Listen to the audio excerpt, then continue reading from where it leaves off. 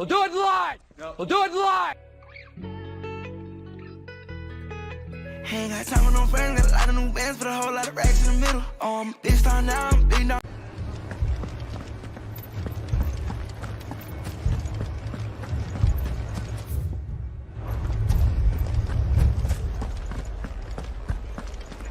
Poor bastard. Couldn't run because of the weight of his load. Still, better a branded than one of us. Sid! Your new companion appears much more formidable than your uncle. Should I be worried? You haven't been introduced. Jill, Clive has told me much about you. All lies, I'm sure. Your Stolas said that Dalamil has a bandit problem. Indeed. Although, you're a little late. They left with our food and guild days ago. Any idea where they went? The desert's a big place. Your guess is as good as mine. But the fact is, I have more immediate concerns. What did you say to me? What did you say? Ah, as if by magic. Let's just say we've yet to reach a consensus about how to solve Dalamil's little problem. And at this rate, it won't be the actions of the bandits which prove to be our undoing. It will be our own. I've tried reasoning with the dissenting parties, but even the Desert Hare has limits. Perhaps we could talk to them. What makes you think they'll listen to us? What makes you think they won't? She makes a fair point, Sid. And you won't have wasted much of your precious time if you fail. They're just across the courtyard.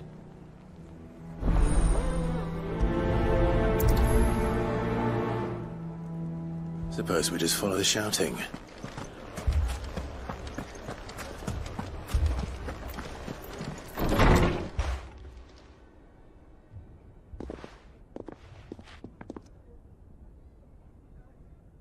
You wouldn't talk like that if it had been your men whose throats were slit.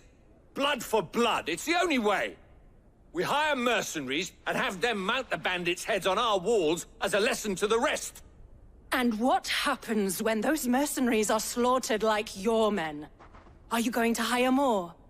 We're better off using that coin to buy food and supplies. If we hire mercenaries, the only thing we're buying is the bandits' ire. And you cannot fill empty bellies with that. Do you hear me? But what happens when they come back? Maybe it'll be your throat that's slit. That's enough. Both of you. Any more of this and I'll throw you out myself. Come back when you're ready to talk like adults.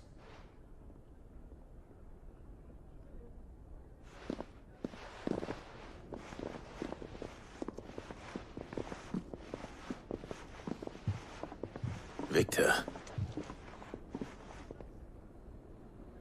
What's he doing here?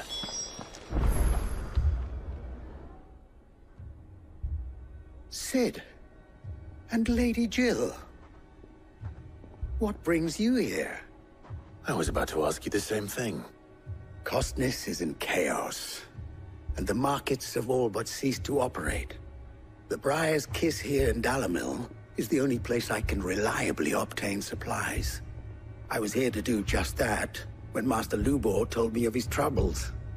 He thought I might be able to talk some sense into these fools. But if you're here, I suppose his patience must be waning. Who are those people? Those were the thorns in Lubor's side. And the reason this place might be headed the same way as Costness. It's these accursed skies. The darkness is enough to drive a man to madness. Or an entire city, for that matter. We're still working on the skies. But in the meantime, perhaps we can find a solution to Dalamil's problems. I hope so. For all our sakes.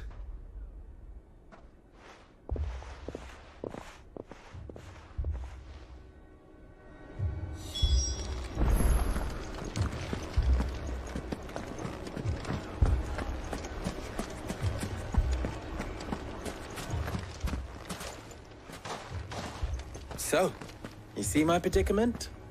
What I saw was a room full of people who were angry and afraid. And with good reason by the sound of it.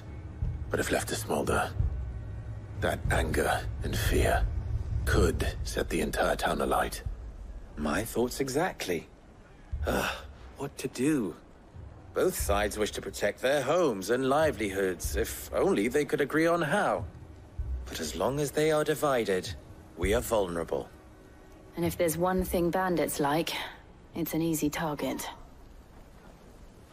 What would Sid the Outlaw suggest? Well, if it were my namesake, he'd let them choose for themselves, and be on hand to pick up the pieces when it all went wrong. That sounds like a recipe for disaster. A recipe for disaster is precisely what it is. But perhaps that realization would be enough to make them question the ingredients. While it's plain neither Conrad nor Natalie will countenance the other's proposal, it may still be possible to make them doubt their own. Before presenting them with a third option. And that would be? To pool our resources and save the city ourselves. Why fight each other? When all that fear and anger can be directed at the bandits. It appears we have a plan of action. Victor, pay Conrad a visit. See if you can't convince him of his folly. I'll speak with Natalie. As you wish. Your faces are not well known in this town. That may prove useful. Don't worry, Victor and I will do most of the talking. You need only play along. Play along. What he means to say is yes.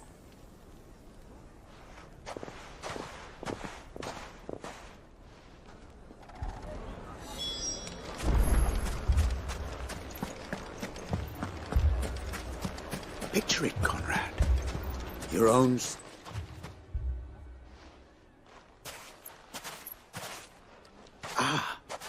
Here she is.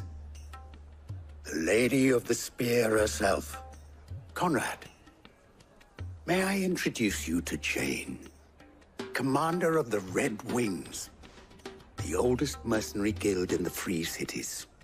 A pleasure, my lady. The pleasure is all mine.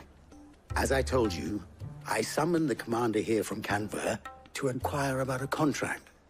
Victor says you told him no. That there aren't any men left to hire. Is that true? True as the crystals cracked. Nobles came and claimed every last one worth his salt. And not just from us Red Wings. You know of the 7 high houses. There must be 2 swords assigned each one. Granted, we have a few boys left. If it's boys you're looking for. Well, Conrad, are you saying that Dalamel's finest cannot defend this town better than a gaggle of unblooded striplings? That a band of beardless youths could better avenge the deaths of your brave men than you yourselves? Absolutely not. We'll show those bastards who they're dealing with.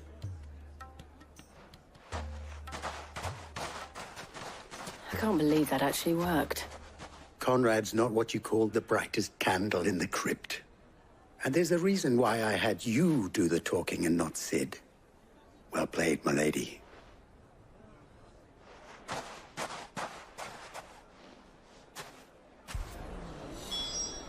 Then let us band together and show these brutes that Dalimil is not to be trifled with.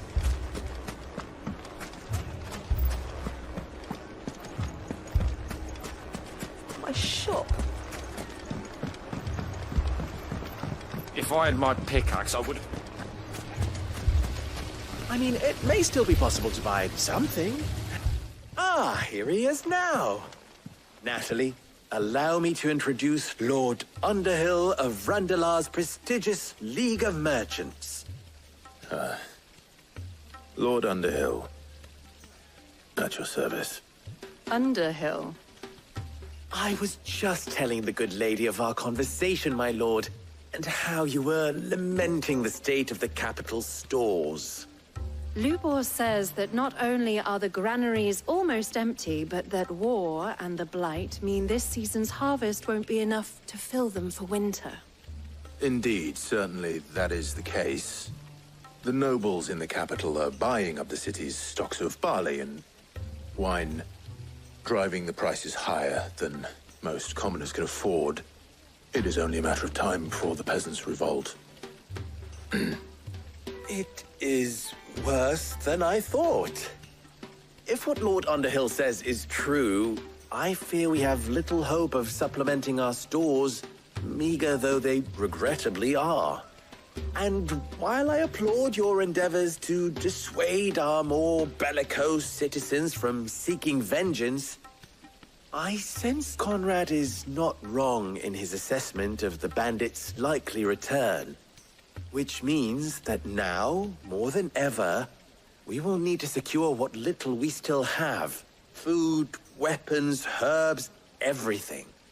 If our humble town is to endure not only this hardship, but those that are certain to follow, we must stand united. All right. If it will help to protect my home, I'll do it. But you needn't have gone through this charade.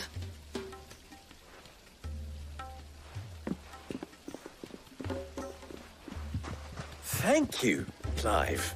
Your performance was nothing if not workmanlike. She saw right through it. I didn't say it was good, merely that it produced the desired effect.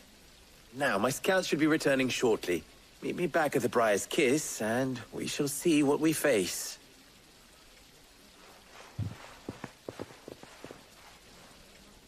I'm not convinced our roles in this ruse were entirely necessary. It appears I have no choice but to do what I don't know. Conrad seemed quite taken with you. Mummy, I'm scared. Oh, I'm ruined. Good news, Sid. Both Conrad and Natalie have somewhat gracefully accepted their new roles. With time, they may even learn to. Time no longer appears to be the luxury it was before lunch. I take it your scouts found the bandits. Technically, it would be the bandits who found my scouts. It appears they march for Dalimil as we speak. All of them. You're not serious. They don't just want food, they want the whole damn town.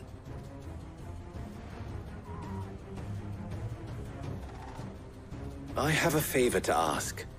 I'm told the bandits march in two groups, one from the south and one from the desert, in a move doubtless intended to stretch our already gossamer-thin defenses. Very well. Jill and I will meet those from the desert. But what of the rest? The rest, my friend, the city shall fight. Together. The stakes, I concede, are high. But if this does not unite Dalimil, nothing will. That is a lot of faith to put into those who had their hands around each other's throats but a moment ago. Then it will be for us to see that their hands are kept occupied. And I do mean us. I thought you might say that. We'll hold them off for as long as we can. And we will do the same.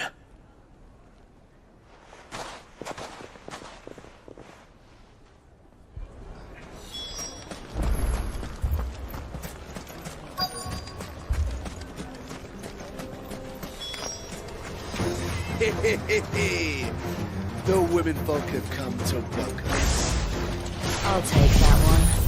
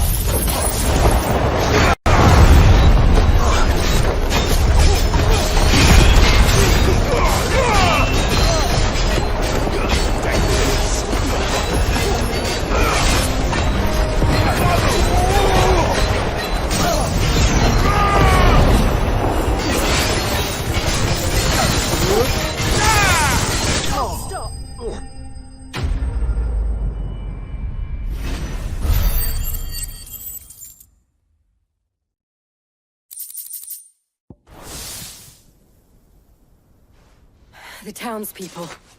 Could they have held out? I don't hear any fighting. What do you think? That we should hurry.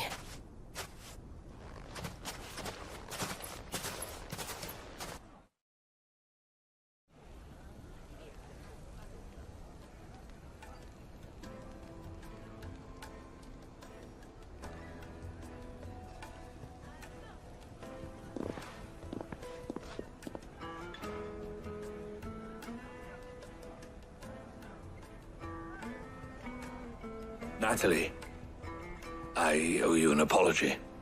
You did well out there. The inn would have been lost had you not held the line. Without you, there would have been no line to hold. You saved us, Conrad. You saved Dalimil.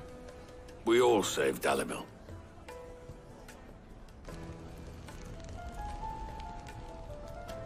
Conrad seems to have had a change of heart.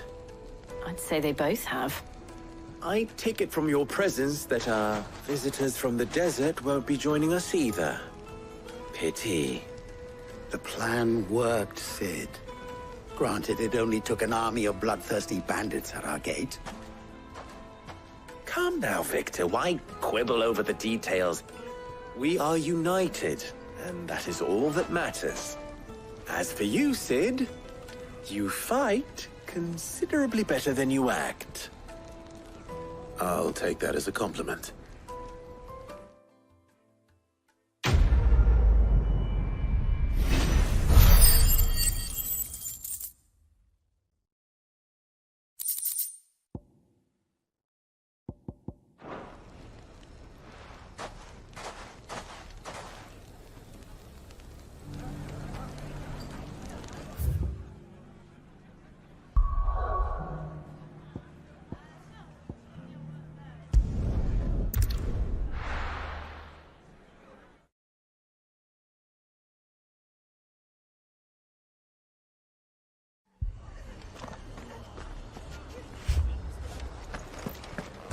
This man's gonna die if we don't get him to a healer.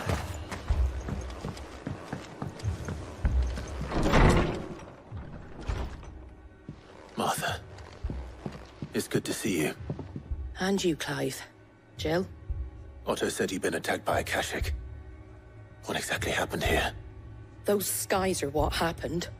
Not long after they fell dark, we had our first visit. There were hundreds of them. Tried to storm the hill. Only a handful made it up here, but that was more than enough. The rest are still down there now. And while we have a few willing fighters holding them back, they're sorely outnumbered. What do you think, Clive? That we join the fight? I thought you'd never offer.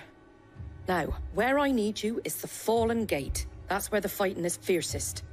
Let the men know you've come to help. Something tells me they'll be pleased to see you. We're on our way.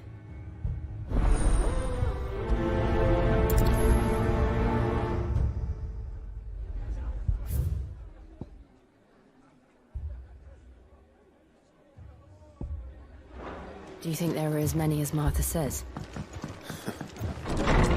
More.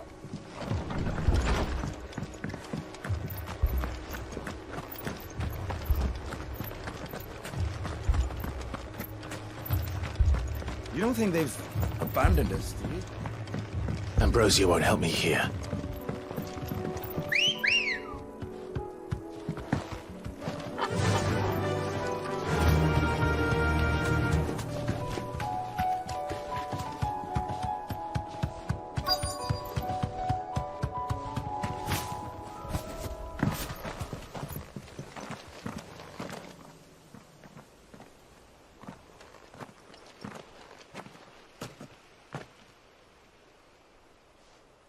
Clive, wounded. We deal with the Akashic first.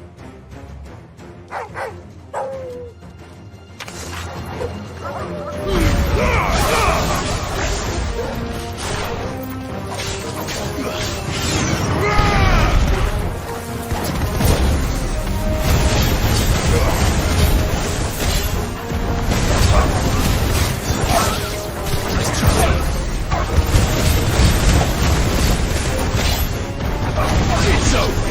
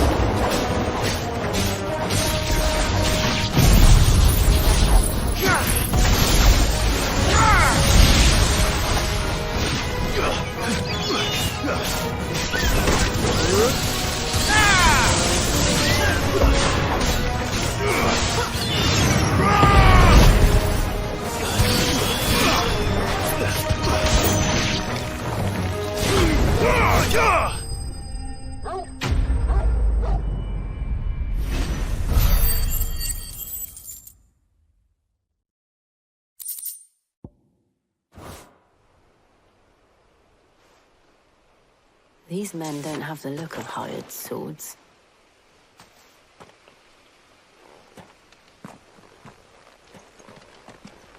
If you've come to rob this place... You are mistaken, my Lord Rosfield. We're here by Madame Martha's leave. How do you know my name? Forgive me, my lord. There wasn't time for introductions. We're with the Guardians of the Flame. Wade's men? But how did you come to be here? Where is your commander? Sir Wade left earlier with a scouting party to find out where the Akashic were coming from. Did he? Take your wounded back to the inn.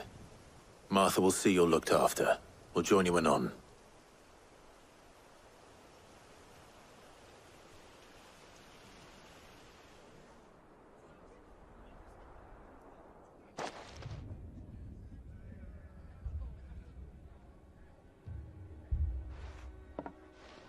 And to think you took them for thieves. A fine reward for holding off the horde, that is. When did Wade and his men arrive? Not long after Rosalith fell. The Guardians asked me to shelter some of them that had lost their homes. They were making ready to leave just as the skies turned, and we agreed it was best we stuck together. Martha! Trouble! The scouting party's almost at the lift, but they got a pack of Akashic snapping at their heels! And they got wounded with them! They're not gonna make it! Damn it all. We'll worry about them, Martha. You look after everyone here. If any can still fight, send them to the lift. I will. You two be safe now.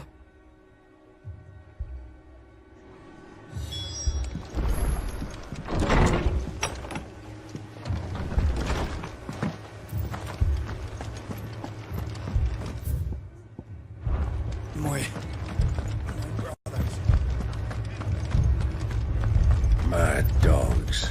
The law.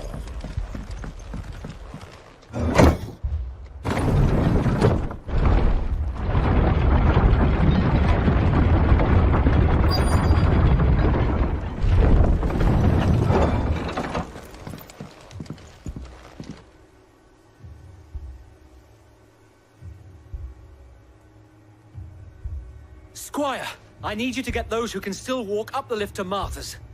But what about... I didn't ask, Oscar. Sir. Sir Wade. Lord Rosfield. If you aren't a sight for sore eyes. Martha seemed to think you might need some help. And by the looks of it... We thought we could sneak by them. But we didn't know there would be so many. How could we have? Behind you!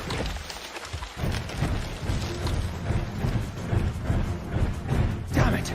We need to get the injured to safety. Do you think we can hold them off?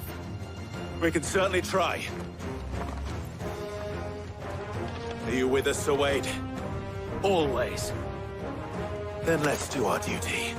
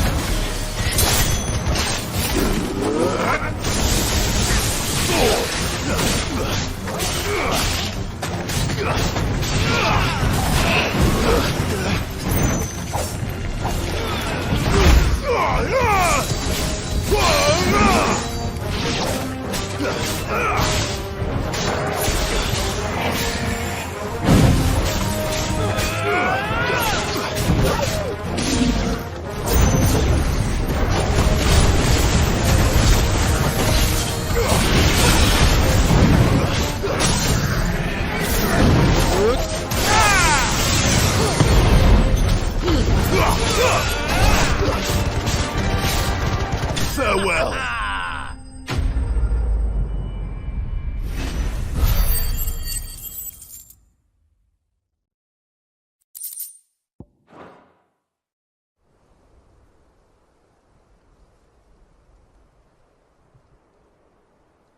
Is anyone hurt?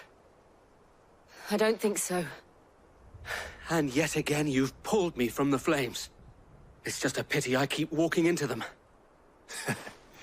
You've never been one to shy away from danger, Sir Wade. Like any shield worthy of the name. I see you're all in one piece. Martha! Is something wrong? The lookout saw smoke coming from down Eastpool way. Too thick to be a hearth. A second horde. Feel like finishing the job. Always. Jill and I will make for Eastpool. You'll need to move the injured without us. Don't you worry about them. The moment my men are safe, I'll follow. Good luck.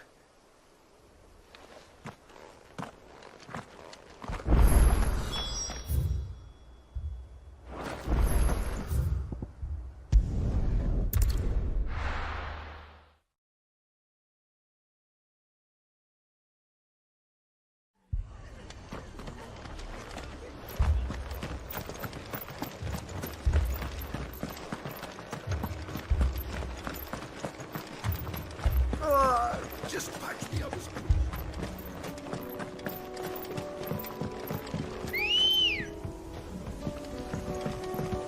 Come on. Run like the wind.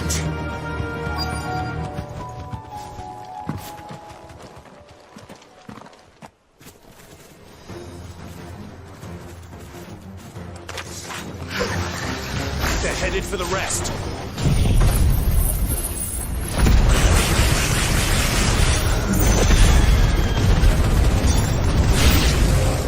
We have to slow them down.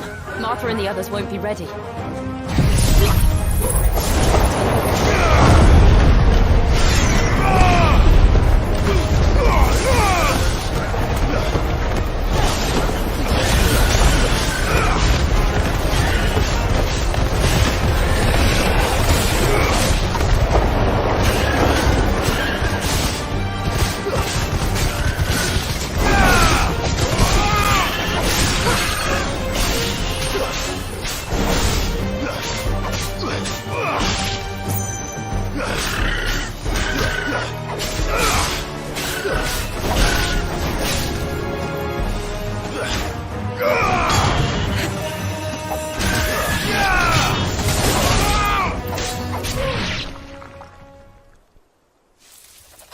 Something's coming. Apologies, my lord. Did I miss anything? Only the first round, Sir Wade. Shall we?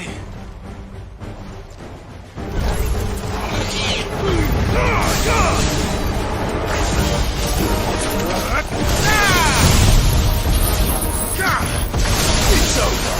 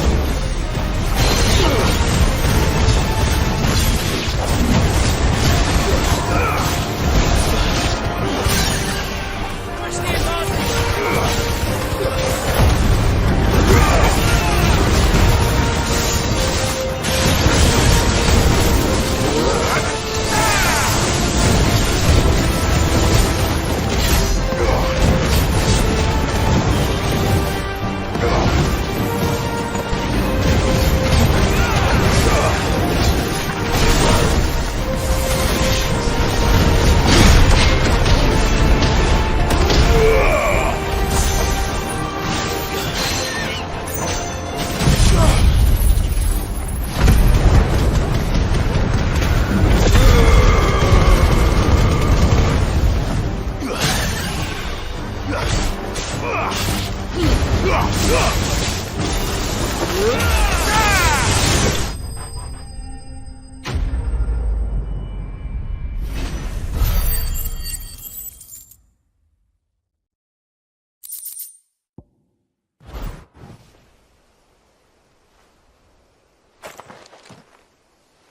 you see any more?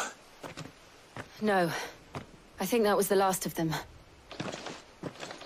But it won't be long before the next lot arrive. Then we make for Martha's while we can.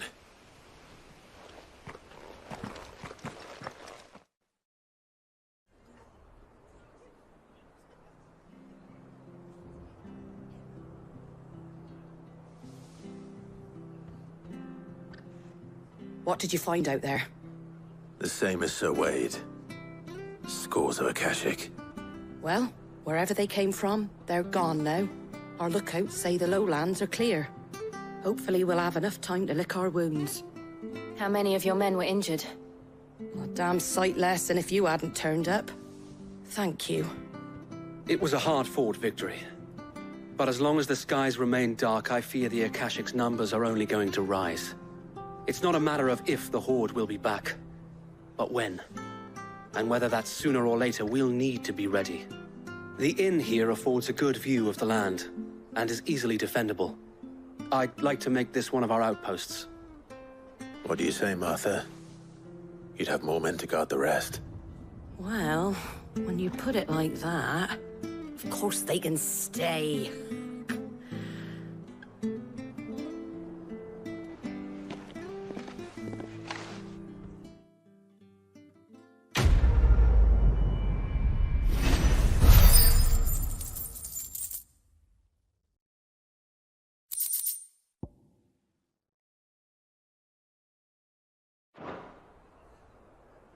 My lord, there's someone I'd like you to meet. Oscar, over here.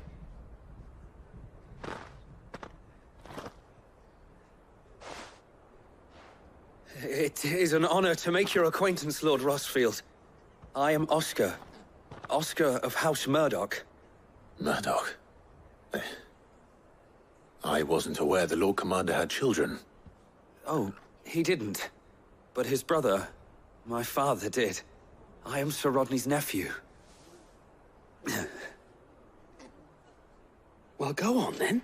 It's not for me to ask him. Yes, Sir Wade.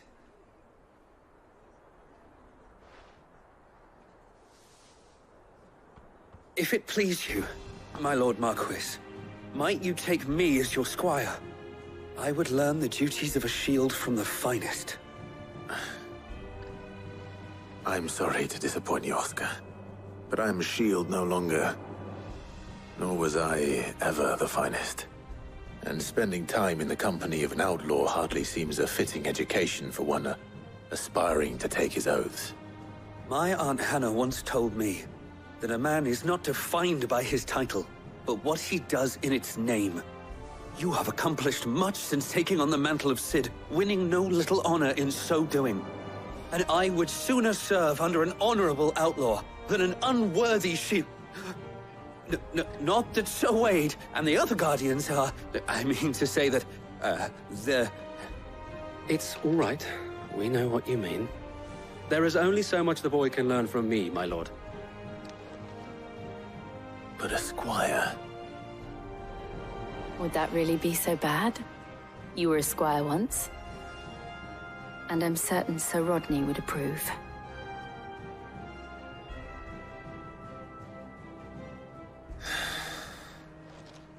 Know that I'll show you as much leniency as your uncle showed me. I would not have it any other way.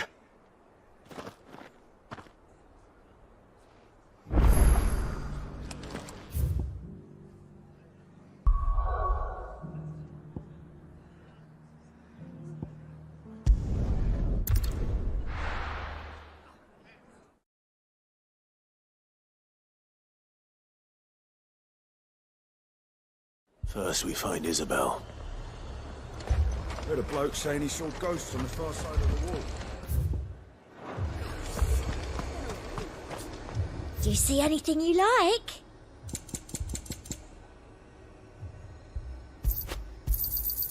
I do like a customer who knows what he wants. I saw it with my own eyes. The whole of Oriflamme.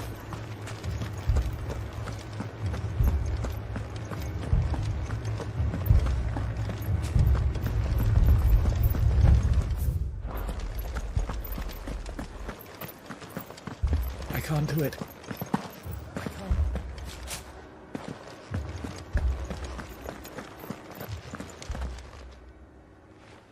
My lord. Milady. We received the dame's message.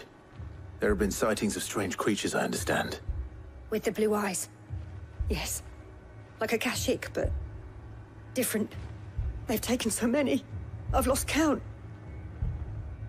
Akashic, but different.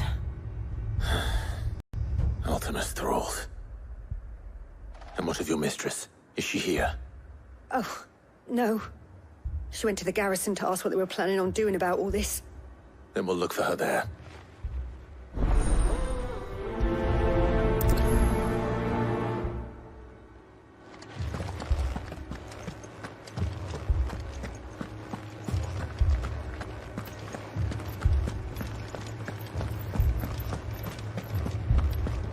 We could leave.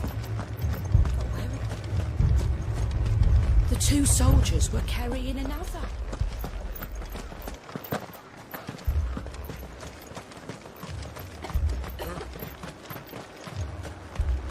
Madame, please! Half the garrison's been slaughtered by those things. We lost the captain this very morning. We've tried requesting reinforcements, but there's been no word from the capital or the Dominion in days! What more would you have us do? I would have you do your duty. Those at the Vale look to me for protection.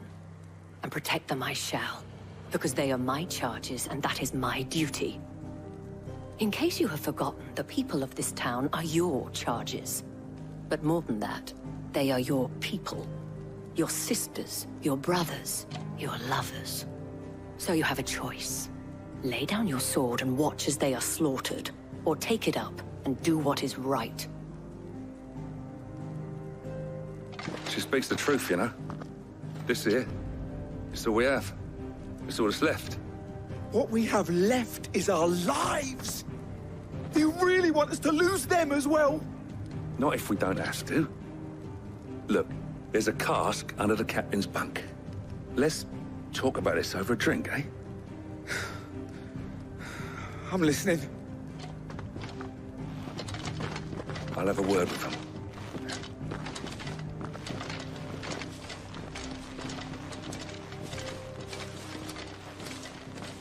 Ah, Clive. I didn't expect help to arrive so quickly. And sought to take matters into my own hands. It was a noble effort, but I thought you might still need some support. I'd like you to consider my needs. What we need to consider is where the creatures came from. The way the survivors speak of them, one would think they appeared out of thin air. And perhaps they did. It's hard to know what to believe these days. We'll talk to the survivors.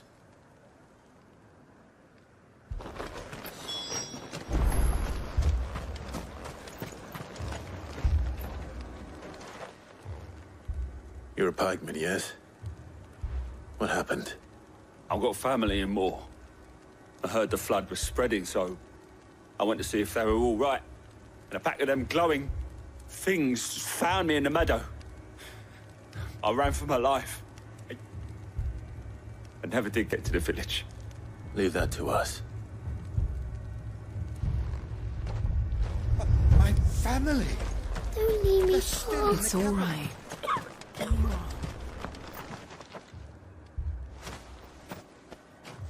Did you see the creatures that attacked you? Creatures? Yeah, they came out of nowhere. They went for Joseph first, then me, and then they were just gone. Do you remember where you were? On the road from Oriflamme. We just passed Moor when... Where's my Joseph? It's all right. Just rest now. At least we have an idea of where the thralls might be now. We should head for more.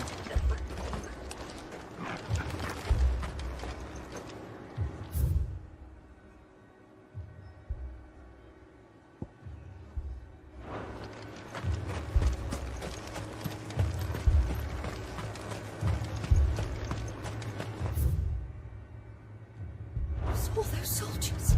Assume you have a plan?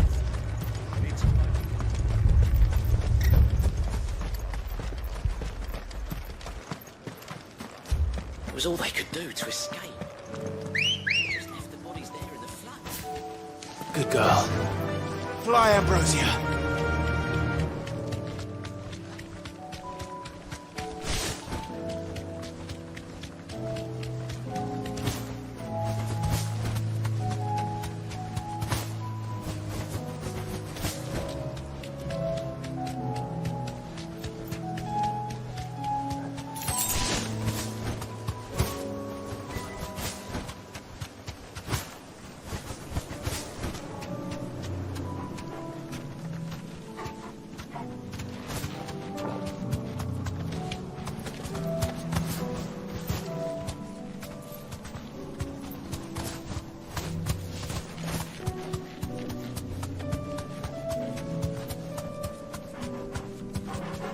Be safe.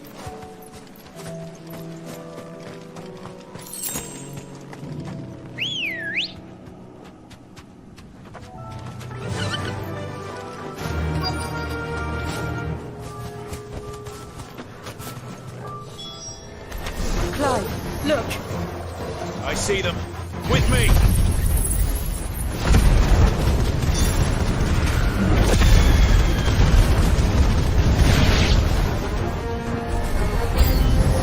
Should I pry? Save your strength.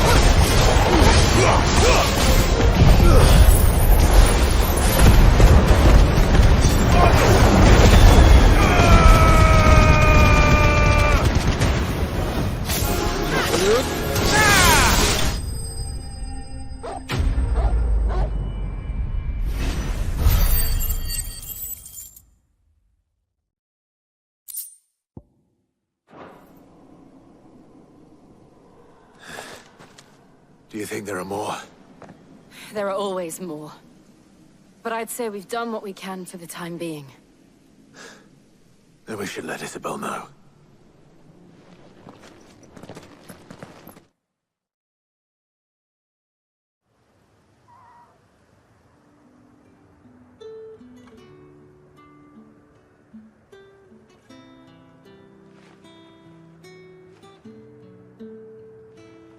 You have the town's thanks.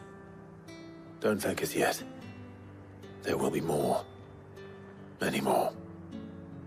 And you'll need to be ready for them. Oh, we shall. Isn't that right, Captain? Yes, milady. The garrison will be ready. Philippe here has convinced most of the men to remain at their posts. For now, at least. Hearing that the Dane would look kindly on any man who committed himself to the task certainly didn't hurt. It's not the most selfless of motives, I'll admit. But whatever it takes, eh? Now me, I never needed convincing. I became a soldier to protect the people I love. And the people I love include the ones standing before me. Handsome and chivalrous. Now, if you don't mind, I have sentries to post. Milady.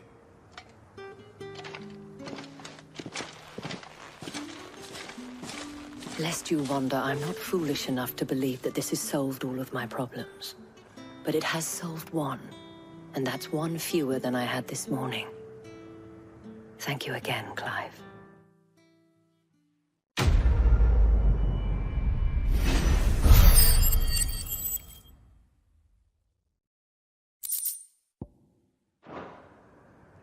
Our friends seem to have things under control. For now, at least. Let's go and put on.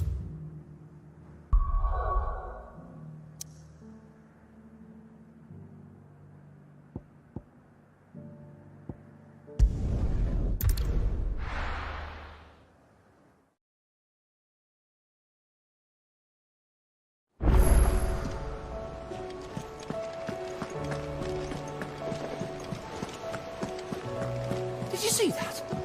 Tell me you saw that.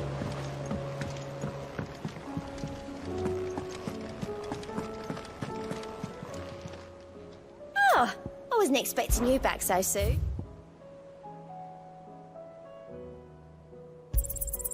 All yours.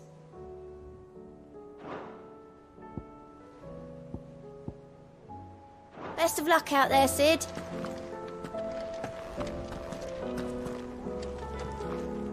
Was wondering when you turn up.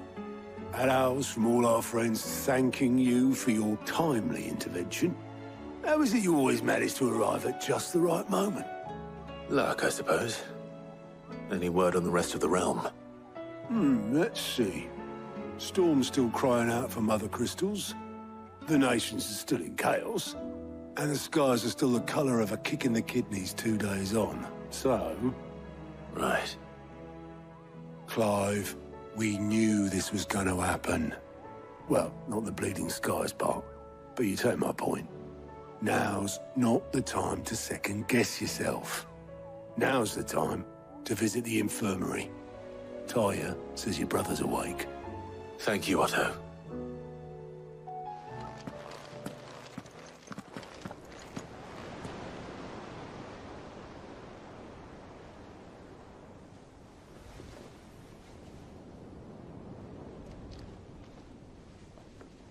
So it was not Sylvester, but Olivier who served as Ultima's puppet. And when Dion learned of this, he sought to slay the fiend.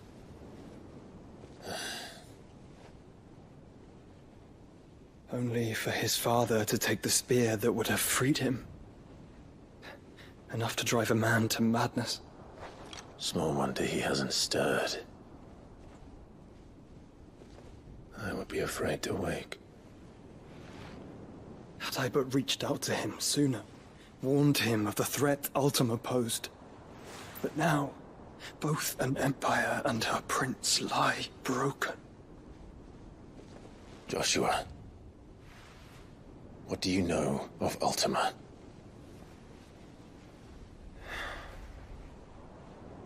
Very little, I'm afraid. Despite my best efforts. 18 years ago, as I lay buried beneath the rubble of Phoenix Gate, 'twas not death who came for me, but another. And it was while in my rescuer's care, I first heard of Ultima. I've been chasing his shadow ever since. Ultima is driven by some deep, dark purpose, and for whatever reason, it would seem you are crucial to his designs. He will stop at nothing to have you, even if that means toppling an empire. But why me? What possible use could I be to such a creature? That is one of many answers that have eluded me. Yet, I am certain of this. It is not mere chance. You were chosen for a reason. All dominants carry within them the might of an icon. Nigh limitless power that is at once acutely limited. I wield fire, and only fire. And I only ice. 8 wardens for 8 elements. But you, Clive. You are different. You're special. Your abilities begin with the flames of Ifrit. But they do not end there. The fact Ifrit can even exist goes against everything we thought we knew of dominance. Perhaps Ultima has been waiting for one such as you, whose potential is truly limitless. I've encountered that thing several times now. If it or he, as you say, needs me, why hasn't he claimed me as he did the boy? Were I to hazard a guess, I'd say the two of you are somehow incompatible. His mind not properly attuned to your body. His mind? Mind, awareness, spirit, call it what you wish. But I believe Ultima to be an embodiment of the concept. This is why I struggle and fail to contain him here inside me. I'm sorry. Inside you? With every setting sun, I feel my strength wane. And though the Phoenix's flames mend the prison I have made for Ultima, they do so at a cost. We must find a means to bring an end to him before I meet my own. What were you thinking? It was that or let him take Clive. And I've always had a soft spot for my brother. But that doesn't mean you should sacrifice yourself to save me.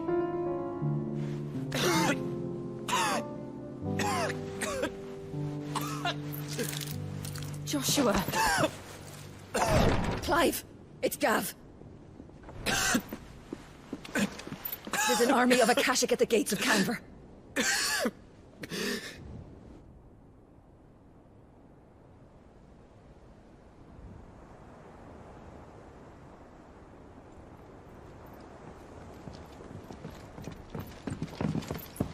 Well, what's the short of it? It's all Tyre told you.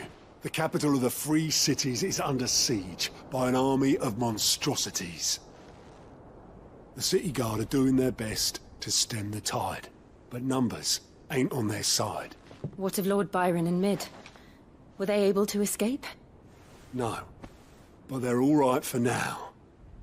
They're hiding with Gav at midship.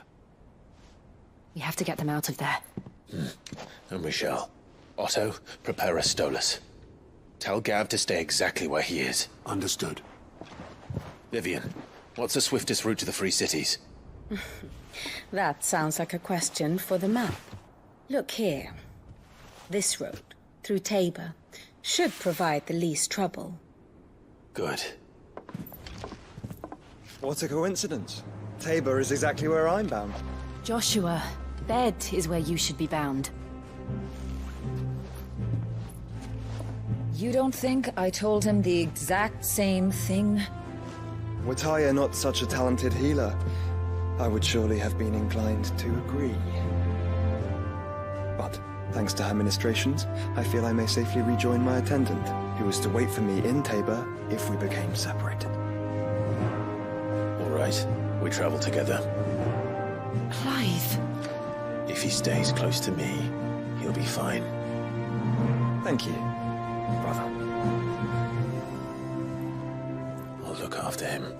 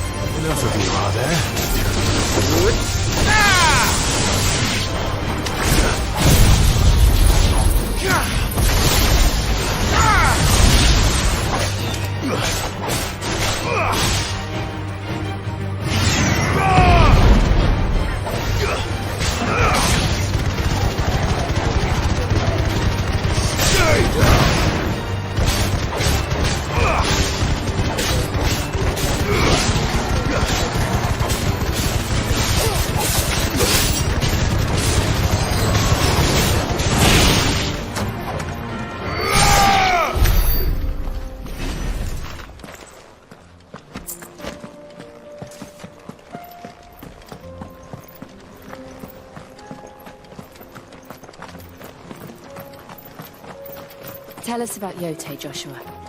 She's strong-willed, loyal, and deadly with a blade. Much like Clive, but with better manners.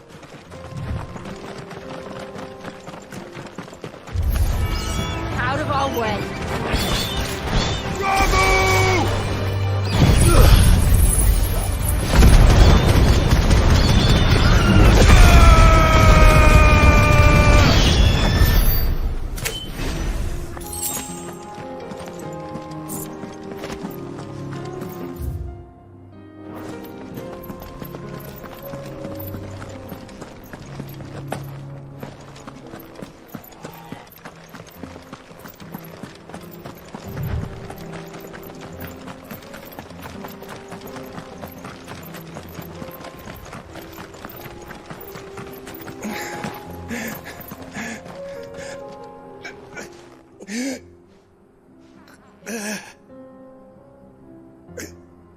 You're injured. What happened here?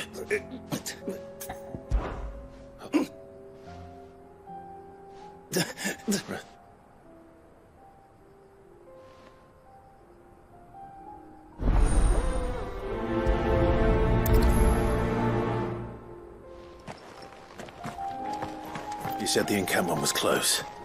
Let's hope the Akashic are still there.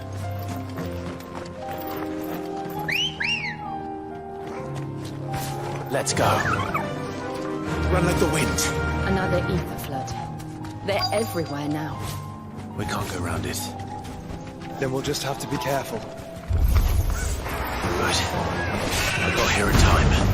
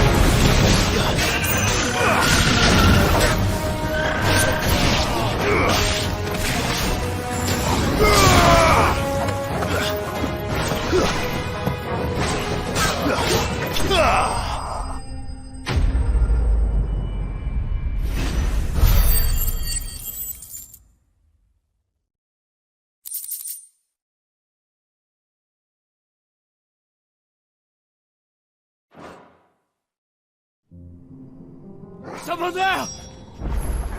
Please, I can't move my leg! That doesn't sound like Akashic.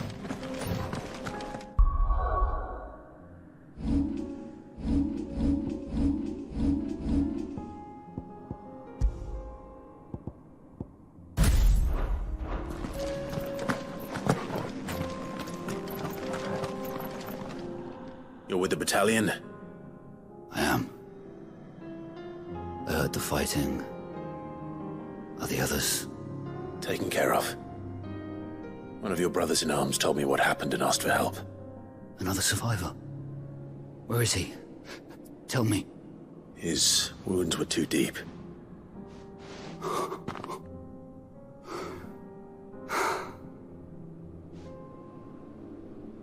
He was right to send you. Those things you slew are no longer my brothers. Tabor is safe thanks to you.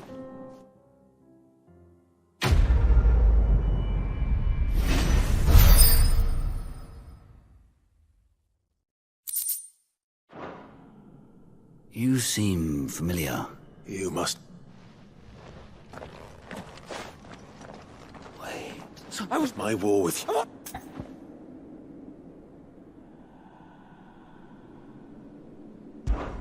When your wounds have healed and your head has cooled, though I hazard your life would be better. I know. Lord, I just...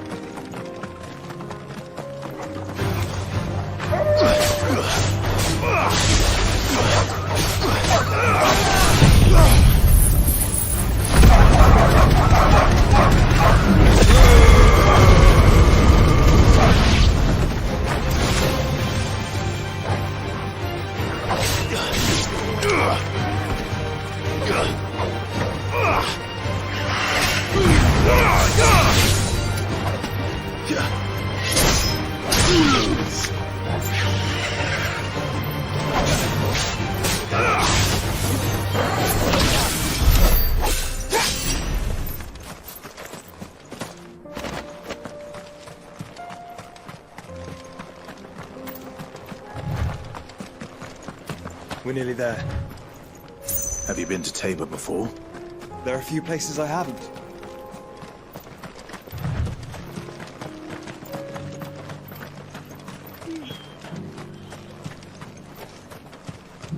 Where now, Joshua? There is a residence just inside the city gates. She awaits us within.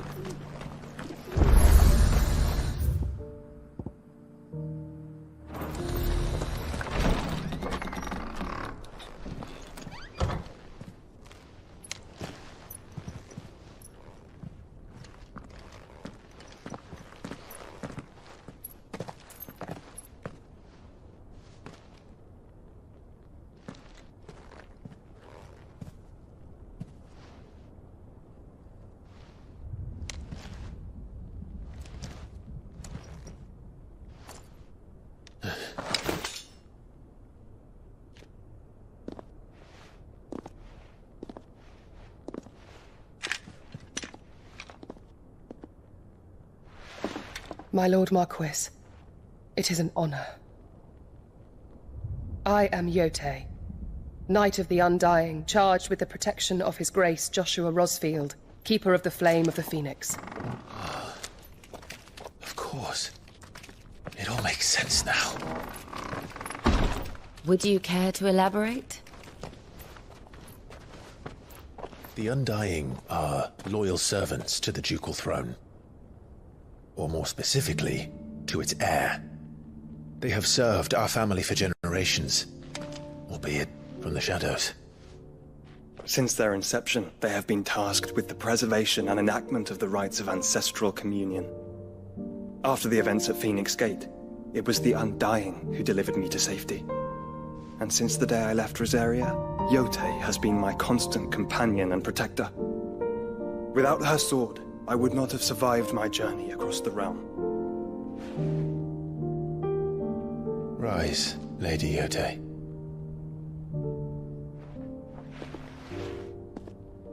You saved my brother.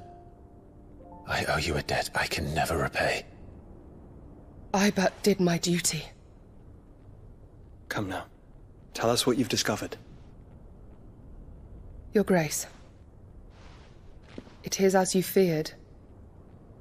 The vessel we spied off the coast of the Crystalline Dominion on the night of her fall.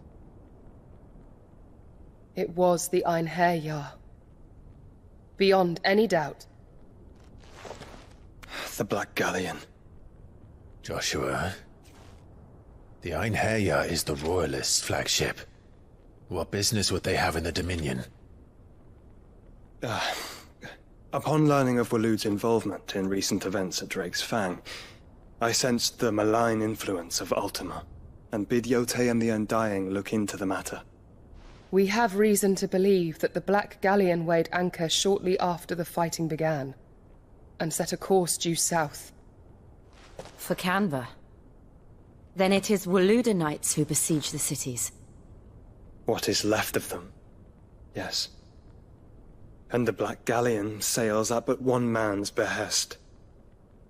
Barnabas Tharm.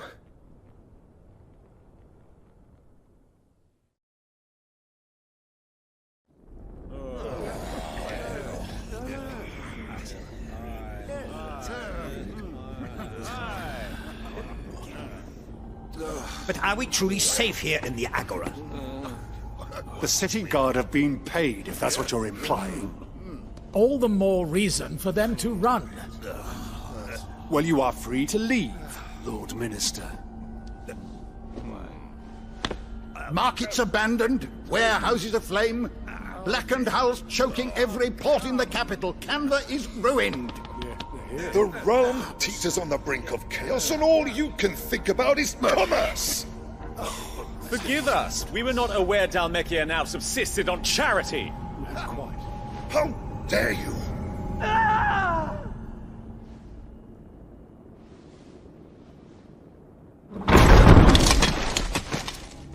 Distinguished members of the Council, you must forgive His Majesty this intrusion. What is the meaning of this? A trifle crowded, but I fear it will have to serve, my liege. Very well. My colleagues, do you not see? The king! He has come to save us from the Akashic!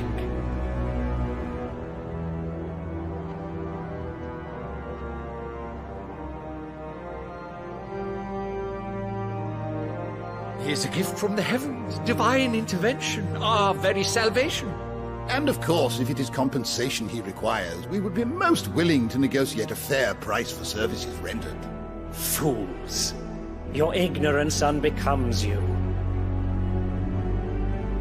Your Majesty, correct me if I'm wrong, but I would swear that the fiends washing the cobbles of Canva with the blood of her citizens wear the colors of Waloed. Ha! So you do not deny it. Guards, fetter them, and see our guests to the dungeons!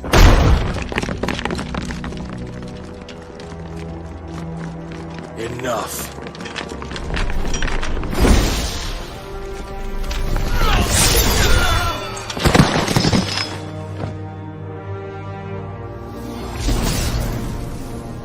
Pathetic creatures.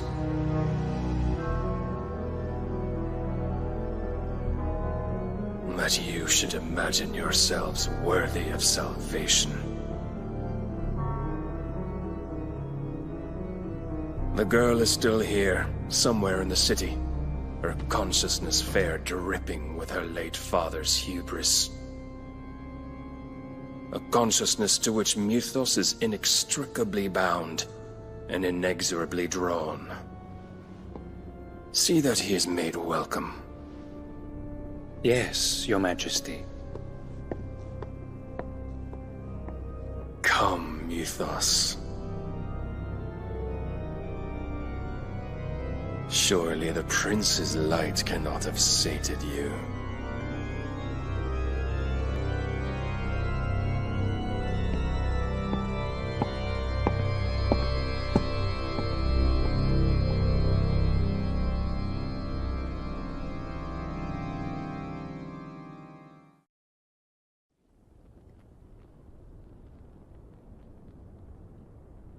So then, how long has Waloed been under Ultima's control?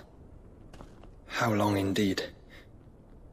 Based on what we know of Barnabas's actions, I would guess some few years, mayhap more. But to what end? What does Ultima want? The tapestry. Show them.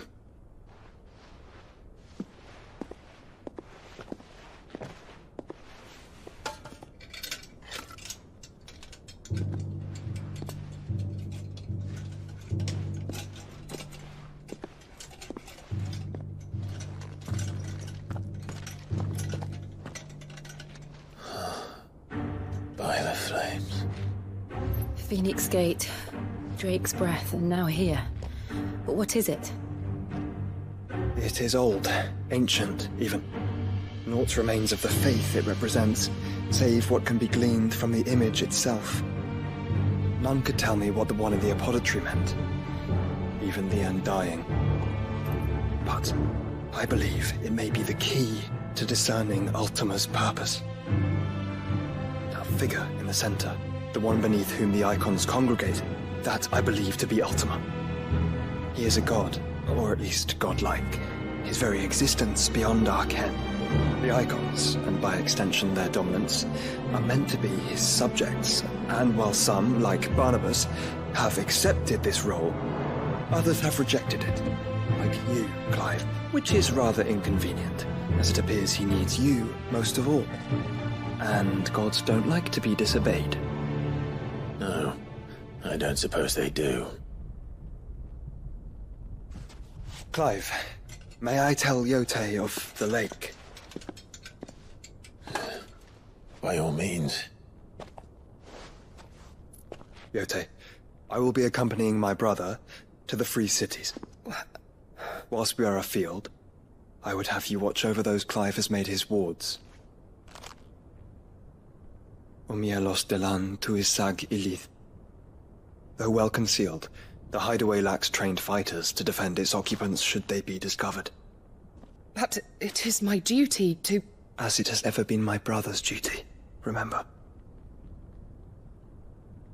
If that is your wish, Your Grace. But please be safe. If aught were to befall you, You have my word.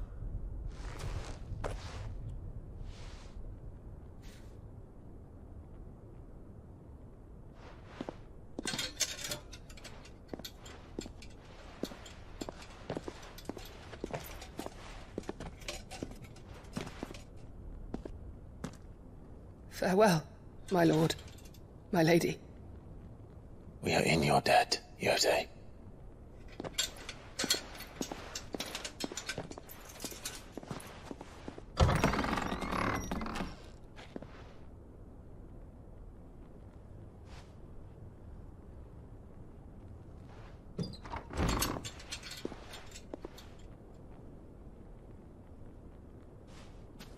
Let's find our friends.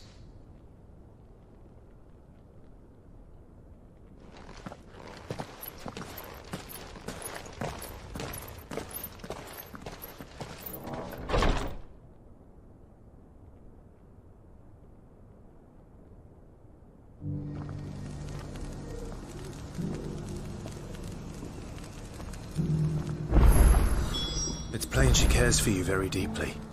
And I her, which is why I had to let her go.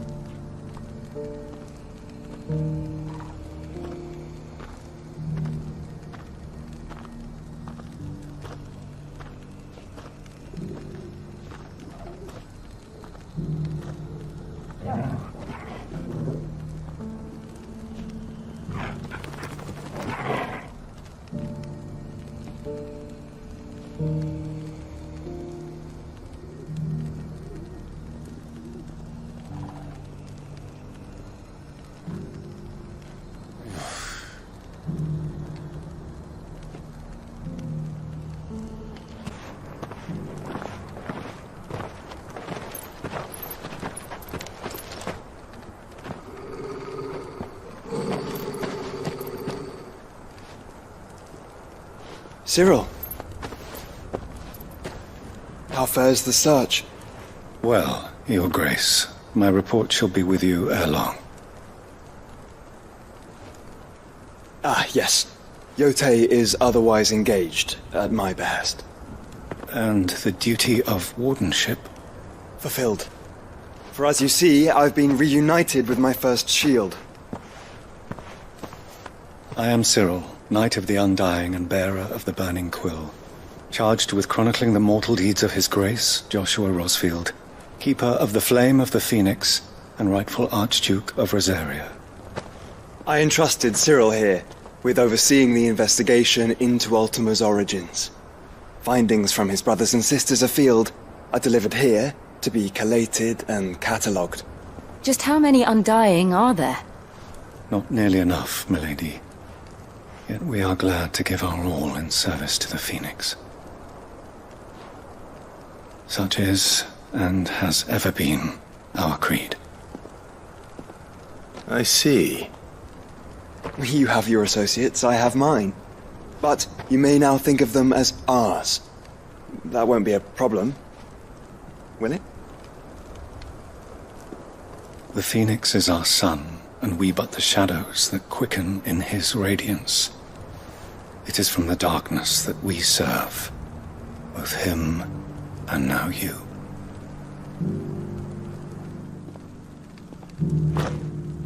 Pray accept this token.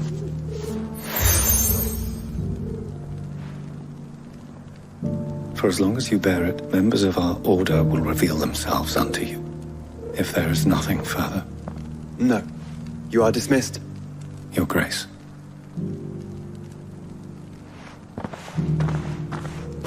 It's a canva, then. We'll talk about this later.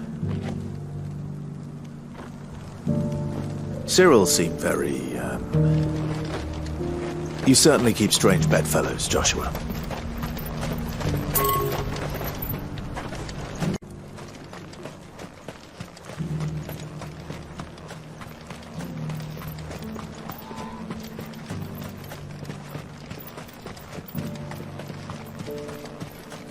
The free city's under siege.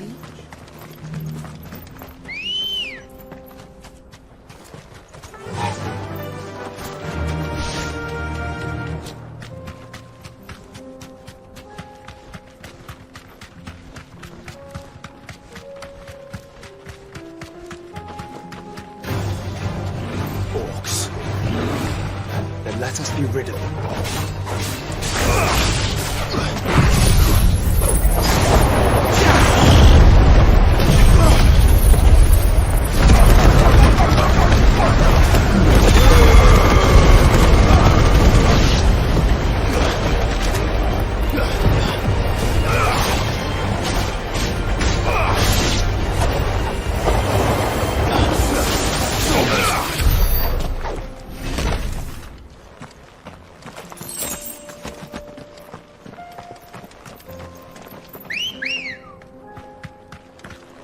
Ready, go?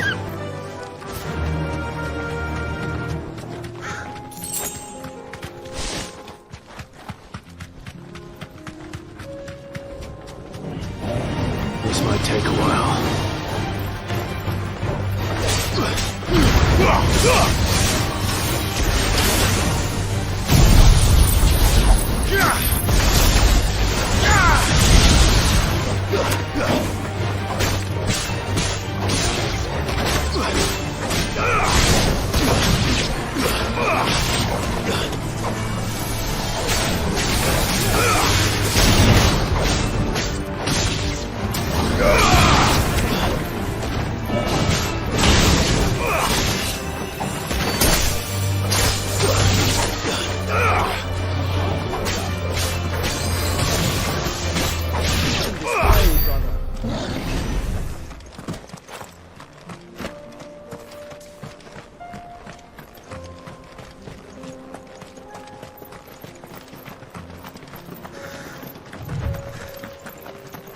Clive. Smoke. Is the city fallen?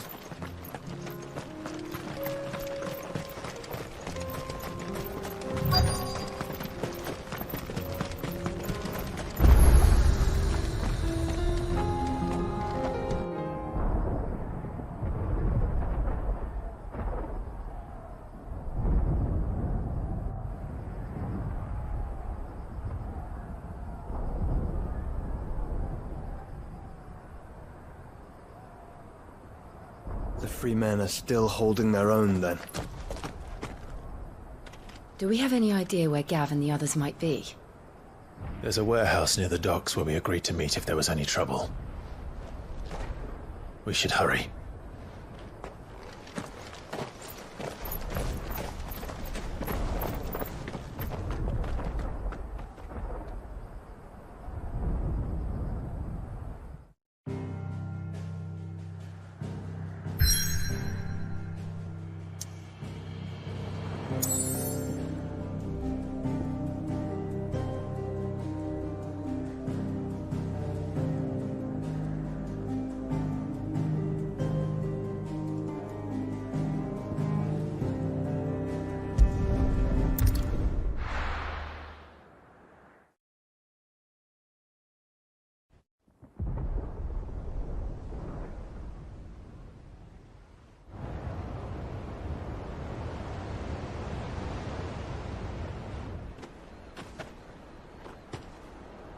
Sounds like thunder.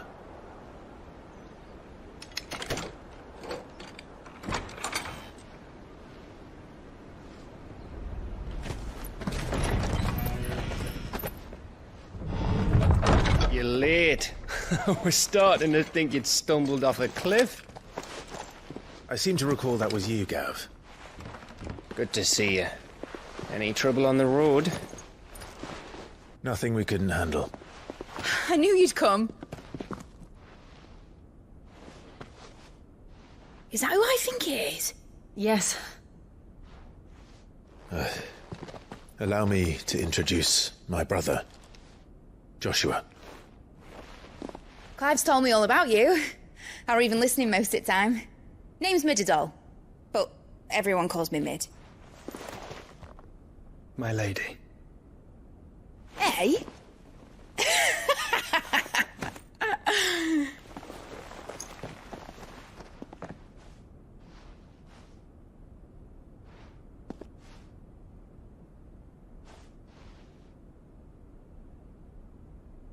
My boy.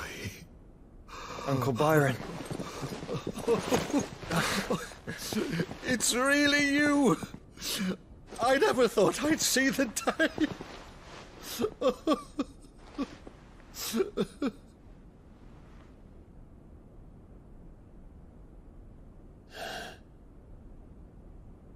So these Akashic are being controlled?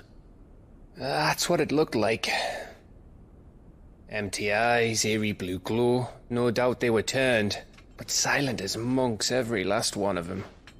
Your man here speaks true, Clive. We saw more than a few in the city. They moved in ranks with a purpose, and not of their own. Ultima's doing. Perhaps. What of the city? The people? Dead, mostly. Mostly, but not all. A handful managed to lock themselves in their villas before the Horde arrived. Some in the Merchants' District to the west, and a few others on the far bank. If the Akashic stumble across either hiding place, a few bolted doors won't hold them for long. We need to find them. And quickly. What do you propose? We split into two parties. I will make for the Merchants' District, while you look to those across the river. Mind keeping an eye on my brother? Not at all. We find the villa and try the servants' entrance. Understood. And what of us? Mid, is she fit to sail? The ship, the Mithril engine could probably do with a few more tweaks. Then you better work fast. Even if we do reach the survivors in time, they'll never make it to the hideaway on foot. You leave that to me. See that Mid doesn't get herself into trouble, would you? Think I can manage that? I'll keep him safe. Looks like you stuck with me, Byron. That's Lord Rossfield, you little gutter snipe!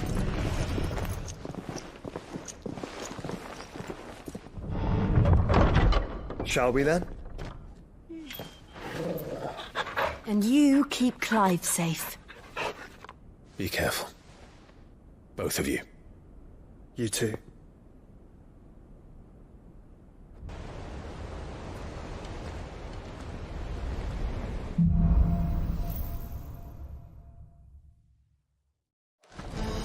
All right, Torgal.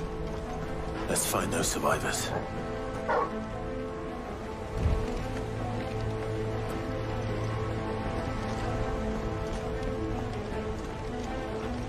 They don't stand a chance against those things.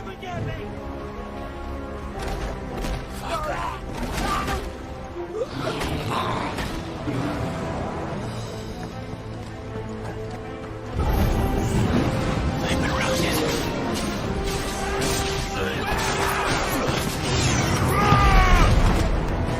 They're wearing balloon armor.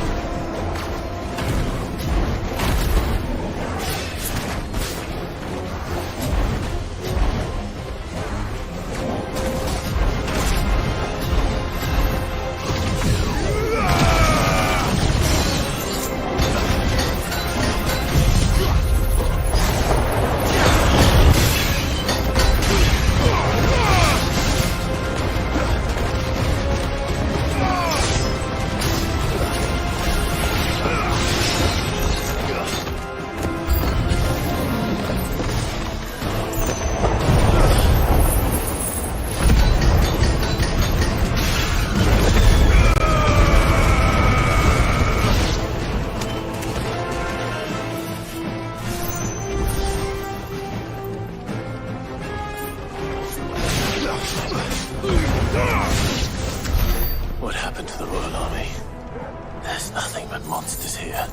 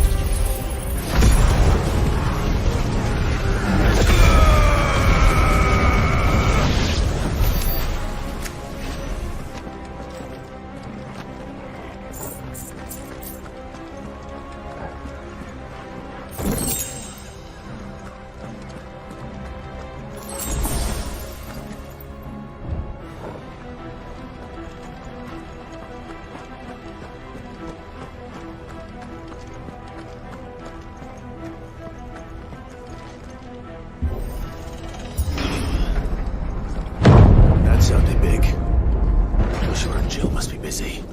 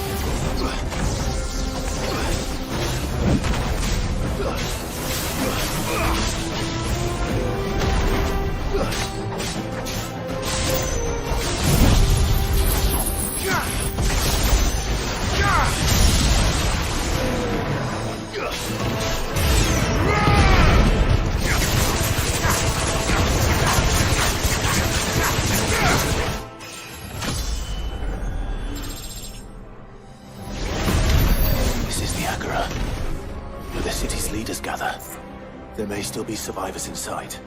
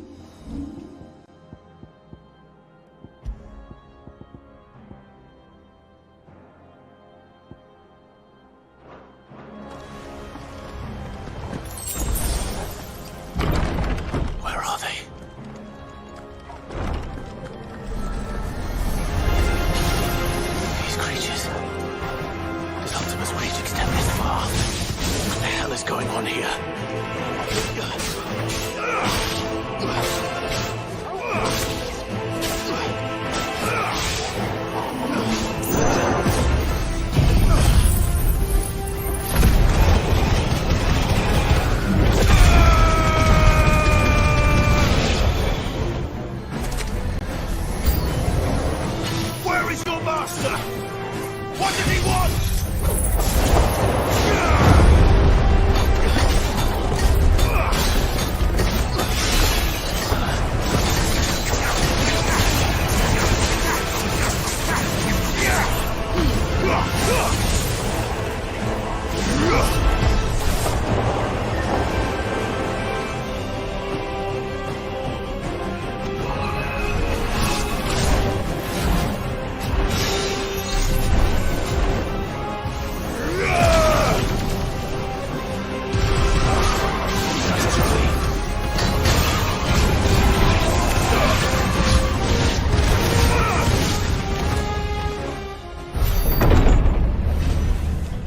You've caused quite the commotion.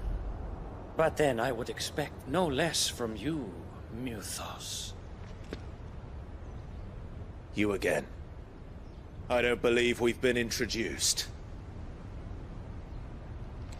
You were in my family's crypt, and now you're here, with an army of Akashic thralls. Manners, Lord Rosfield? They are men, like you and me. Albeit ones unburdened by the wills that drive our kind to madness. They are pure. They are divine. What? And they are all that remains in this once raucous city. You'll pay for what you've done. As you wish. I confess I have been very much looking forward to this. Pardon me this indulgence, Your Majesty. The vessel shall not be spoiled.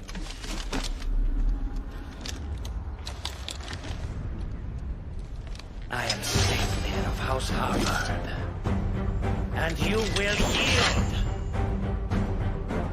Or not. As long as you don't hold back.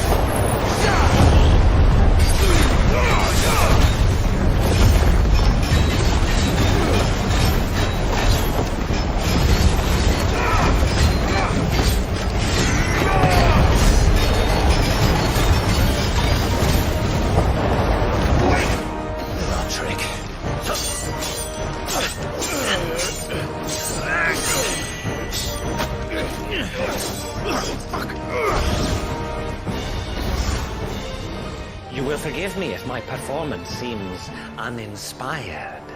It is just that I expected so much more from our chosen one.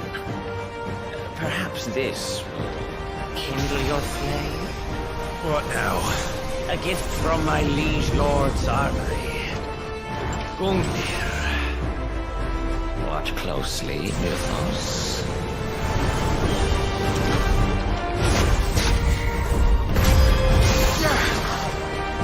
Yes! Yes!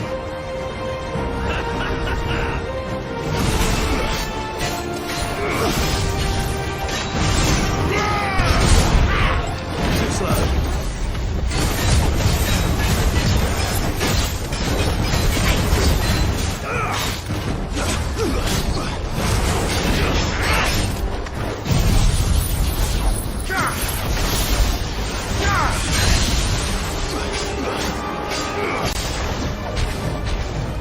Be still, my beating heart!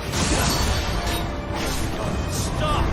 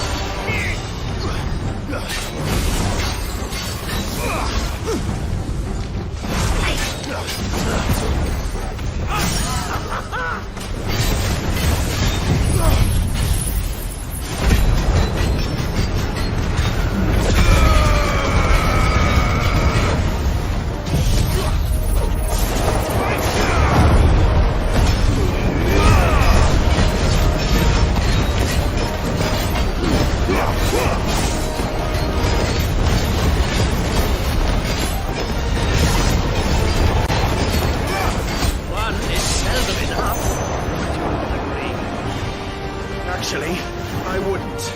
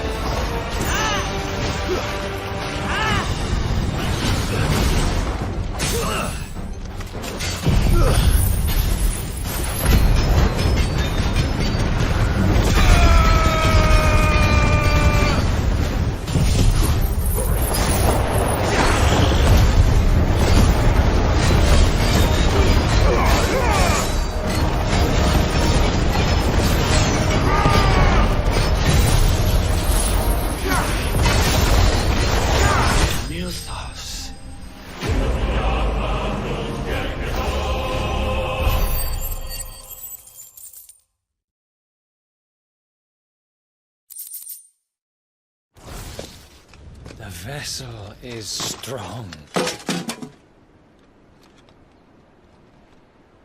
My liege.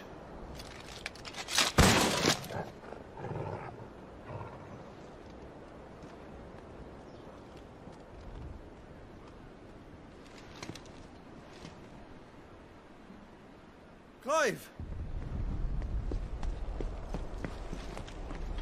You're all right. As are you, I see. We are, yes. I'm sorry, but we couldn't save them. It was over before we arrived. Well, you did what you could. I fear we were all too late. What's wrong? Nothing. I hope.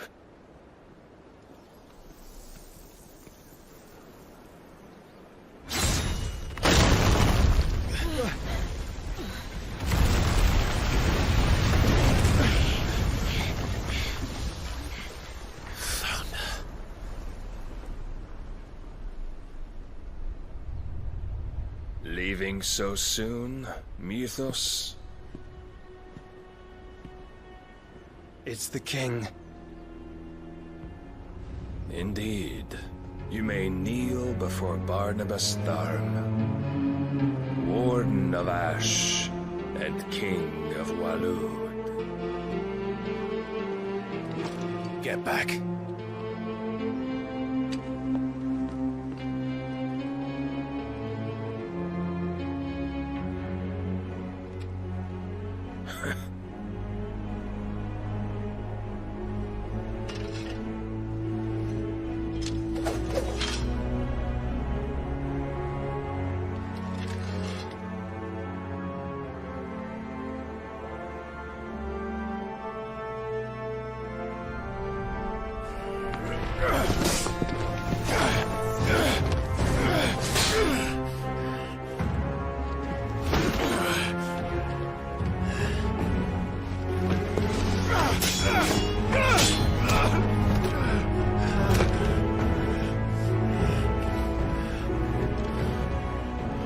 Wild and impetuous. I expected more of the boy who bested my Lord Commander. Yet I see why my master covets you so. The power within you, Mythos. The potential.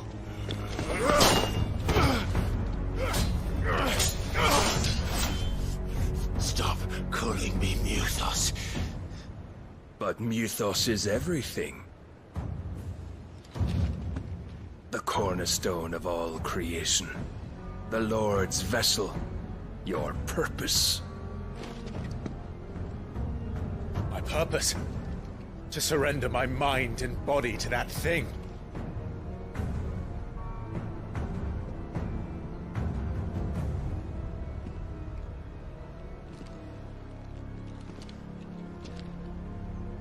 No, Your Majesty.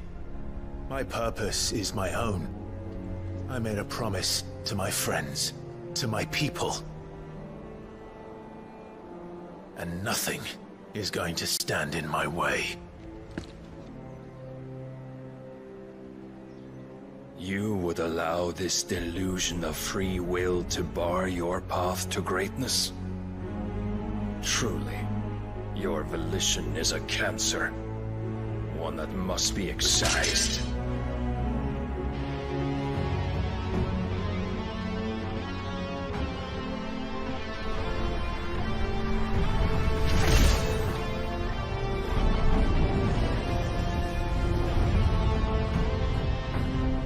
Try it.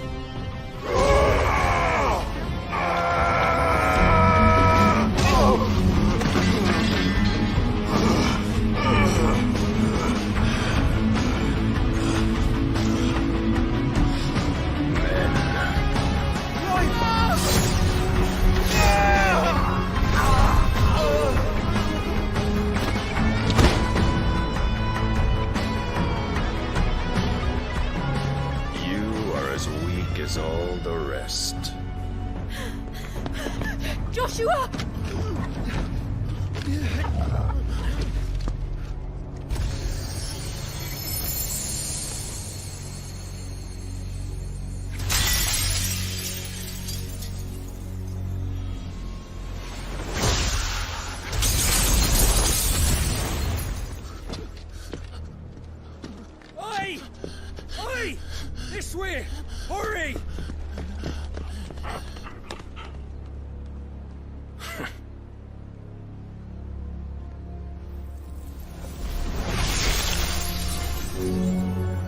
power beyond reckoning, and they use it as a crutch. Such a waste.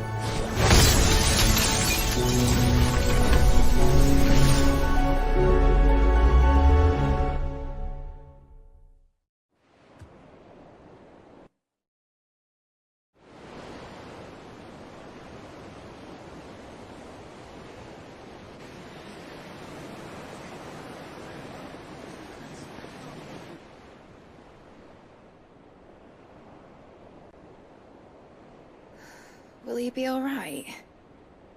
The phoenix can mend flesh, but the spirit must recover on its own. I'm afraid the rest is up to him. This place is remarkable. Outfitting it must have been no small feat. But why go to such trouble? That beauty's belly's filled with wonders the world ain't ready for. If the guilds caught wind of what we were up to, they'd all want a piece. All right? And how is he? Do not blame yourself. He was barely breathing when you brought him here. We would have lost him if it were not for you. No. Barnabas may have severed nigh every sinew in my brother's body. But he made certain the wounds were not fatal. Nigh every sinew? Allow me, your lordship. Don't know what I was thinking, putting you to the trouble like that. 'Tis no trouble carrying comestibles to my ailing nephew. I know, but you've already done so much for us. Pouring your gale into the hideaway and now the ship. I don't want to take the piss. You risked your life. And for what? Some girl you hardly know. Why'd you do it? You got mad or something? I wouldn't go that far. Clive! You're awake, my boy. Oh. All I want to do is help. And the world won't save itself. It was Sid. Your father, who taught me that. Sounds like him. Don't you dare do that again. What of the Royalists? Fucked off, the lot of them, along with the galleon. With the king on board, no doubt. Behind here, I wouldn't sail without him. Clive. Jill didn't come back. What do you mean? She kept the king busy while the others dragged you out. It's all right, Mid. Jill is fine. The ether of her icon endures. And as long as it does, we can be certain she is alive.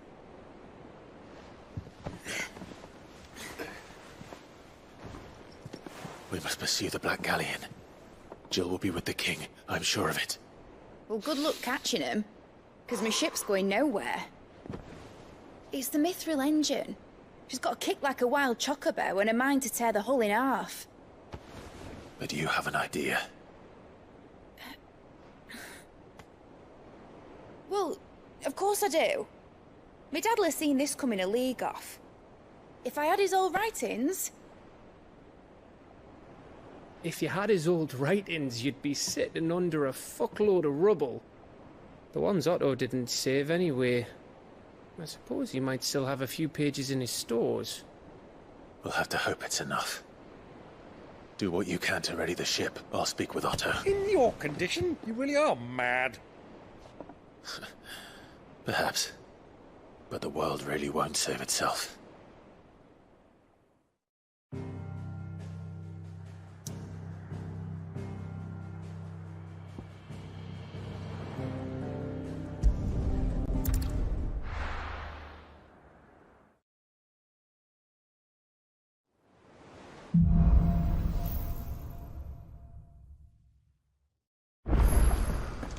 Right.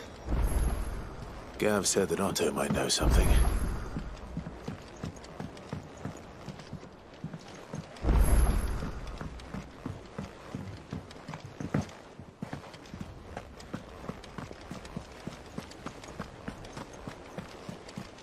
Cole said it was an army of Akashi. How are we supposed to do our duty when the hills are crawling with a Clive? But if you're here, where the hell is everyone else? Don't tell me. They're all right. But it's a long story.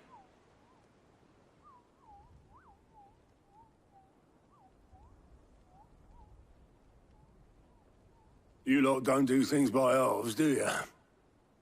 Well, at least everyone's still breathing. Now, as for these writings, I'm sorry to say, Clive, but if you had those, you'd be... Sitting under a pile of rubble, I know. But we were able to save a few bits and pieces from the ruins, most of which ended up being used to build this place. The more personal items we gave to the next of kin. In the case of Sid's things, that would have been mid. Then I'll check the workshop.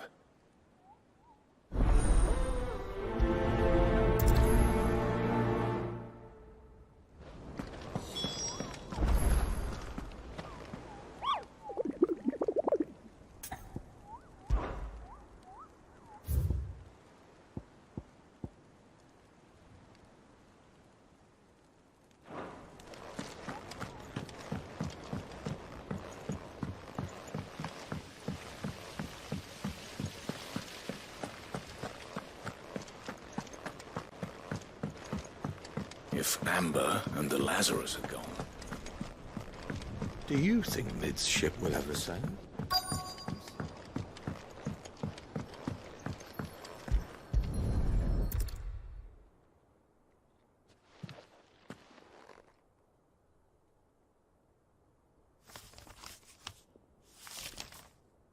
This looks like it's from Sid's old diary. But you'll already have read it. I'd better keep looking.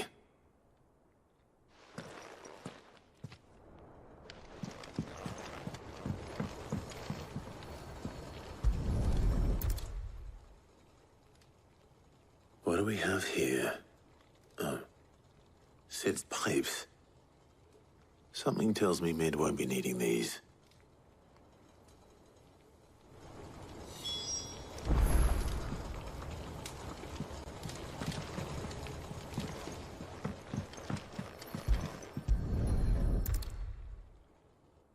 I remember seeing this doll in Sid's cellar.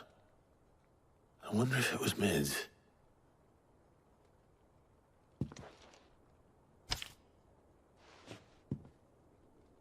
Huh. What's this tucked inside it?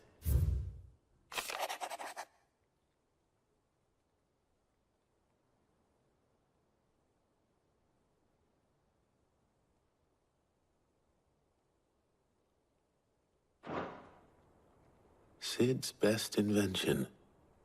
Huh. That sounds promising.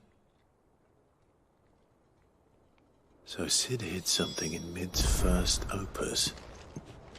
But what would that be? Perhaps Otto might know.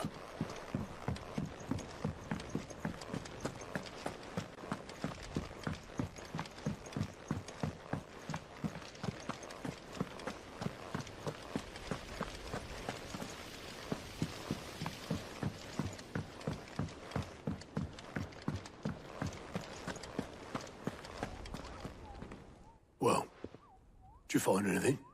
Possibly. You wouldn't happen to know what Mid's first opus was? Opus? That girl's as tone deaf as a banshee. Unless you mean the orchestrion. She couldn't have been more than, what, 11, 12 when she cobbled that thing together? It surprised us all. Not least her dad. You should have seen how proud he was of the little scamp. What's that battered old box have to do with anything? I think Sid may have hidden something inside it. Wouldn't surprise me. Those two and their bloody treasure hunts.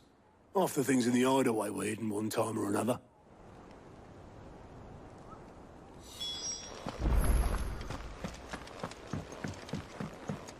Cole said it was an army of Akashi.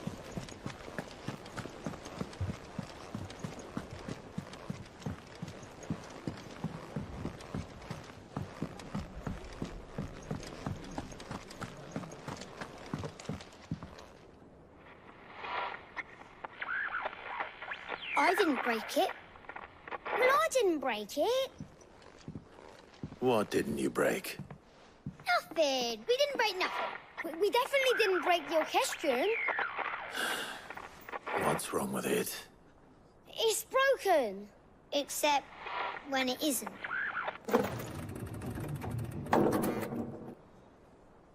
See? And you had nothing to do with this? Nope. Nothing. We just wanted to listen to all the songs at once. So we pressed all the buttons. Like this.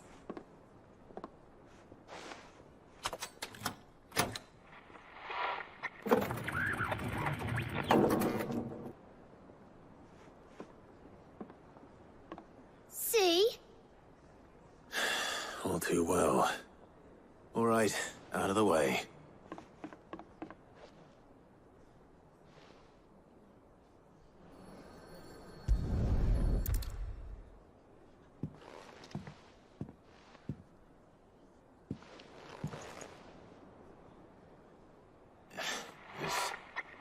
Something caught on one of the gears. Did you break it? Can you fix it? No, I mean, yeah, yes.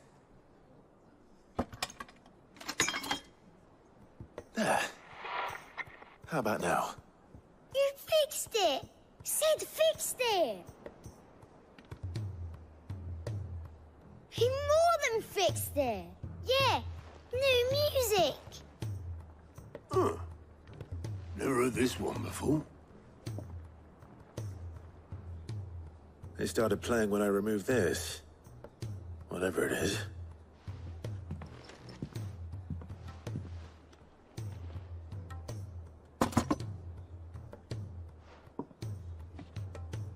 Well, don't look at me. I can tell you it's important, though. Sid showed it to me once and said as much. Said it was the stuff dreams were made of. Let's just hope it's the stuff ships are made of as well. Indeed. Let's see if we can make some dreams come true.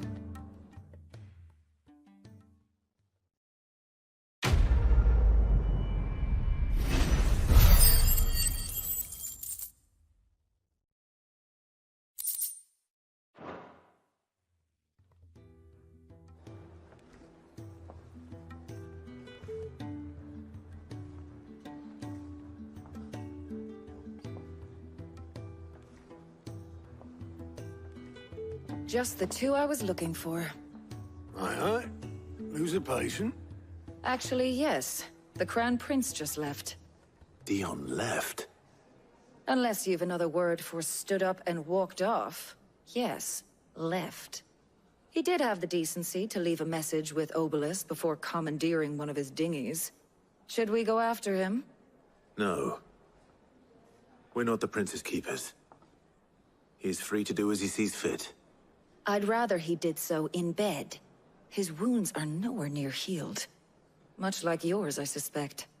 Otto told me what happened in Canver. What is it with this realm's princes and their aversion to rest? Ask me when I get back. Though I may be sometime.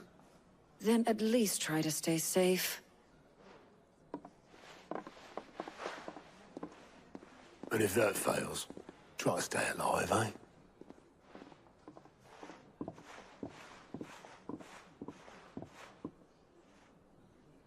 Every moment I waste here, the further the flagship sails. I have to get back.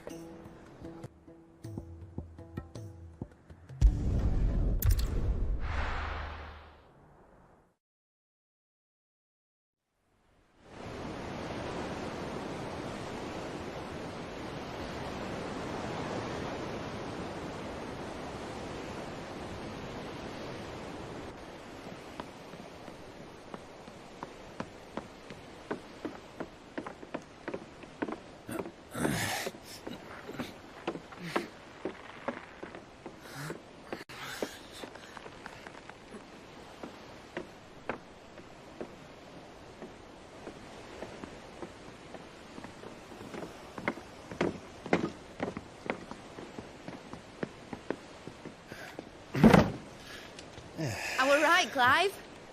My dad had it all worked out. He'd be proud of you, Mid. His writings may have helped, but this achievement is all yours. Can we catch them? The Aether is one of the largest, fastest vessels ever built. And it won't help she has the wind at her back. Any other ship would be hard-pressed to keep pace with her, let alone reel her in.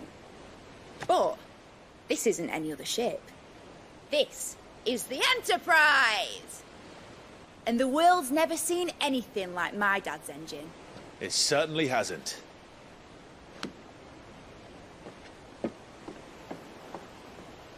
Clive, what do you know of Barnabas Tharm? Only what the bards sing. That he sailed to Ash from southern lands. That it was his mastery of the blade which won him the throne. And that his sword, Odin's sword, can sever the very threads of creation. But don't lose any sleep over our last tilt. We'll do what we must to survive. What we must. The light! I thought this cove was meant to be hidden.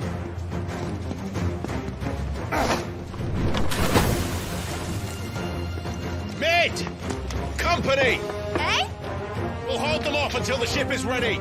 But hurry! Bollocks! All hands! Man your stations!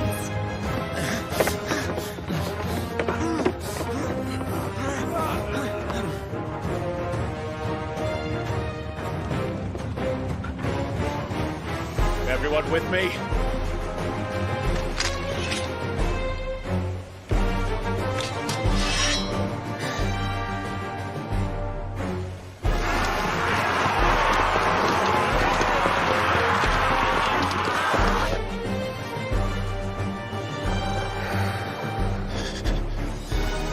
Here they come!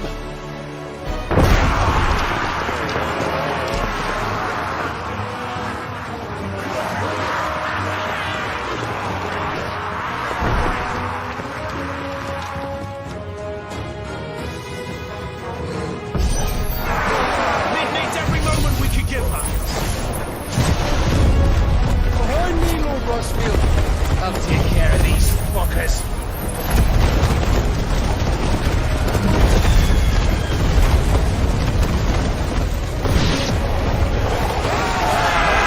About that offer, Cam? How are we doing, kid? I thought you said that ship was fast!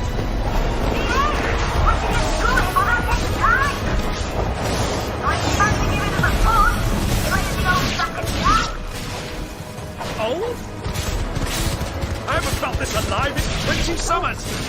Come on then! Which of you lot fancies meeting Ogre Killer next?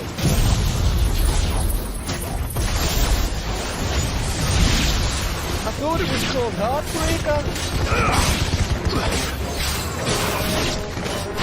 Move like the clock as you can. Without the pay, and I'll be damned if I'm going first.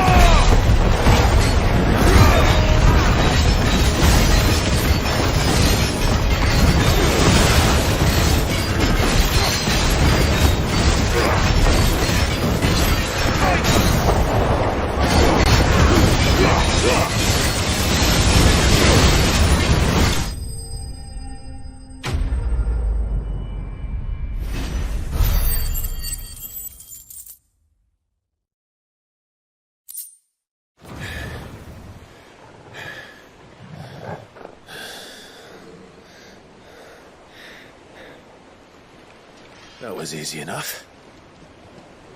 All right, you lousy lot. Get your asses on board. She's ready to sail. You heard the captain.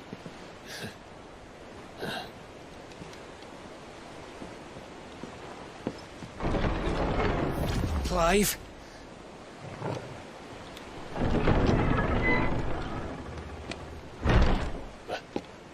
But I thought he was... Confounded. Then it is as I feared.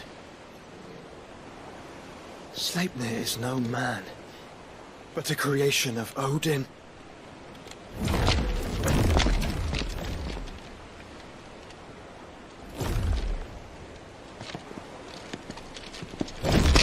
Phoenix's fiery fundament. Have you no normal enemies?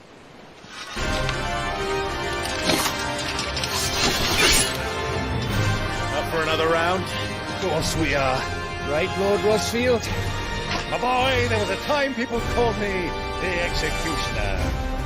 Always in my hands. No matter, heads will roll, all the same. Mate! New plan! You leave! We follow! Follow? Swimming, are you? Oh, bother me!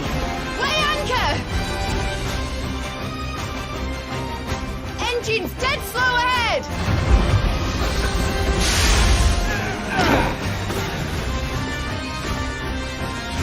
Have care, my friends. 'Tis not blood that runs through an Edge's veins.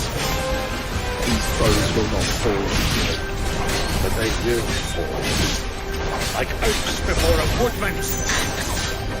Good thing I brought one! Awaken! How long are we meant to keep this up? As long as it takes. Unless you have a better one. Well, I've already killed at least 5 of the bastards.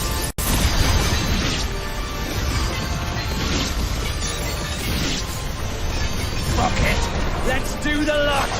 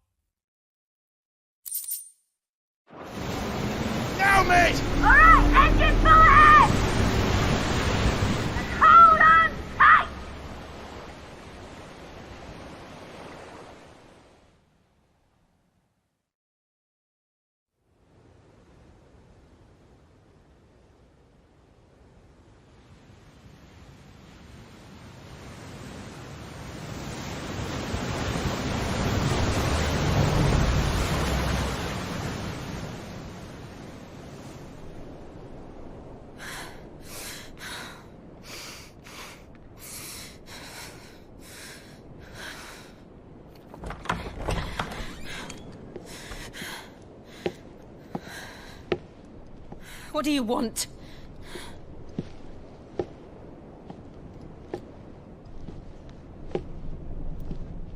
That's quite a mess you've made.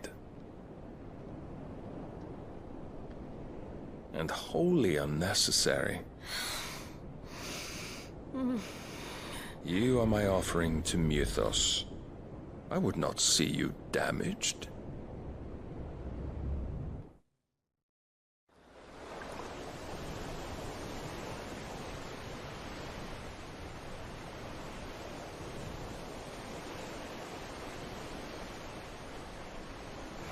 Now back to your stations! Every bell spent treading water puts another league between us and the galleon.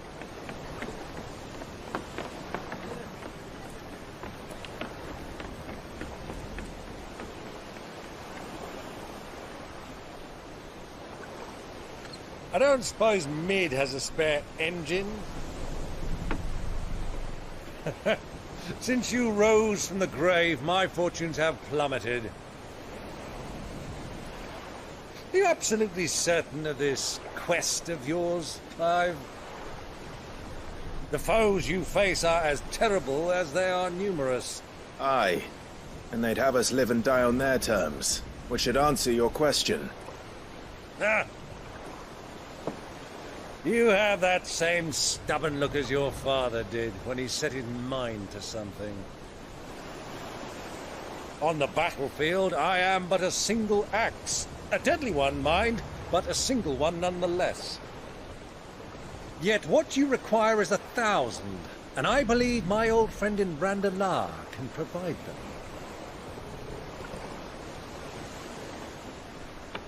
Take care, Clive. I have many more tales of your father's exploits to share. And I cannot very well do that if you're dead. Again. Good luck, Uncle. And may fair winds attend you. As for you, Joshua, take care. I shall do my best, Uncle. Farewell, my nephews. When next you see me, it shall be with an army at my back.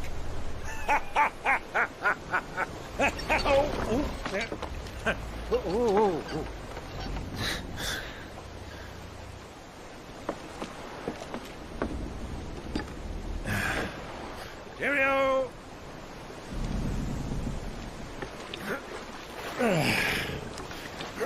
Oh, yeah. Do keep up, my boy.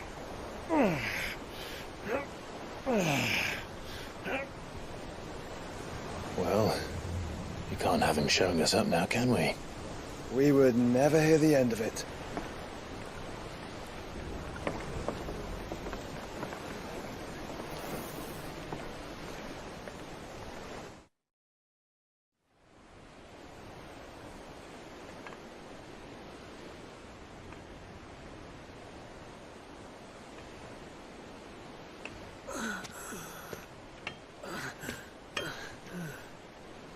Great God of mercy.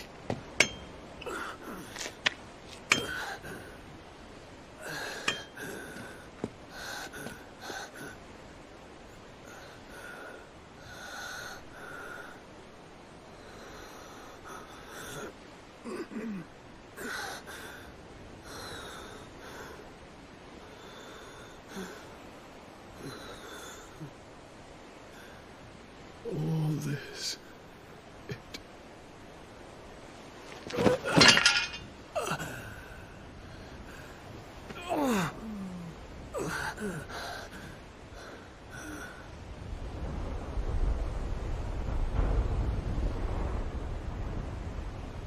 What have I done?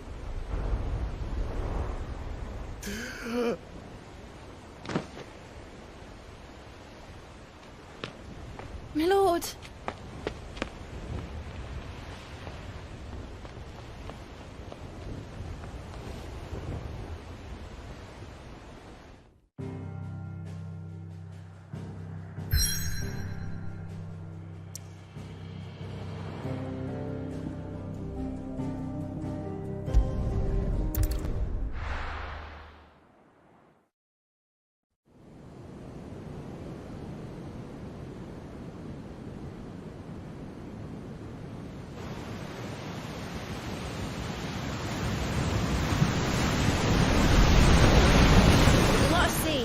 in Waloed, but any ship heading north has to round Zemeckis and put through the Narrow. Maintain our current bearing north-northeast, and we'll catch the Black Galleon before she vanishes again. What's to prevent her from circling around Ash from the south? With these winds in those waters, it'd taken forever and a fortnight to reach Stonehenge. Mid knows what she's talking about, Clive. Better than any of us lot, anyway. I say we do as she tells. Sails on the horizon. She's ours.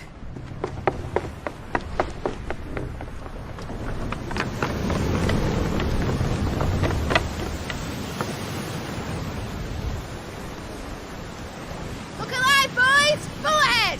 And keep those furnaces fed! Aye, aye! Do you feel that, Jill? All hands! Battle stations!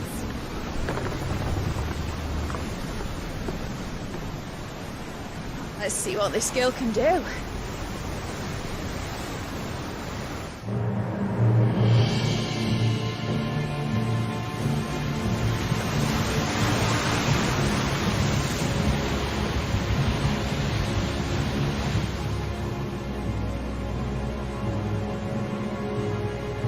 Where one leads, so does the other follow. The bond of consciousness which joins them condemning both to the same fate. Yet my every attempt to strike it from their hearts serves only to tighten its hold.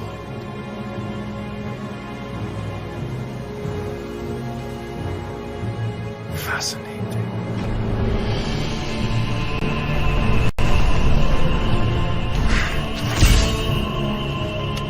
But then, there is naught my blade cannot sever.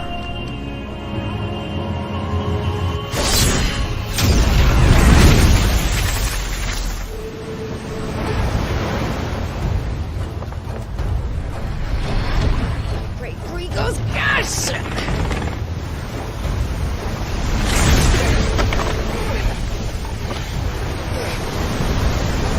One of us.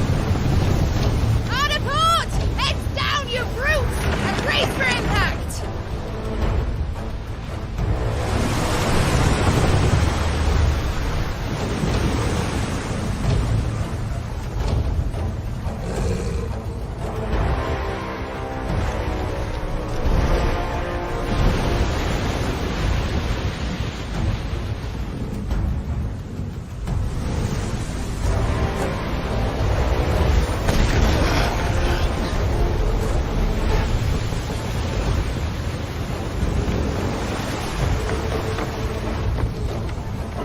Never.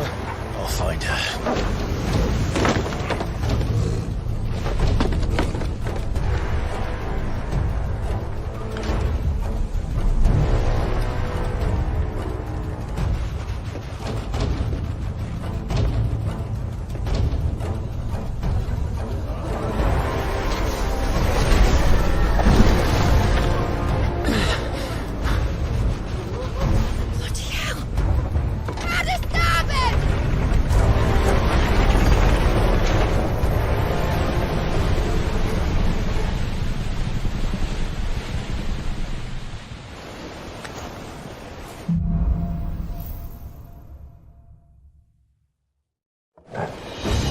Where did you hide her, Barnabas?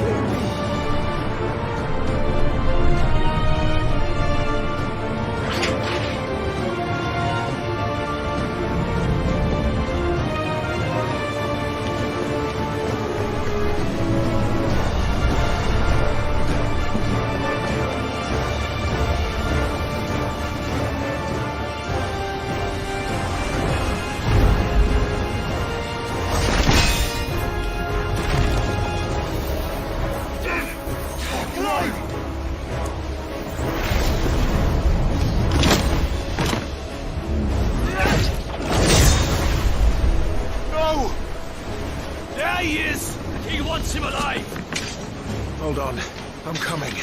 For both of you. Extra shepherds!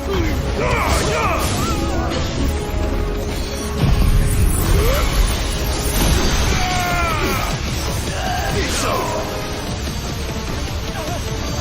Farewell.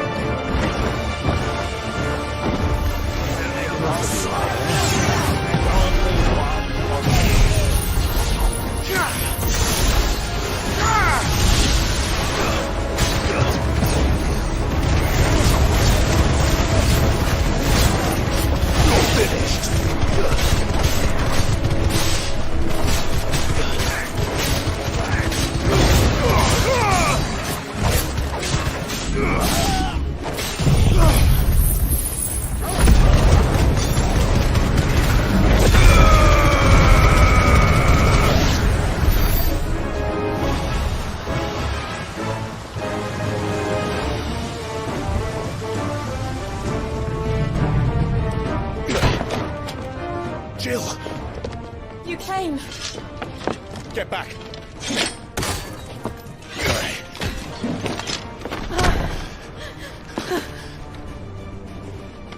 Clive, how did you... I'll explain later. Hands!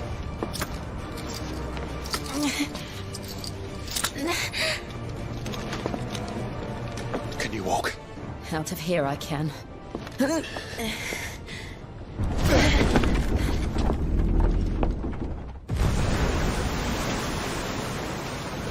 Stand still! Phoenix. Are you not the dominant of fire? I see naught before me but a guttering flame.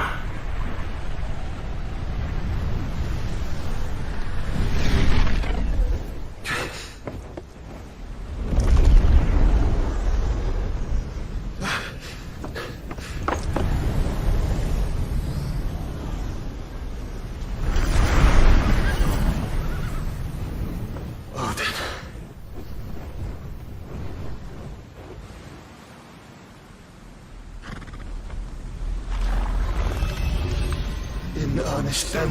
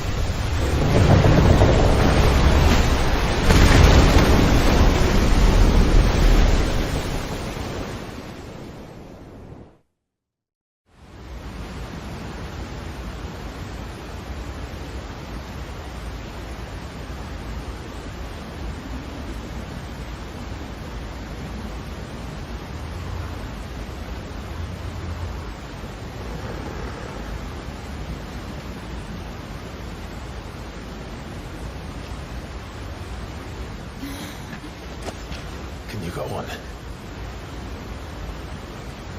I think so.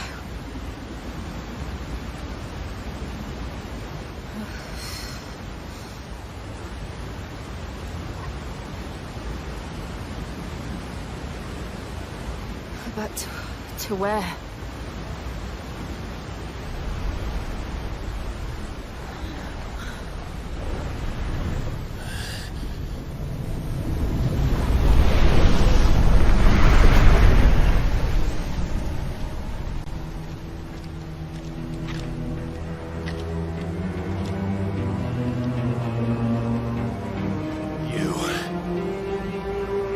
What did you do to Joshua?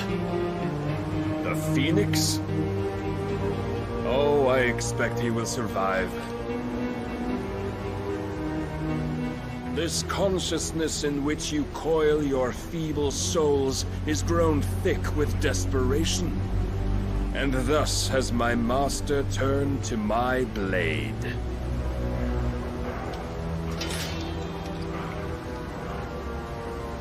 The world will soon be painted in black, and all that live shall gather in death's autumn wake.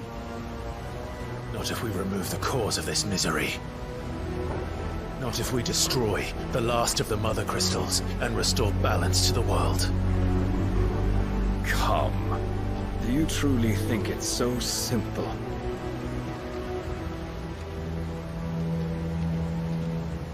The Blight is inevitable.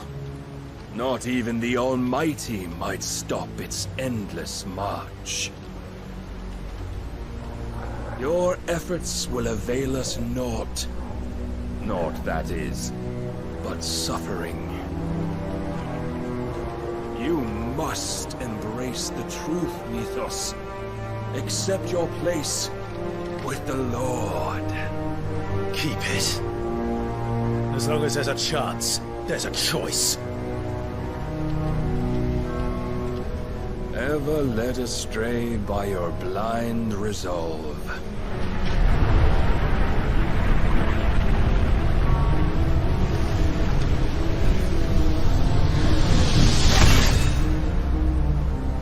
Now, it is is time you learn the inevitability of your divine fate.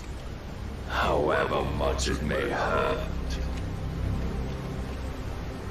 Get as far away as you can. Clive, no. Trust me, Jill.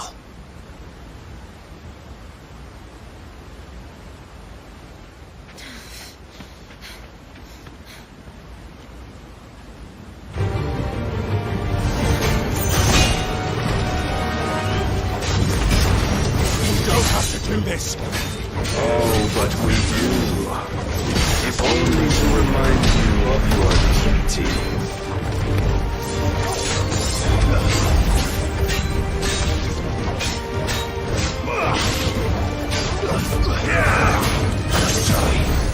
In the short time since our last meeting, you have grown much.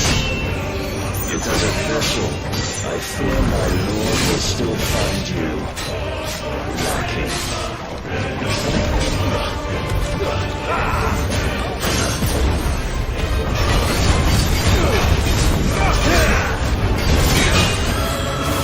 All this fire and fury, and for what? Stopping the Blight. A foolish notion fed to you by a foolish man. How dare you? You know naught of this world or of our place in it. If our fates were so easily rewritten, we would all be gods.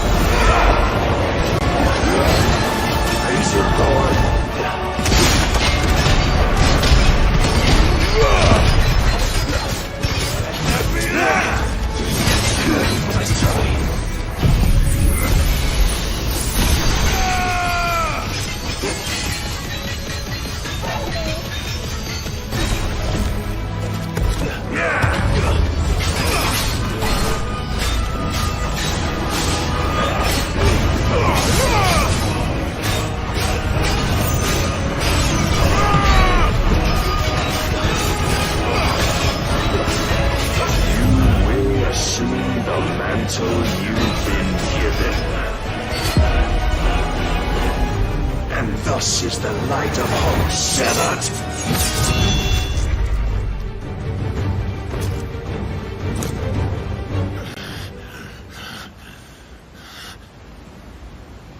You would yield so soon. Never. Clive!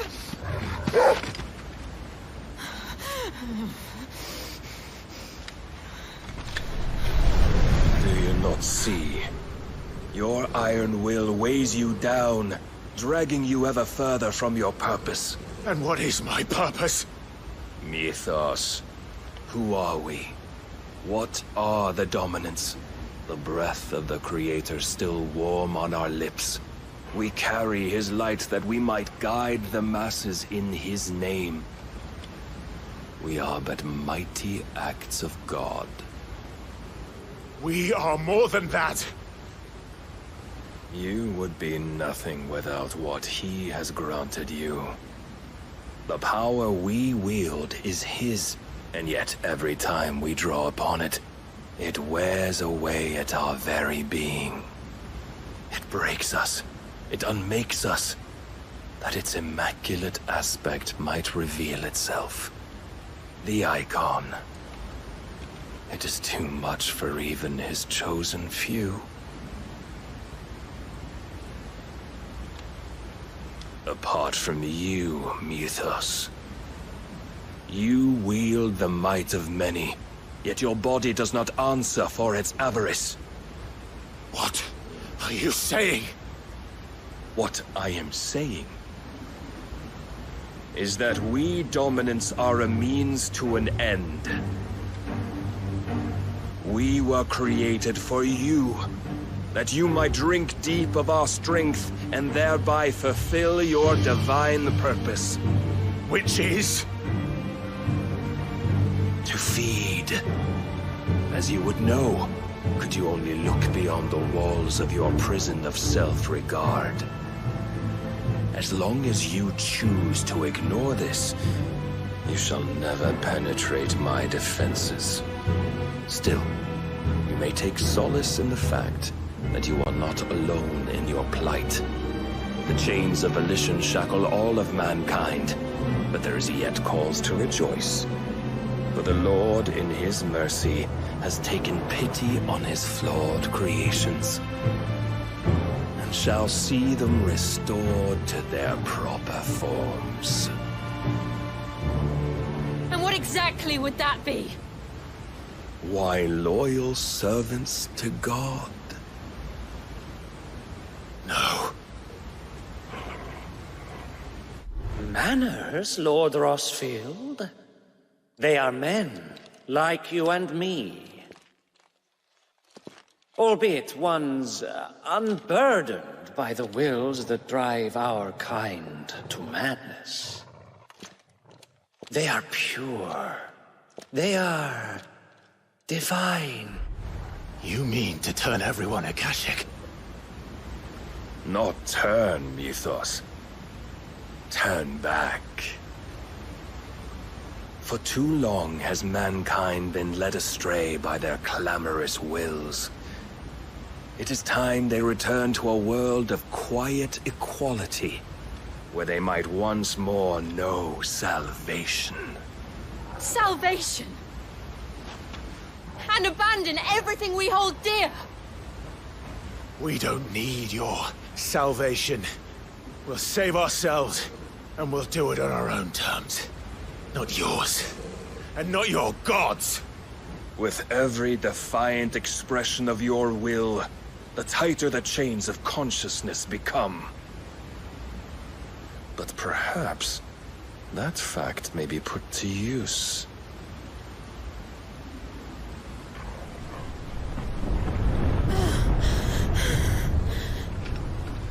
Clive! The faster it binds you to the remaining dominance, the stronger your hunger will become. Until it leads you back to the only answer there ever was. Mayhap not by the path my master intended, but back all the same.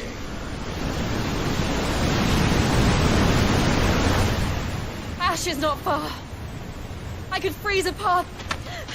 You're in no fit state. Probably not, but I can try.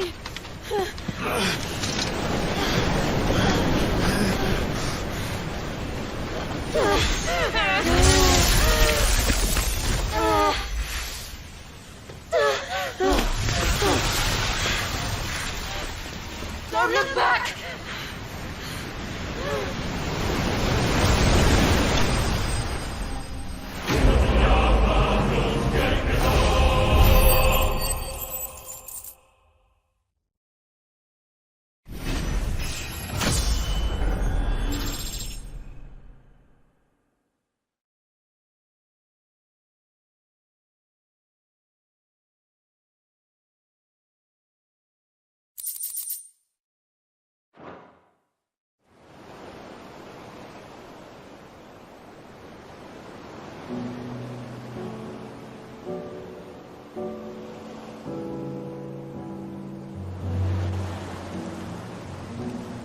The others are safe. The Enterprise was clear of the gap when we fell. They made it, Jill. And they will have seen the ice, where it led. We need only wait till dawn.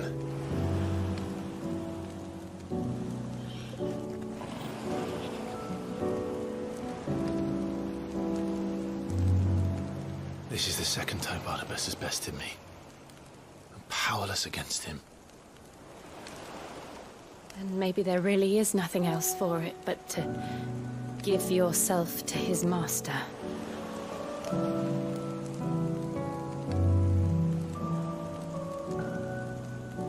Only you won't do that.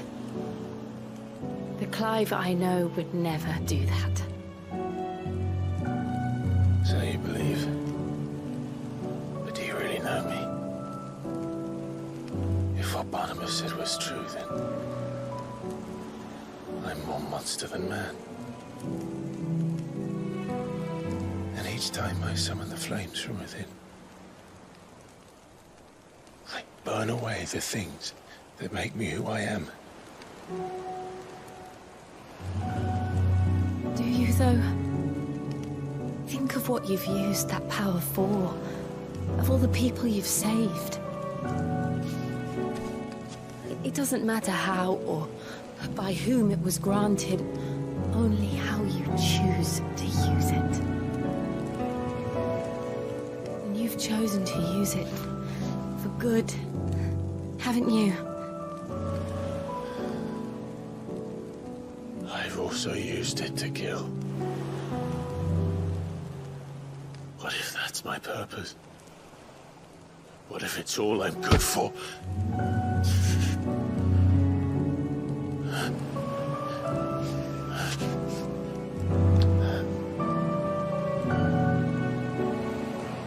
You're still that same boy I grew up with.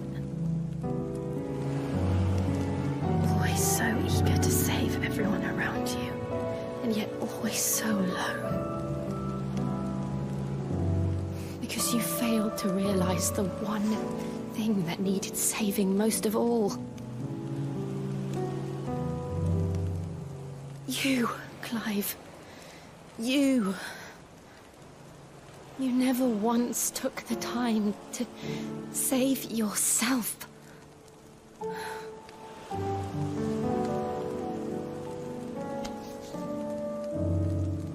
Myself? I think I might be beyond saving. No one is beyond saving. Provided they want to be saved.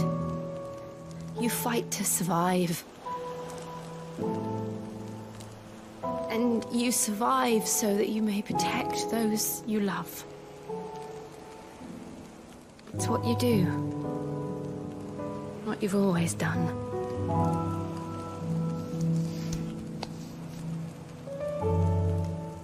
And I know you're not about to change. So I'm going to help you. To give you what you need to protect us all.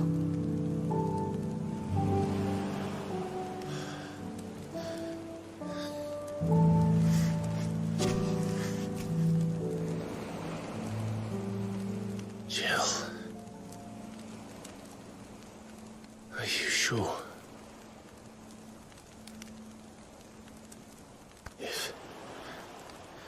If this is what you want, then...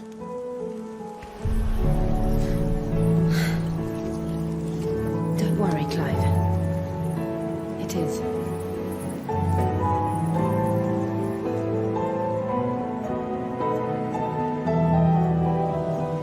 This burden, I'll give you the strength to bear it alone. But I'm not alone. These burdens I carry, my sins, my pain, my sorrow, I see now that they are all a part of me.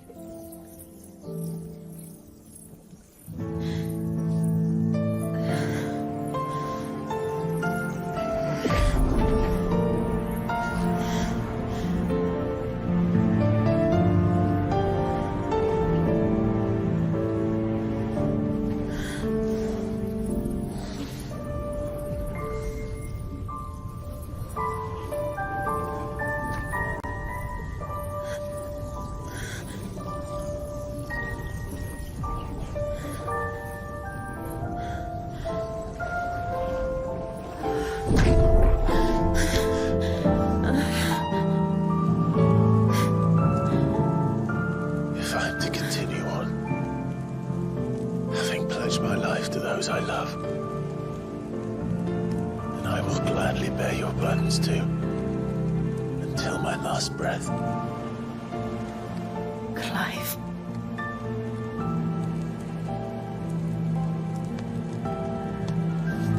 I promise you, Jill,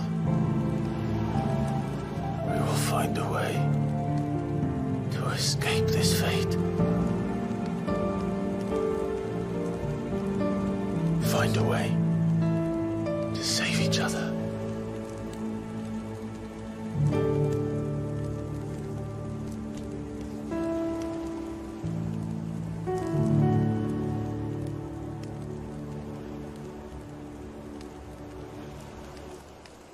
That we might one day look upon the moon again, together.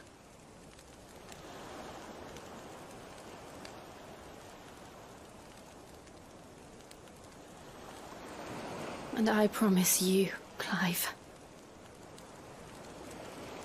that I will be there, no matter what you must become. I know.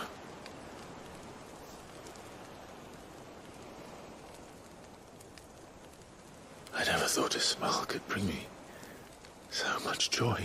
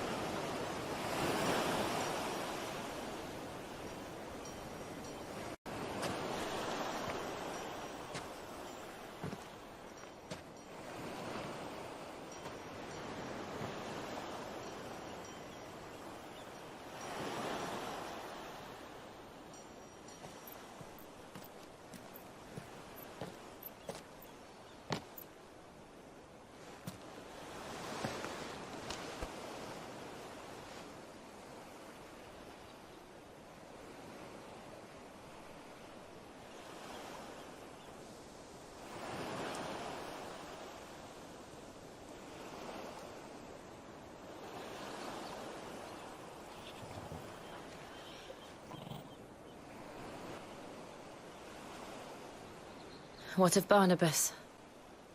Do we pursue him? No. Our paths will cross again soon enough, whether we like it or not.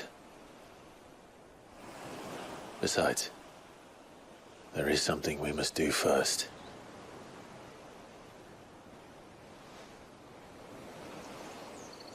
Of course. Drake's spine. The last Mothercrystal.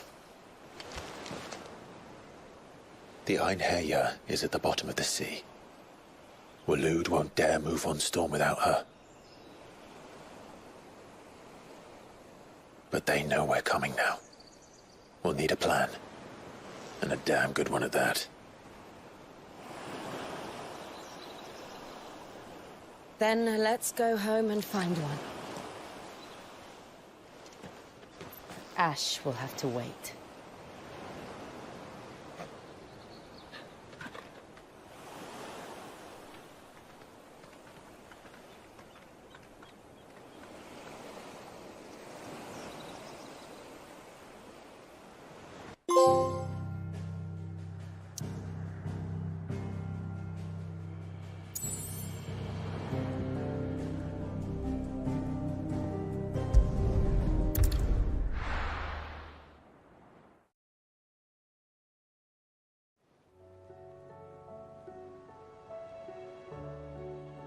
Mid says Odin split the sea in two. She's always been partial to a tall tale. But there's tall, and then there's tall. I struggle to believe it myself. I see your uncle isn't with you. He stayed with the Enterprise. After our brush with the Einherja, she was in urgent need of repair. And my uncle knows a shipwright in Randalar. We're to join him there when we're ready to sail for Ash. You sure that's wise? Last I heard, the place was still overrun with Akashic. Show me a city where that isn't true. Ultima's plague is spreading. We're running out of time, aren't we? We've done our best to shore up that hideaway.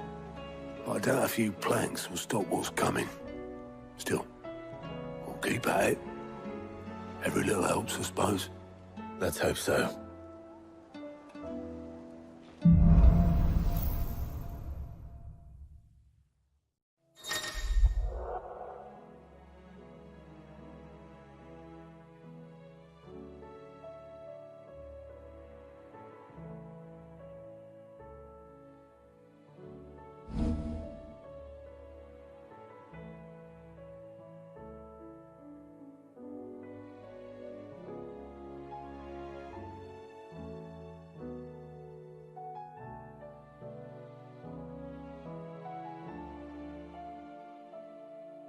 We should visit Joshua, assuming Talia will allow it.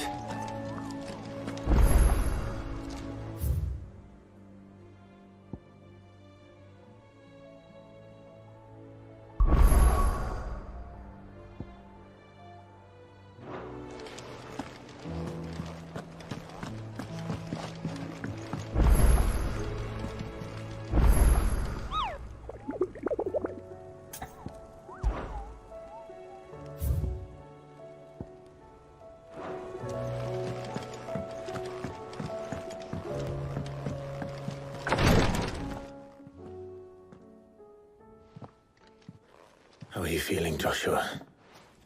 Better than I was. But not nearly as well as you should be. Your cuts and burns may have healed, but your body still bears the burden of every spell cast. And what would you have had me do? It was no ordinary foe we faced. It was the Warden of Darkness. Yet still, it was not enough. The king could have ended me at any moment, but instead chose to toy with me like a curl does a mouse.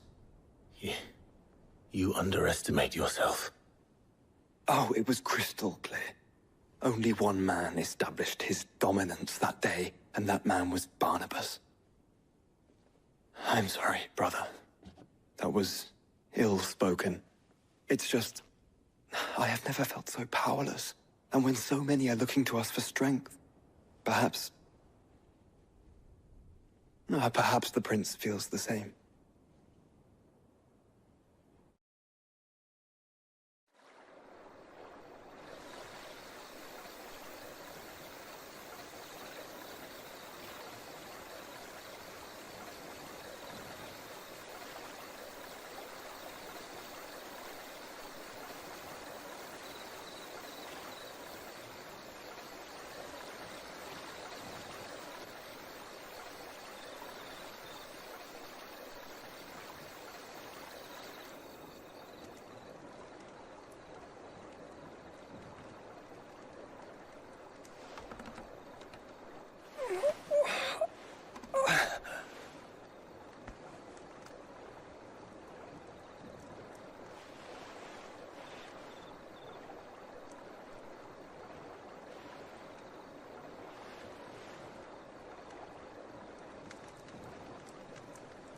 What is this place?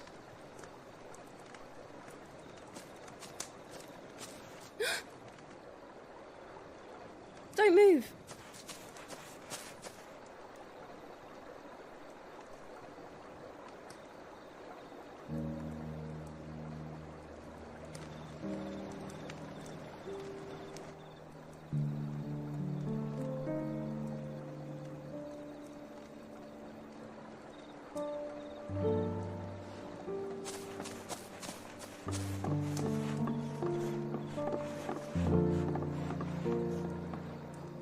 Here, it's fresh from the well.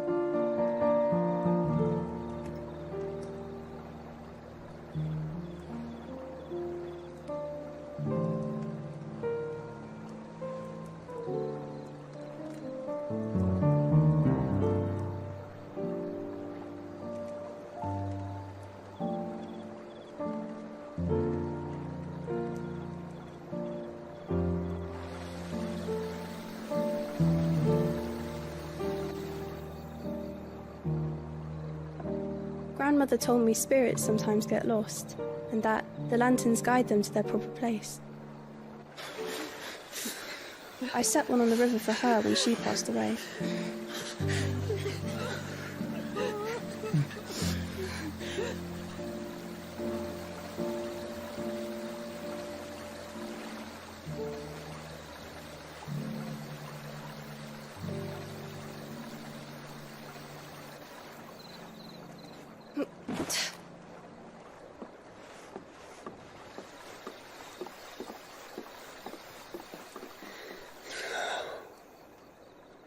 The fiend works from the shadows.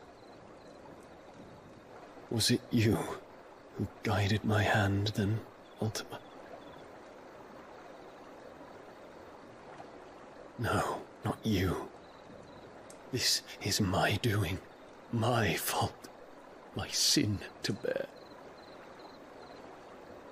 And for it, I must atone. Your hurts are healing nicely.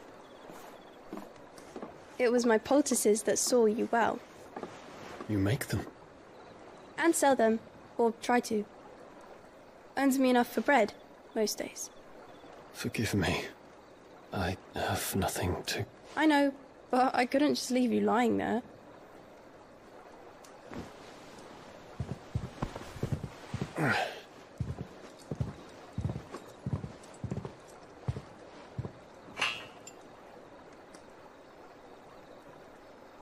You're going then?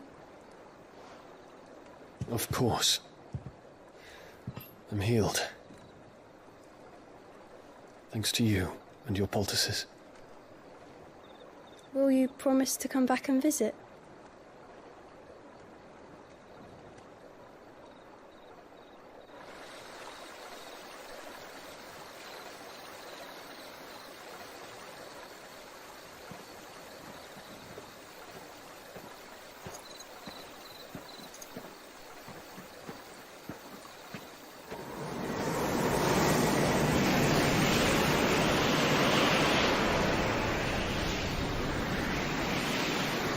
Well, Phoenix, it would seem that I owe you my wings.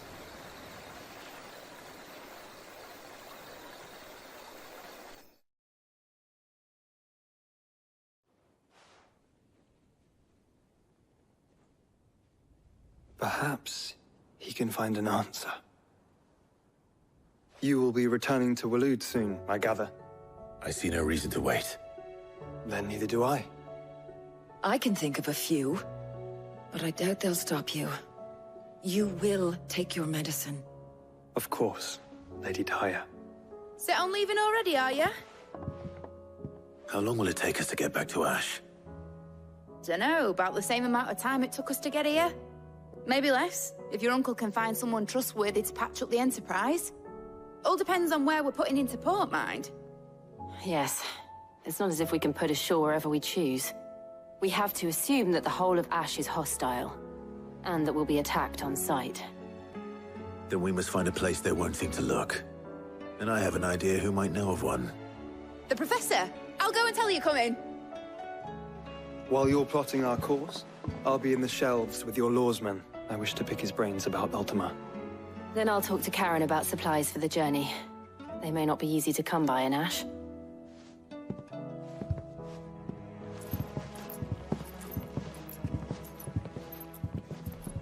Your brother's body won't take much more of this recklessness.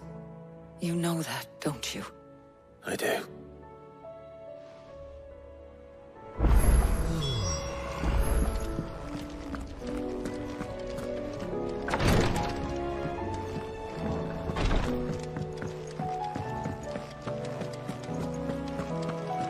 I still say it were a compliment.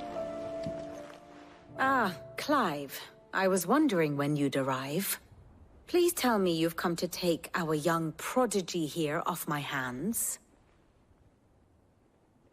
I'm not here for Mid. I need information on Ash. Then why not ask Molly if you can look in one of her ovens? Go on. As soon as the Enterprise is ready, we'll be setting out for Drake's Spine. And we're going to need a safe place to land. Preferably one that won't see me ship blown to shit and splinters. If it were that easy, do you think Waloed would have resisted invasion for so long? Very little is known of Ash, and the information we do have is spotty and outdated. We have the good King Barnabas to thank for that. Waloed's borders have been closed to outsiders since the day he seized the throne. If there is anywhere safe to land, you won't find it on my map. Then tell us what we will find. I'm sure you know better than we do. But no splinters. All right, if it will get you out of my hair. But interrupt me, and it's over. Understood?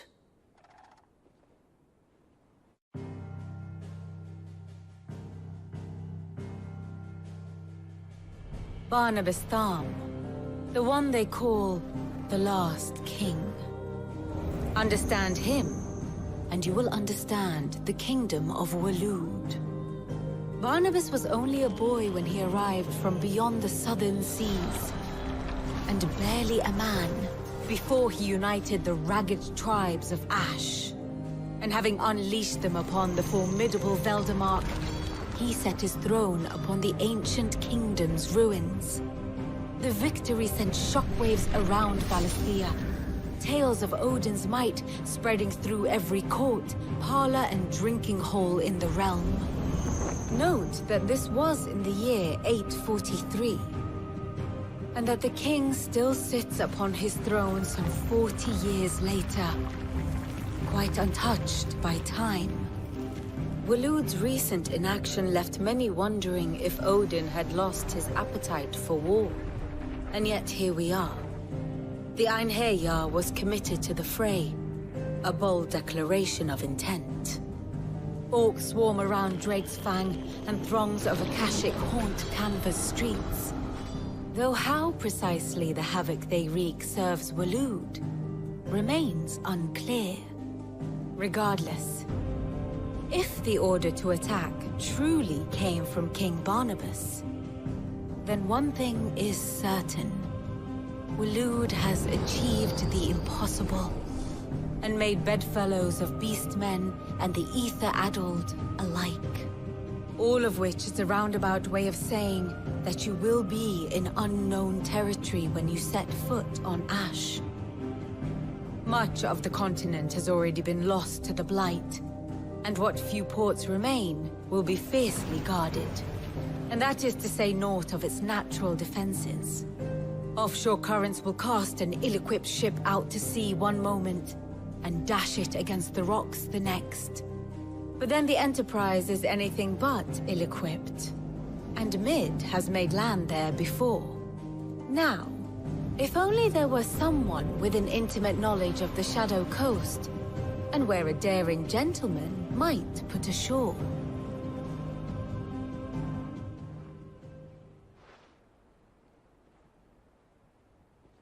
You see, Clive, you had the answer all along. Do you think you can get us back to that beach, Mid? Picked you up from it, didn't I? Not that it were easy. The currents were a right bastard. But then, if it wasn't hard, it wouldn't be worth doing, would it? Well said. Thank you, Lady Vivian. If a few morsels of common knowledge and a sprinkling of tavern talk are worthy of your thanks, I wonder what genuine intelligence might earn me. Probably more visits. Mid, I need everyone in the ale hall now. I'll fetch Joshua from the shelves.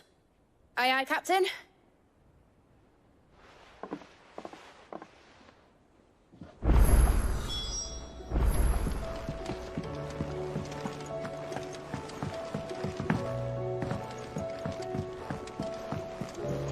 Covered in nicks and lumps, the lot of them.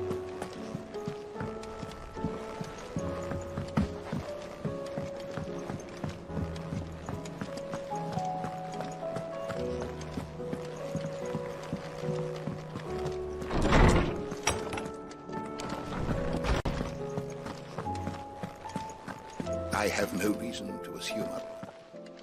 Clive, you must listen to this. Lawsman, tell him. Do you recall when we spoke before on the divinity of Ultima? Well, it inspired me to delve deeper into the subject. And what I discovered appears to agree with the findings of His Grace. You will recall that my quest to uncover Ultima's origins began with the mural at Phoenix Gate. But while I've always known it to be important, its secrets have heretofore eluded me. Now, however, I believe I know where to find the more complete example, one that will reveal all we seek. Master Clive, have you ever in your travels chanced to hear of the Circle of Malleus? I would think not, few have. But there was once a time when the faith flourished, the oldest known religion in the Twins, and though its popularity eventually waned on Storm, hints of its dogma remain embedded in more modern faiths such as the Crystalline Orthodox. Wait, you said it waned on Storm. What of Ash? Religious monuments are often torn down or repurposed when new faiths rise to prominence. But if no new faith arose, then perhaps the ancient temples might still stand. And so, you see now why I must accompany you to Waloed.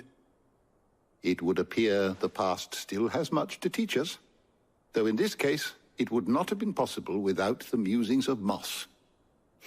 To think that you carried a copy of my old mentor's chronicles all along. I am relieved to discover it in good hands. I shall guard it with my life. Joshua, if you're finished here, join me in the ale hall. I need to speak to everyone before we leave. Right away.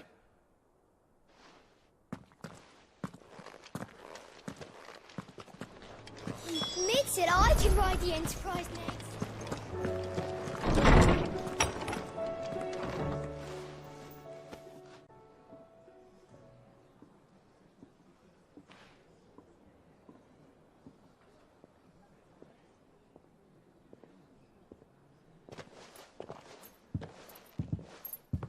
My apologies. By now you've all heard where we're going and why. So I won't bother you with the boring details, only the important ones. If we attempt to approach Stone here by sea, there's a good chance we'll be sighted and fall prey to the capital's artillery. So instead, we'll disembark on the southwest coast and make for Drake's Spine on foot. I say we, but it's highly likely the entirety of Ash is under the rule of Ultima. A large party would only attract unwanted attention, as well as slow our march and require supplies which may be difficult to obtain. Only Joshua and I will be going. And a scout. Preferably a good one. Gav, do you know of any? You bet your ass I do. Might still borrow some of Lady Vivian's maps, though. Just in case, like. Once you've dropped us off at the Shadow Coast, you need to retreat into neutral waters, fly merchant colors, and stay inconspicuous. If you sense any danger at all, you leave us behind and return to Storm.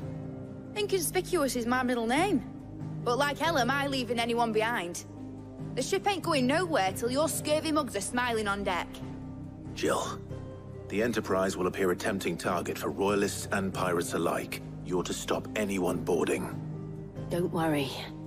I'll keep the ship and her crew safe. You'll be needing passage home, after all. But... very well. If there are no questions, I'll see you all at the docks.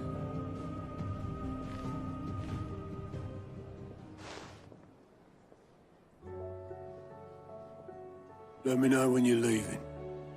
I want a word before you go. Of course.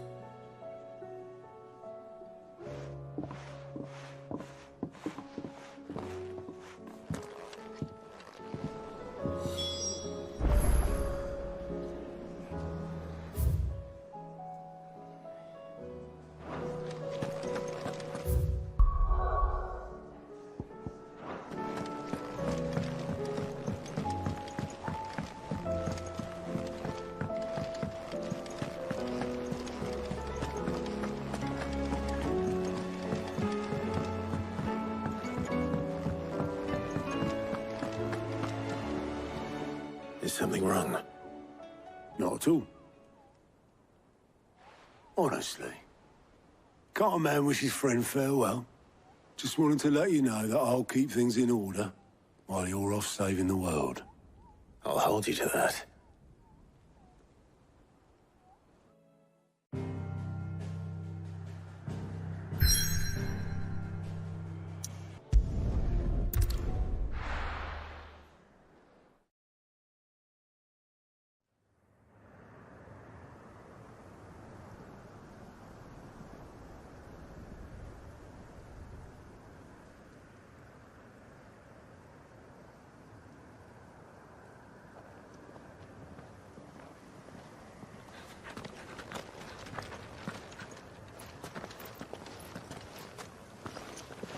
Reckon it'll be a long walk to the capital if we follow the cliffs. I'll scout ahead, see if I can't find us an inland route.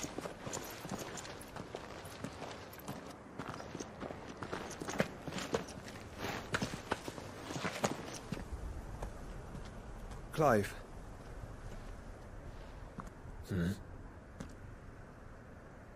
There's something I've been meaning to ask. You took her icon, didn't you? Yes, I did. She understood.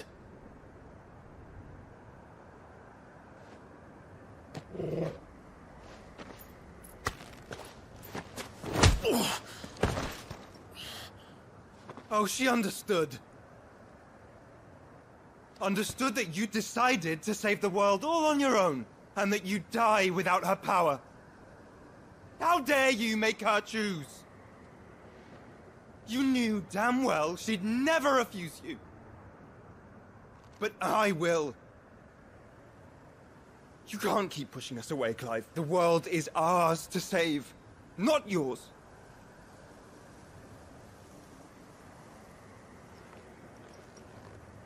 I used my gift because I thought it was the right thing to do.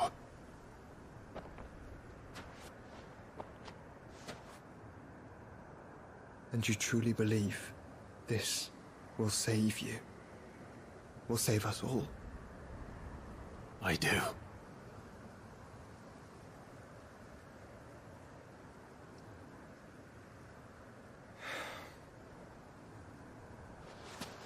Then so be it.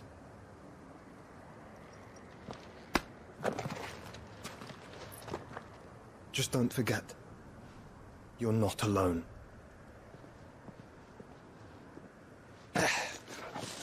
Think I found us a trail. Did I miss something?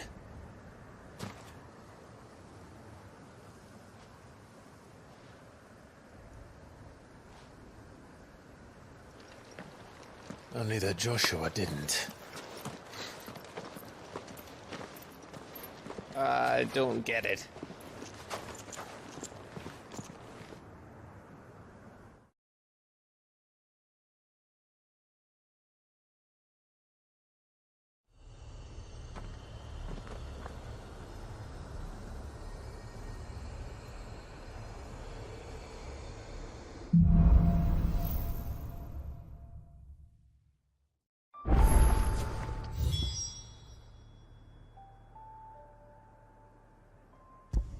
Always wanted to visit Ash.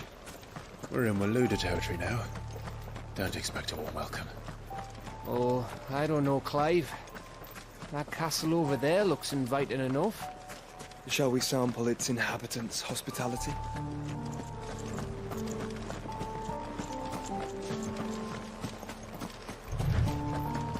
Remember what I said about welcomes, Gav?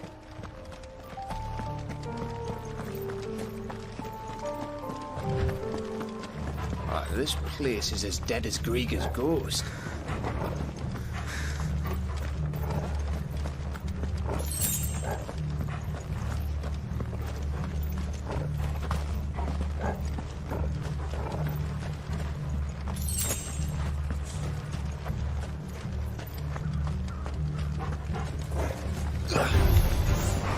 I knew I smelled something.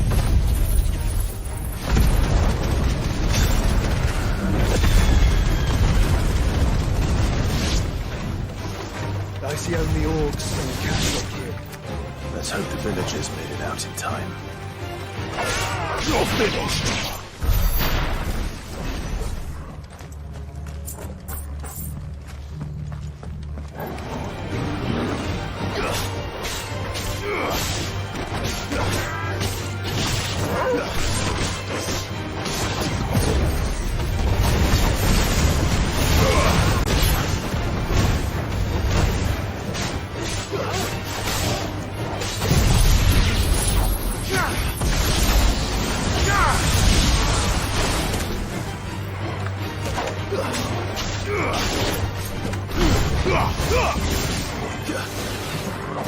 It's over!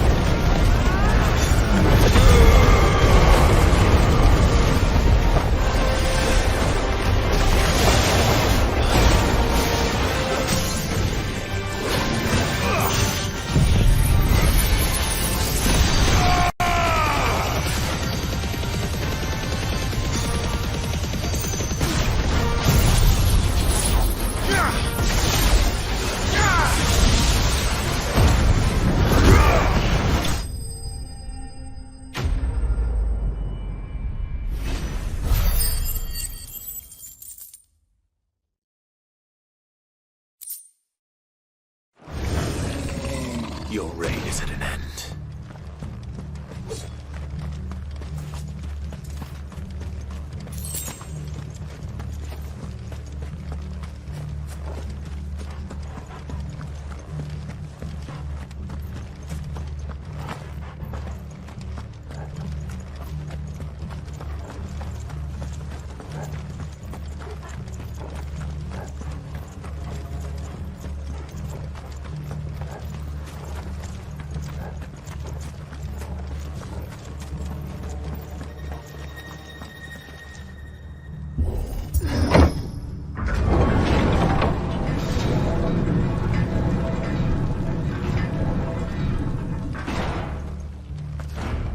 All over again. Where the hell are the royalists? Seems you were right about that welcome after all, Clive.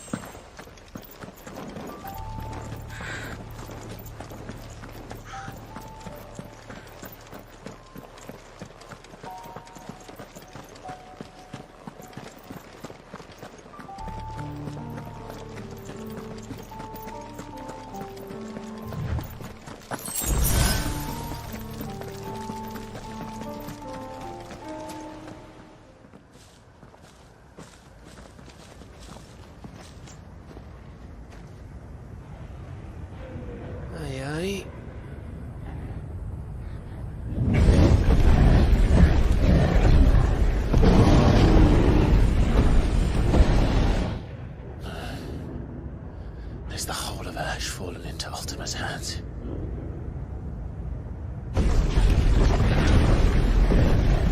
That's no peace delegation.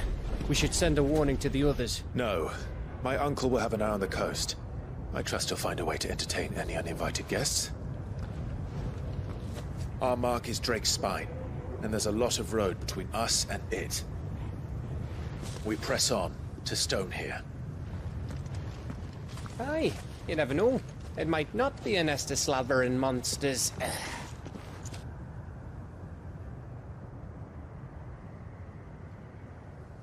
Clive, you must go on ahead without me. This stronghold is as old as Phoenix Gate, perhaps older. It may yet hide Ultima's remaining secrets, and if we are to best him, they must be unearthed. All right. Stay out of trouble. I always do. Mostly.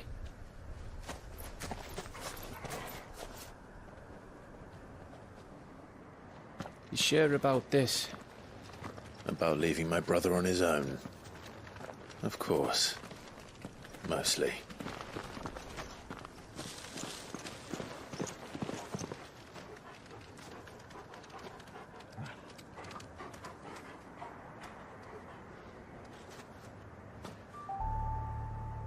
Lady Vivian's map is so old it's hard to tell which way is up. But if I'm right, we're not far from a village called Aether. Then we make our way there, resupply, and wait for Joshua.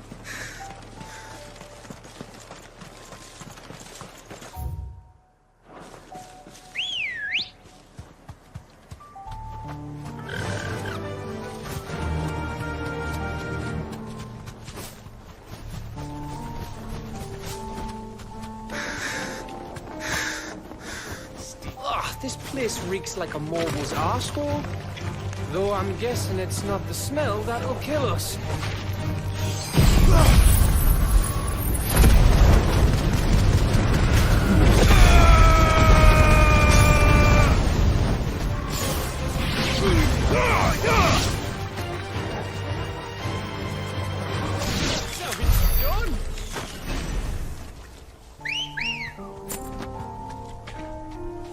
Ready, go?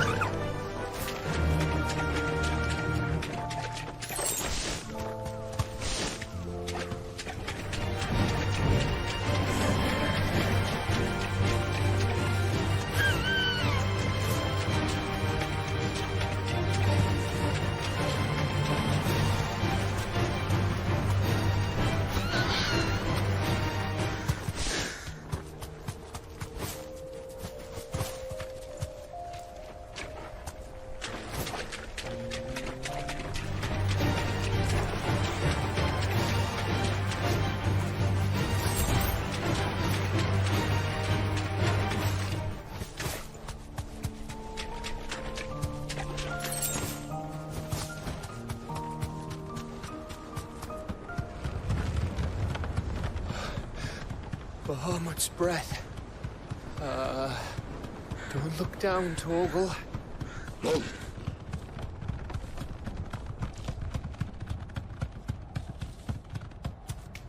That must be Aestla.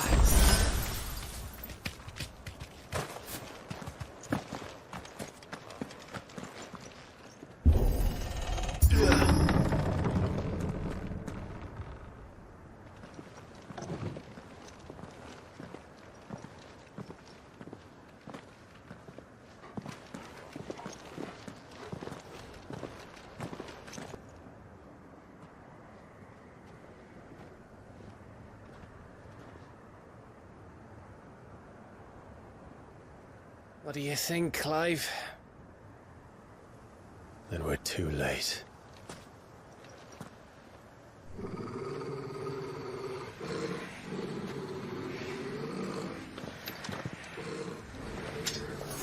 Damn it. They're all turned. There's nothing we can do. I wouldn't say nothing. No quarter gap! No quarter!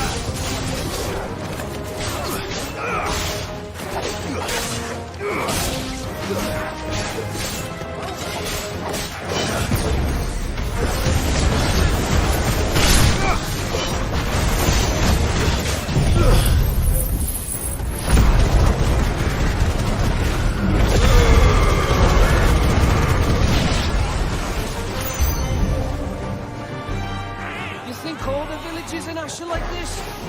A question for later, Cap.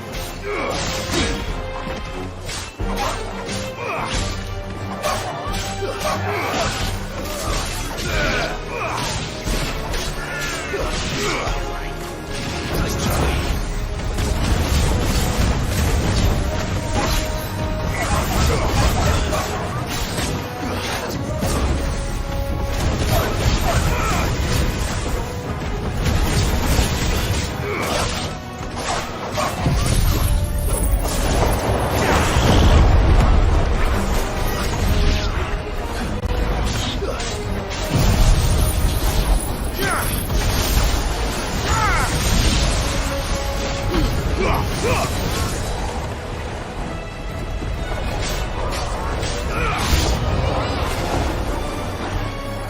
Here they come! And come, and come, and come.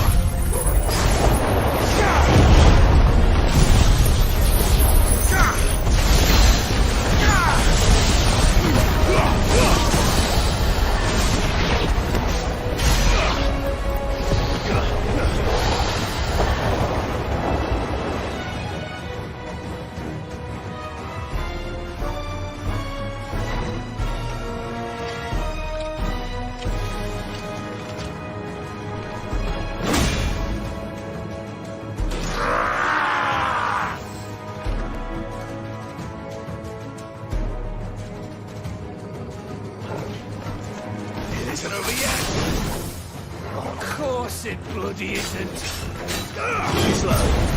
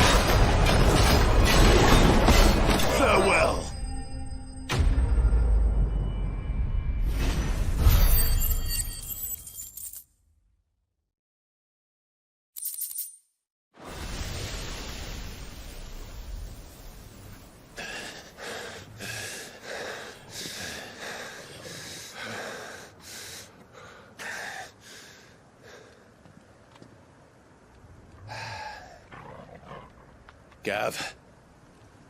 Gav! Don't tell me there's more of the bastards. Oh, fuck.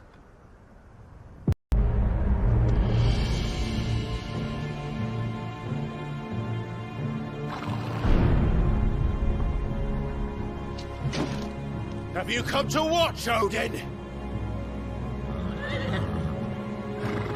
Bound for stone here. Good.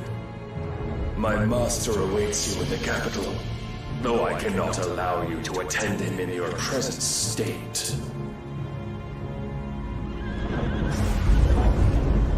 And how are you going to stop us? Why, with this!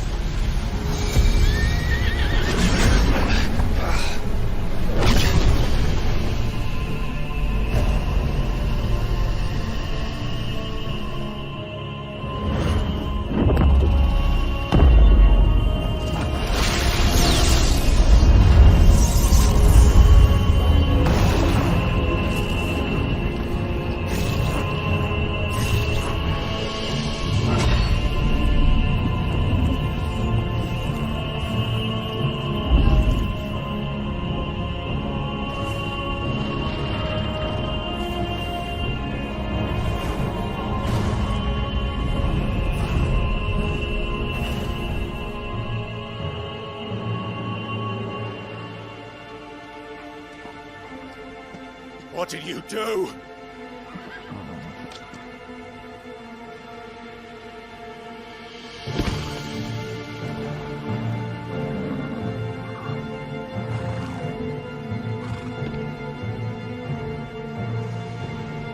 If the vessel would see the path opened, it has but to ask. I shall see that my master's prize is made presentable.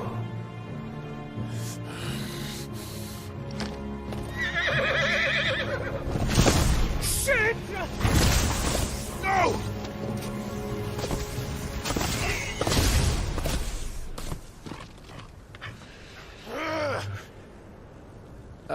Clive? Would you mind telling me what the fuck just happened?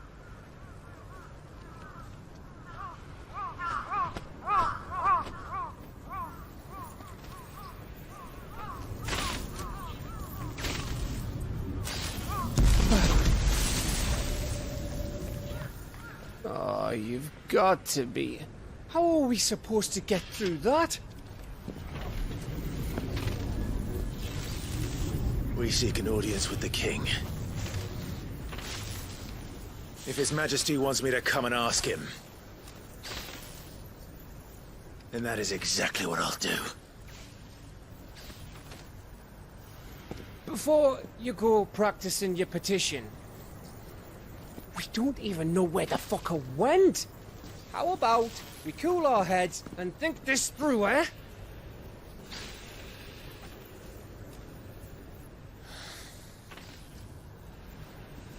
All right.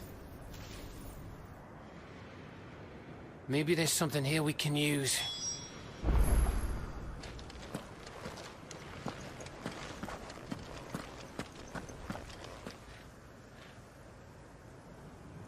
No use calling Ambrosia now.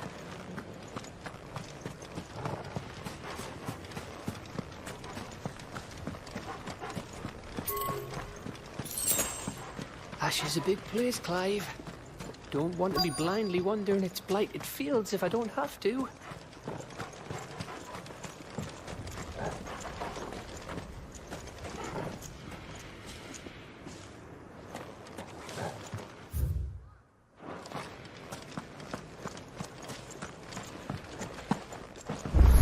I thought we got them all.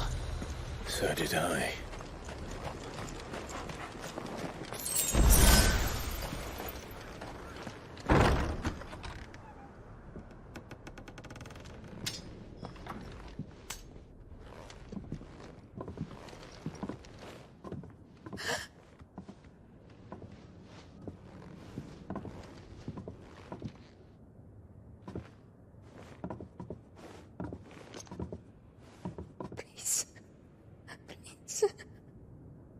Please, no.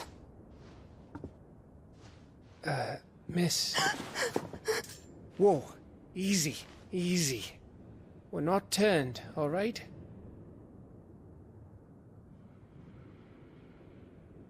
Who?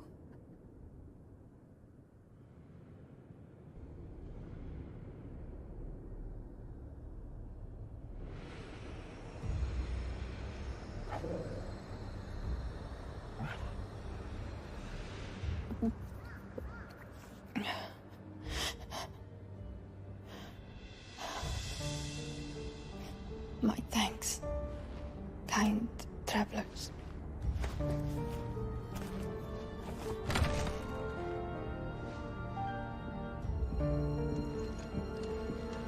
Edda, forgive me for asking, but what went on here?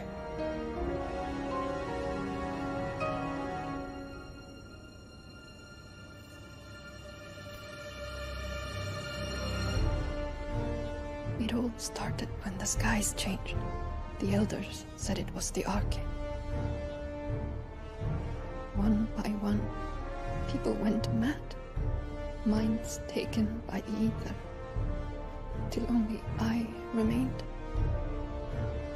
By then, I was too far along to run.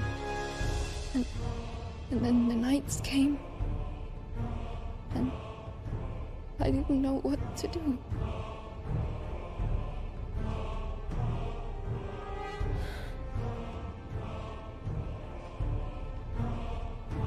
And this, Arche is... Just a story. Something our grandparents told us when we misbehaved. About how the heavens would grow dark before the land took her last breath. The end of the world. You said the others went mad. But where did they go?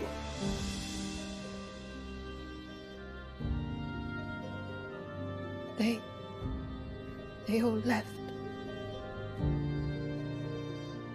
Drawn east to the tower, to reverie. The elders, the healer, the blacksmith, my husband.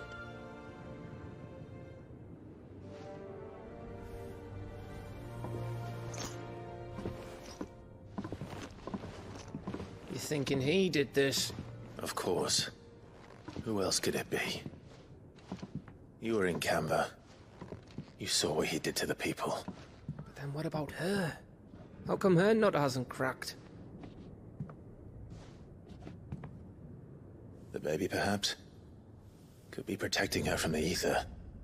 I can't think of any other explanation. You mean... it's a bearer? It won't matter what it is once Ultima's magic takes hold. Time's running out.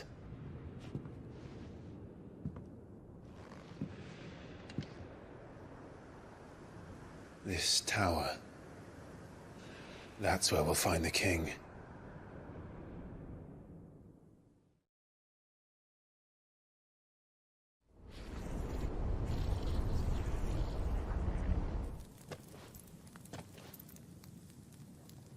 I knew it.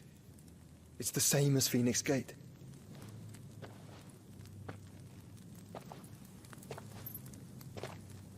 Which means at the end of these stairs should be...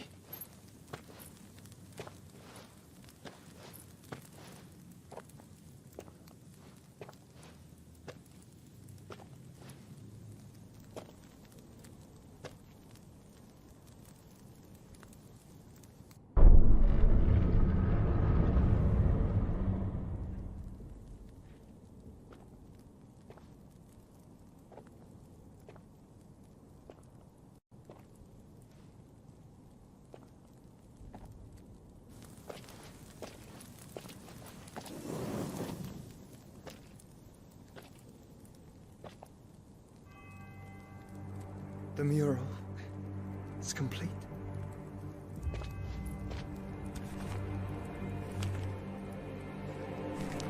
Ultima and his vessel, Ifrit.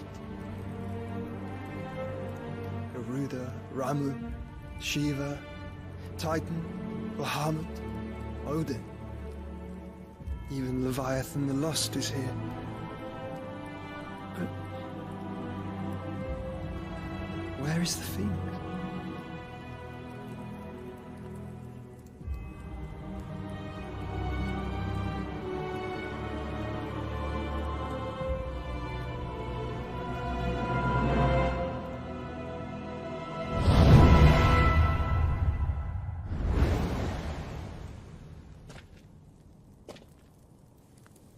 By the Founder.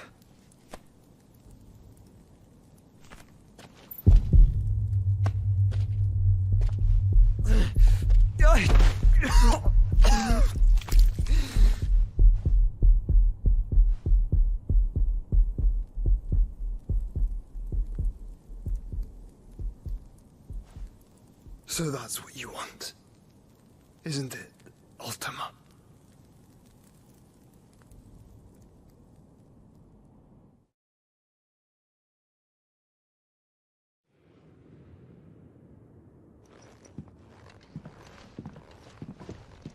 So that's how it's gonna be then?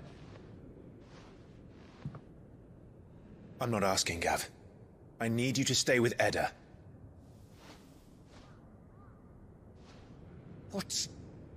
I must do this alone. If I don't return, you're to find Joshua and make for the Enterprise. Understood? Aye.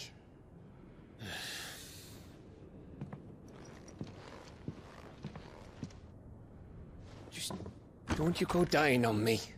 Sid's name suits your miserable mug better than mine.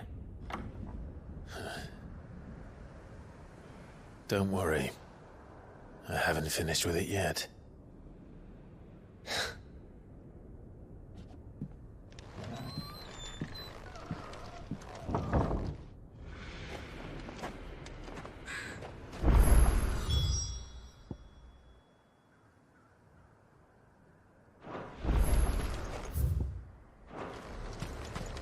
If Barnabas is controlling the Akashic, then wherever he goes, they'll follow. And so will I.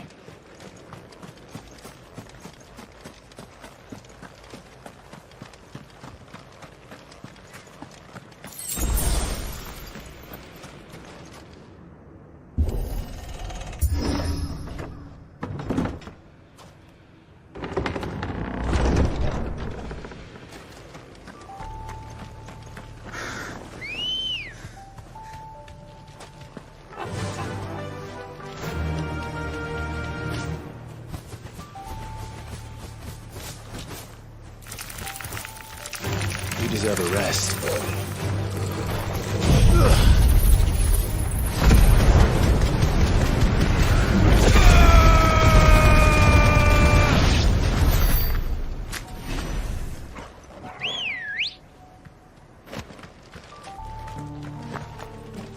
Ready, go?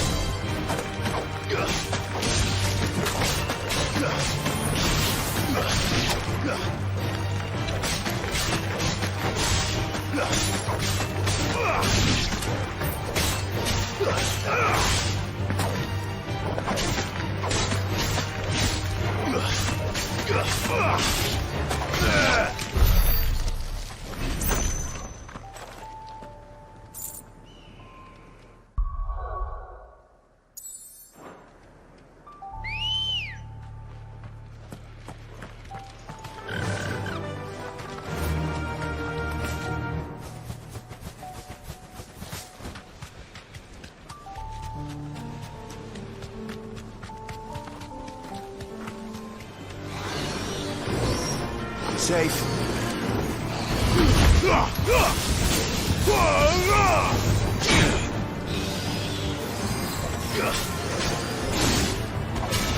Nice try.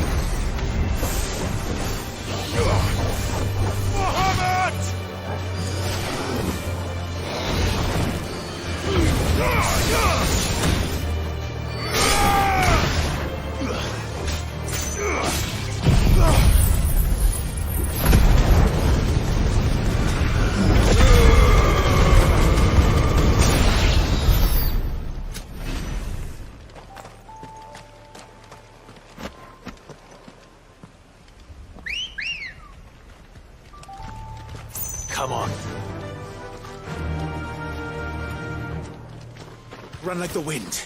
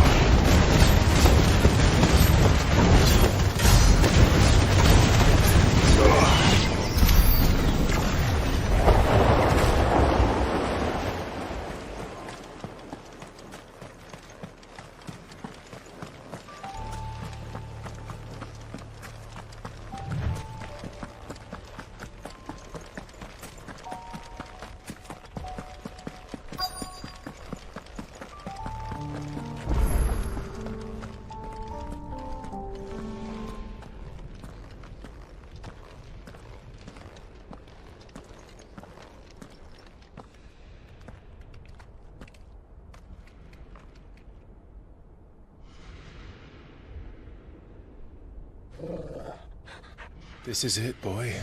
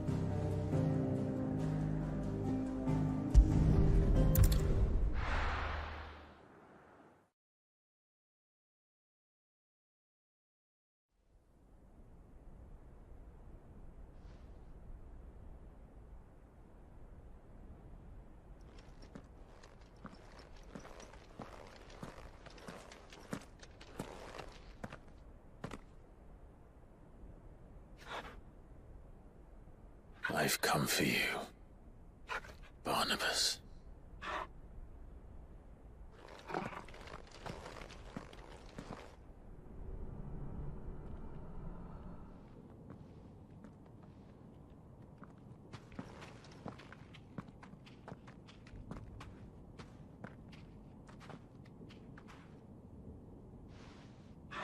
Stay close, Torgal.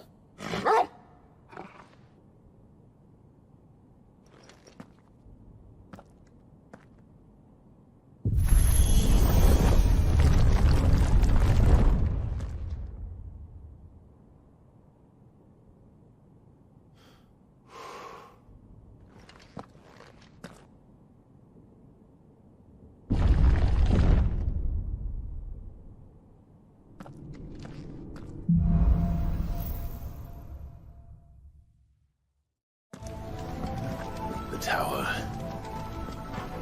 It's alive.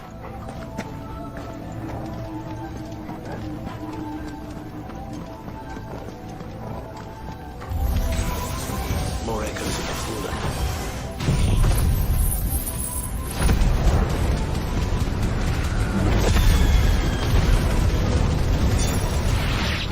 They seem to feed on ether. They shouldn't be in here.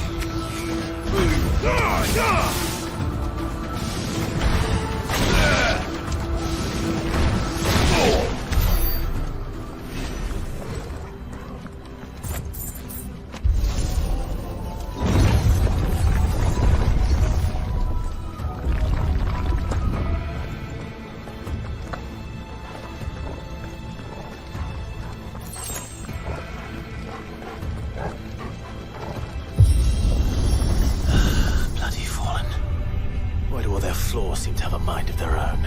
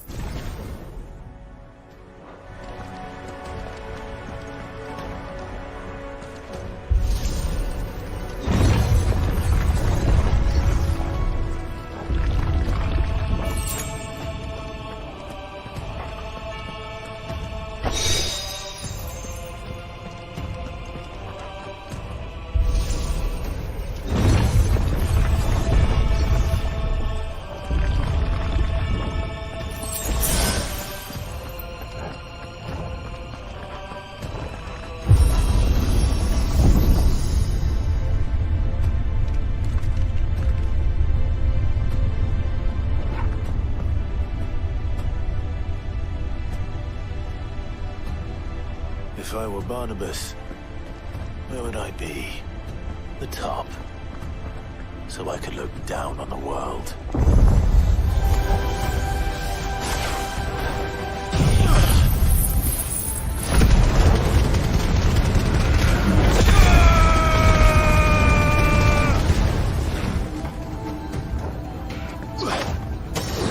It's over.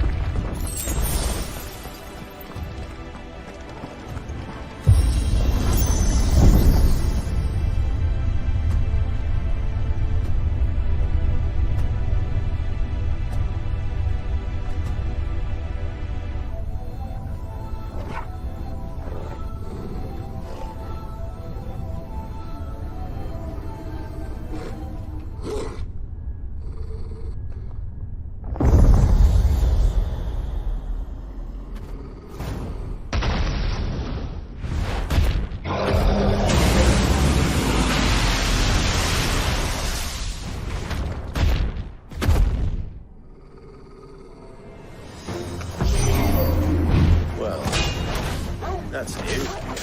Though I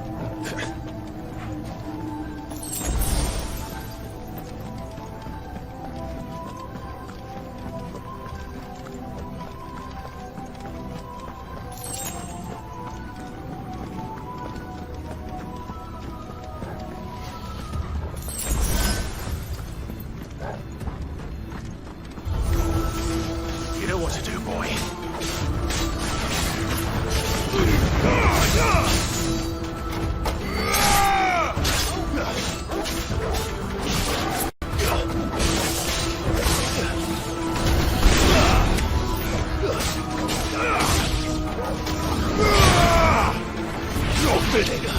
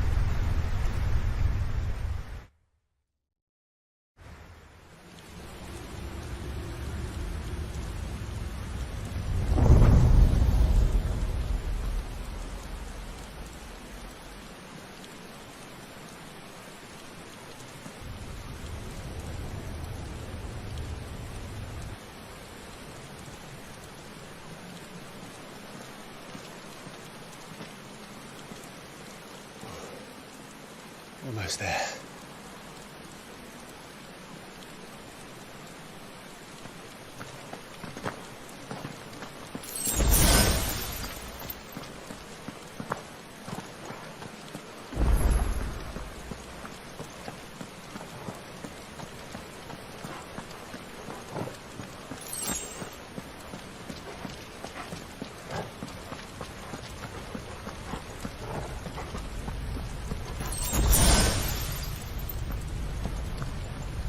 He's here.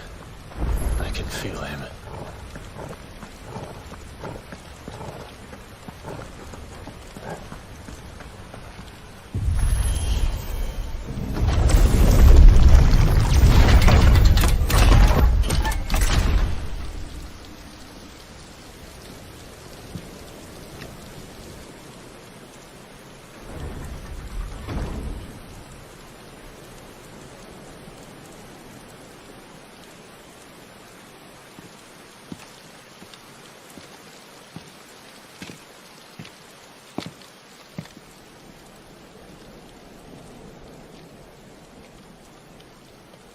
Why? The blade must ever feed if her edge is to remain keen. Butcher. What care you for these worthless creatures? They are nothing. Weak from the moment of their conception, ever longing for power not theirs to command, they turn unfailingly upon themselves. Like sheep, they roam in filthy flocks, eager to trample those few gifted a fleece of gold. Or that they might feel contentment with their pitiful existence. Prejudice and persecution, severance and strife, every earthly wrong springs from the malice in men's hearts. Malice born of the pain and suffering that is free will. Its corruption is gnawed at your being from the very moment of your birth. You're wrong. It is no corruption. It is who I am. Every choice I make, right or wrong, gives me reason to carry on. And carry on I shall. Not as a puppet, but as a man. Which are you?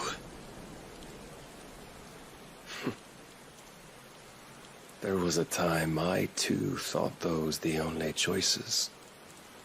What? Long ago, God granted man the gift of magic. And with that gift did he build great civilizations. Yet over time, man lost sight of the gift's true meaning, stepping from the path of shared prosperity to one of avarice. He abandoned his creator for sword and flame, and through his folly, beckoned the Blight.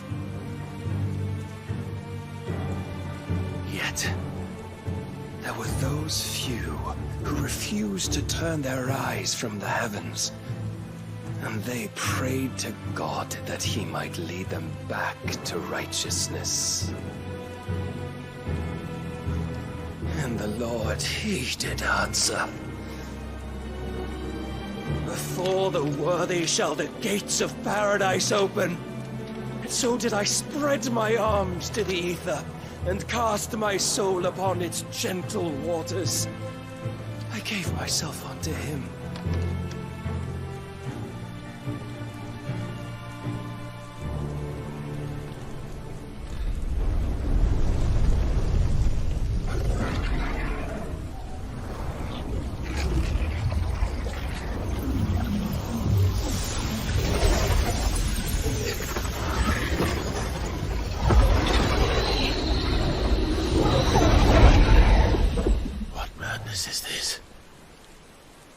My worth proven, the Lord charged me thus. If your kind are to find salvation, They must be made to serve. You see, paradise lies but a single step away. Could we only take it? Could we only leave our transgressions behind? For none save the pure of heart and mind may set foot in the new world. I will save us. But it all begins and ends with you. You are the key, Mythos. And with this humble offering, shall I prove my faith once more. So you forsook your kingdom. You forsook yourself to serve. Tell me, how is that living?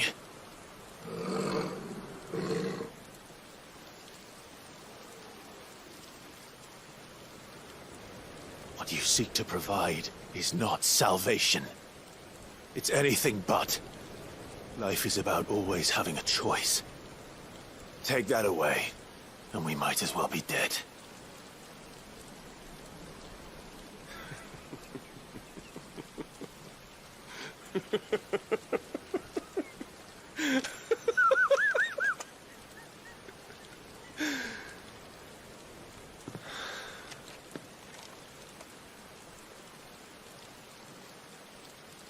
Very well.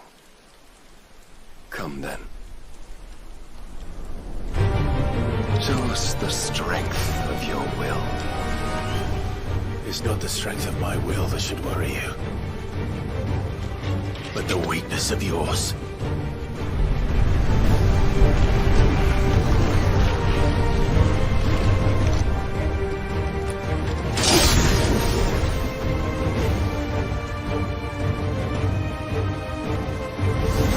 If you think your will the stronger, prove it.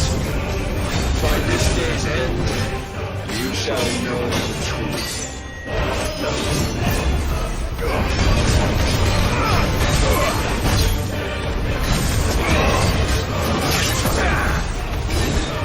I'm tired of this.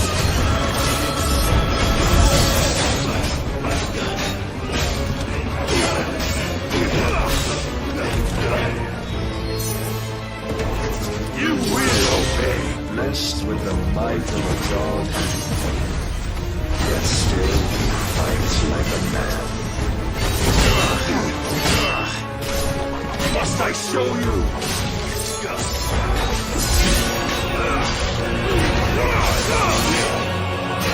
Show me more!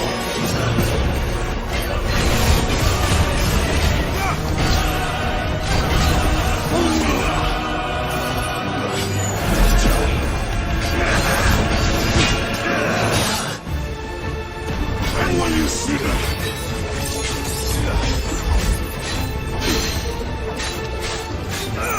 disappoint me.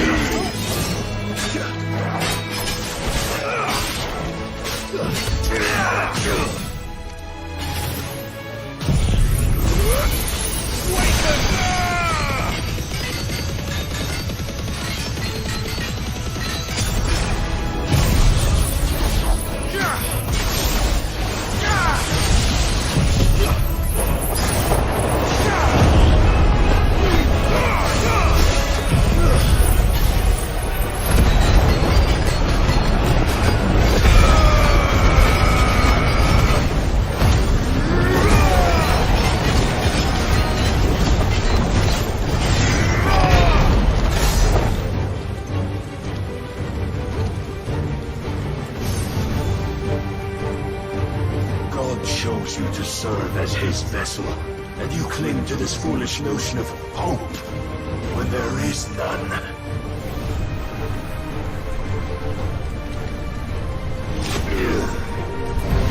Fuck.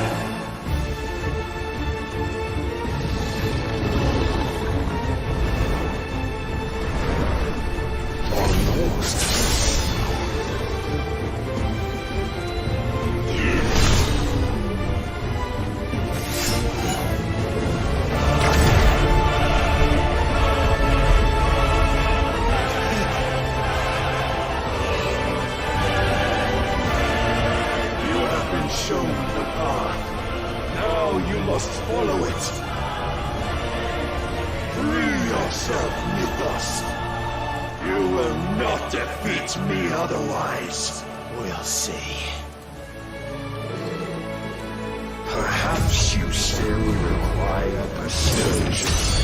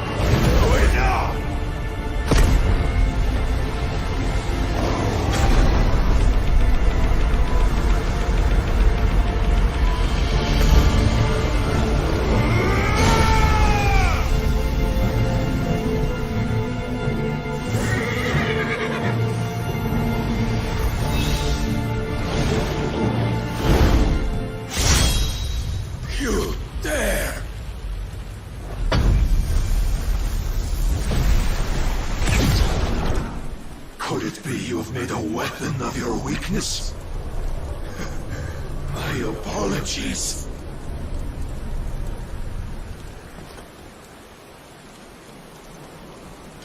You are not the fool I took you for.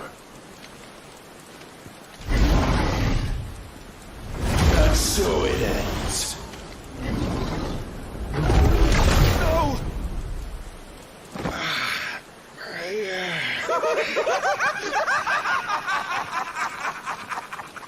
Don't tell me you are tired, Mythos!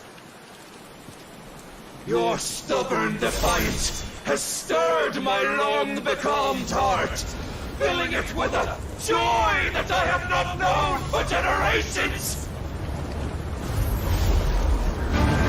I had thought the tantalizing kiss of self-indulgence a dream forever out of reach.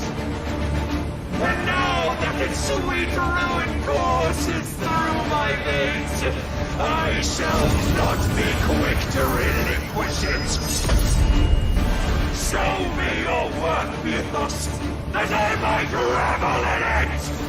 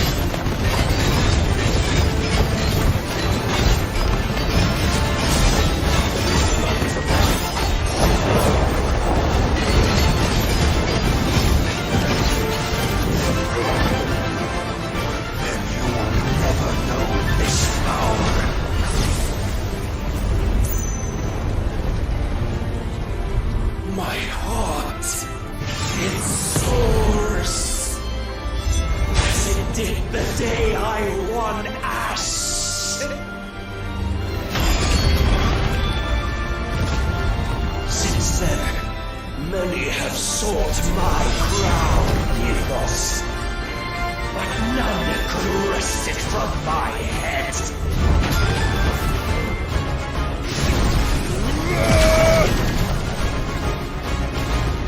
Come! Have you the strength? Have you the will?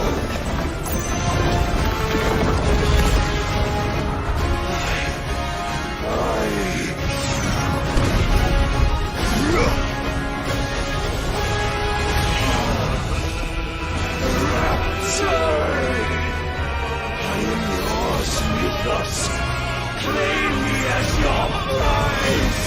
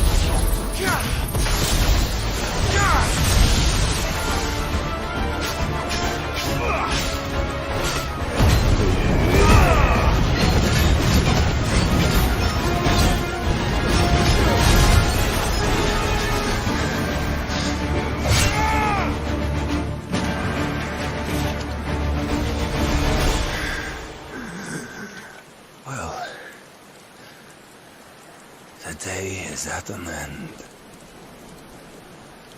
And we both know the truth. It is I who stand victorious. My will that prevailed. Your will? No. It was his. Clive Rossfield.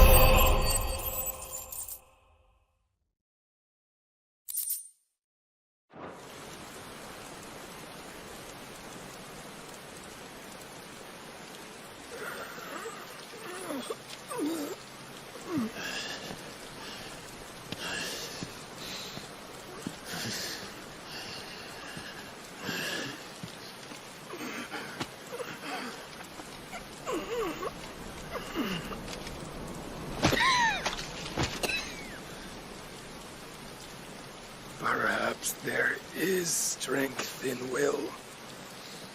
Would that I had not relinquished my own.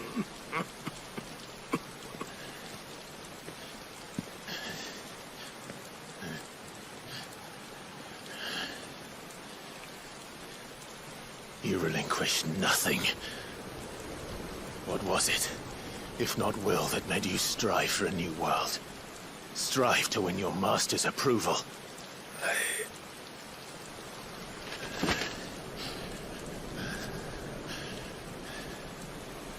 You were shown a fantasy, and you chose to believe it. But you were wrong. There is no world, but the one we live in. And that world is worth saving, even if it means killing a god.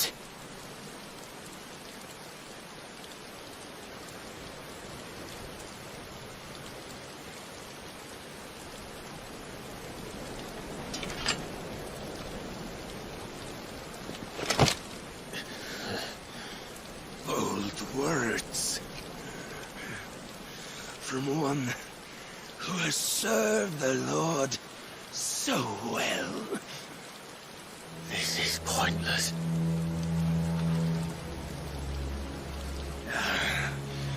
But I almost forgot. I promised that I would make you presentable. Did I not?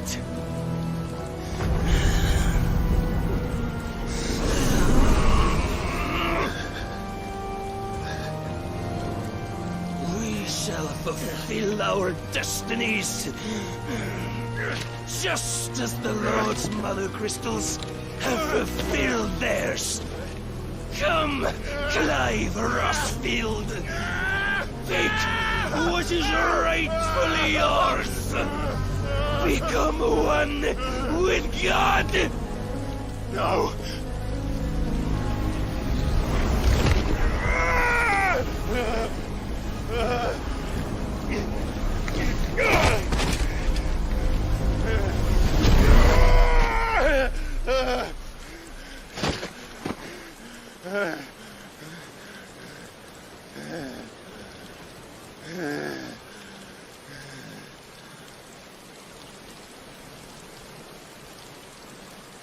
At long last, salvation. I'm coming home. Mother.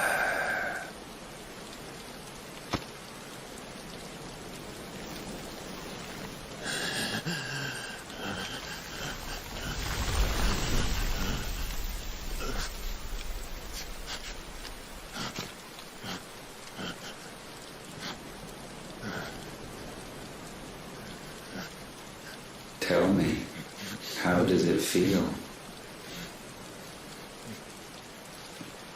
Show yourself! Face me!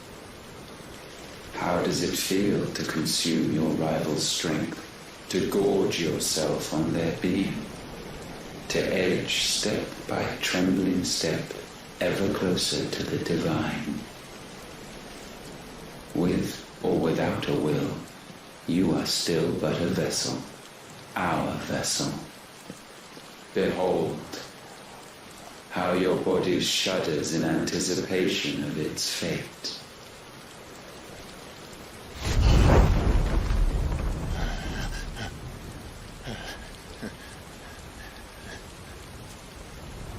Oh, it's not yours yet. No. Come then, O wayward child. We shall await you upon the back of the first worm. There all shall end and begin again.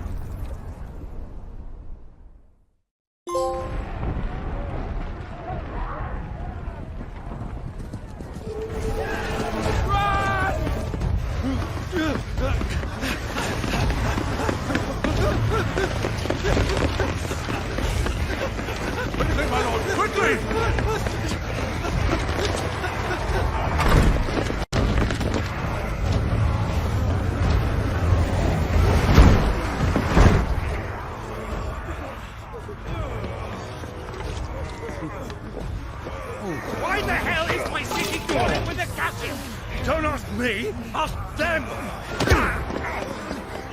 Since when was Eugen Hamel one to hide when there was a fight to be had? Since they stripped me of my rank and banished me from the battlefield. Now I'm stuck driving the backsides of this one while the city burned and my right tails off with a man half my age! And then you turn up! What the hell are you doing here anyway?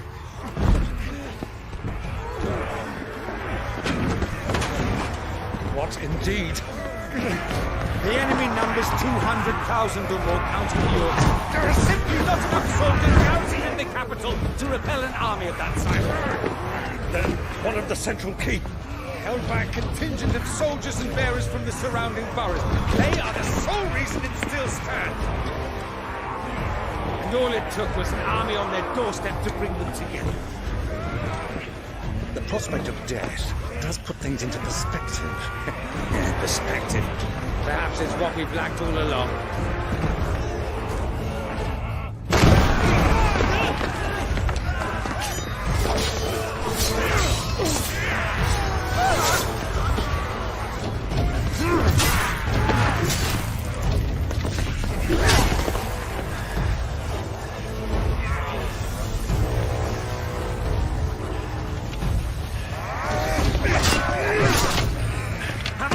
I need you to lend me some of your best men.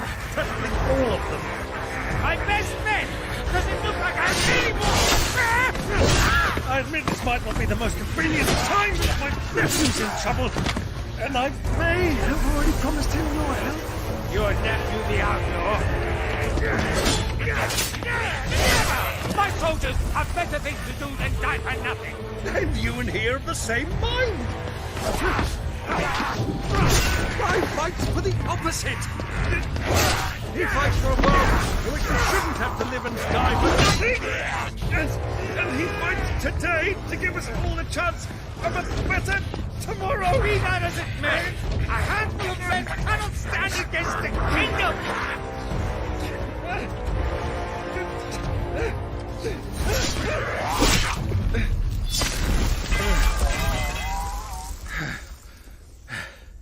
Then mayhap they are the wrong men. Well, I'll be damned. Our numbers are few, but I shall rally as many of my dragoons as I'm able. You, apprise the Lord Strategist of the state of the city's defenses. Yes, Your Radiance. And you would fight alongside us? I owe the Phoenix a debt.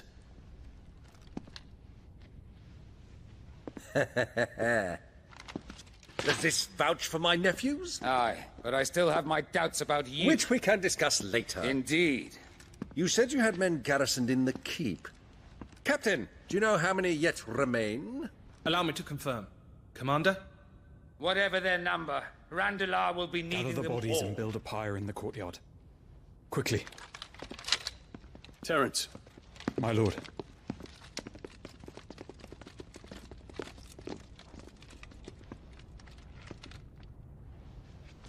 You will find a girl there. A girl? We are in the middle of a war. I owe her my life, and I always pay my debts. You are to see that she is provided for. Dion, I cannot leave. But you shall. If I am ever to be worthy of the forgiveness of our people, then I must earn it. And I must earn it by my hand, and my hand alone. Know that I do not ask this lightly. And know that I will do it.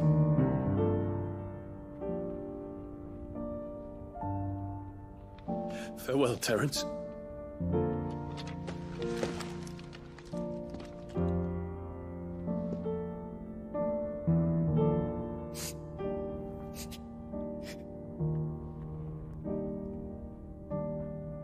Farewell,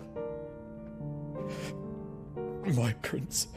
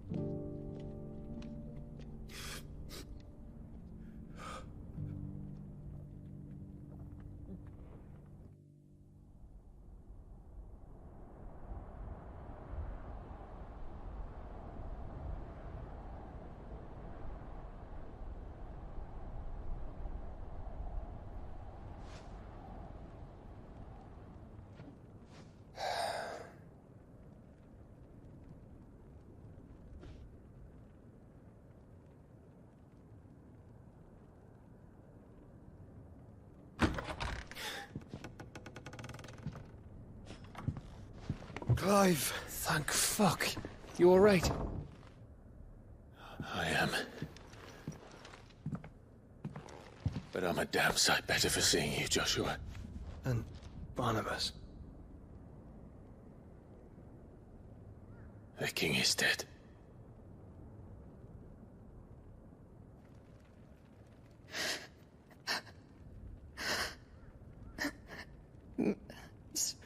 So they're all...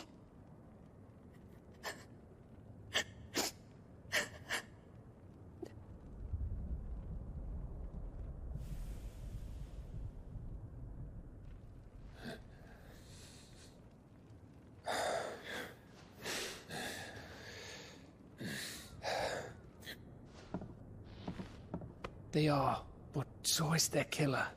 He can't hurt anyone anymore. You're safe.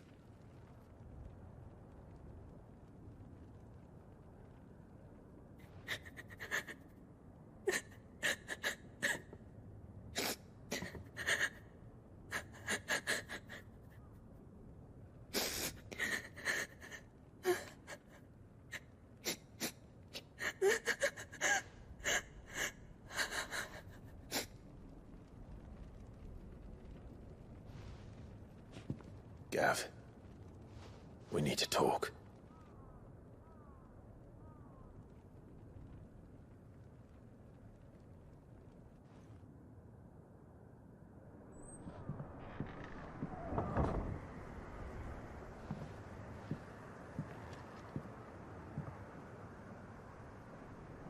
I'm sorry, Clive.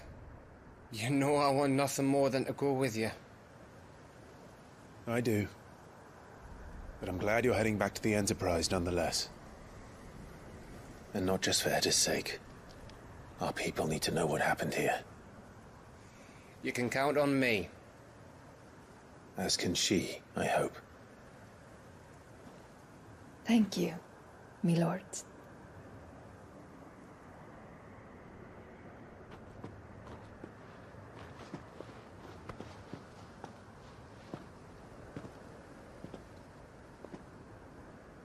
Do you think that was wise? Wiser than leaving a woman with child alone in the Deadlands. They'll be safer at the hideaway.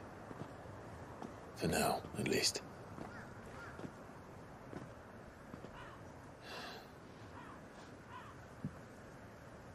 This land is overrun with Akashic. The king himself was long turned, albeit by choice. All to serve Ultima, in his damnable quest to forge the perfect vessel. The chaos Barnabas wreaked upon nation after nation. How many were killed for this? He didn't consider it killing. Or a mercy of sorts. A way to end their suffering. He truly wanted to save mankind, and ultimately used that. As he uses us. But why us? What are we? What are we? We are dominance. That is our fate. But that doesn't mean we have to accept it, which is why we fight. For the right to deny it. Is that not so? It is. For our sins.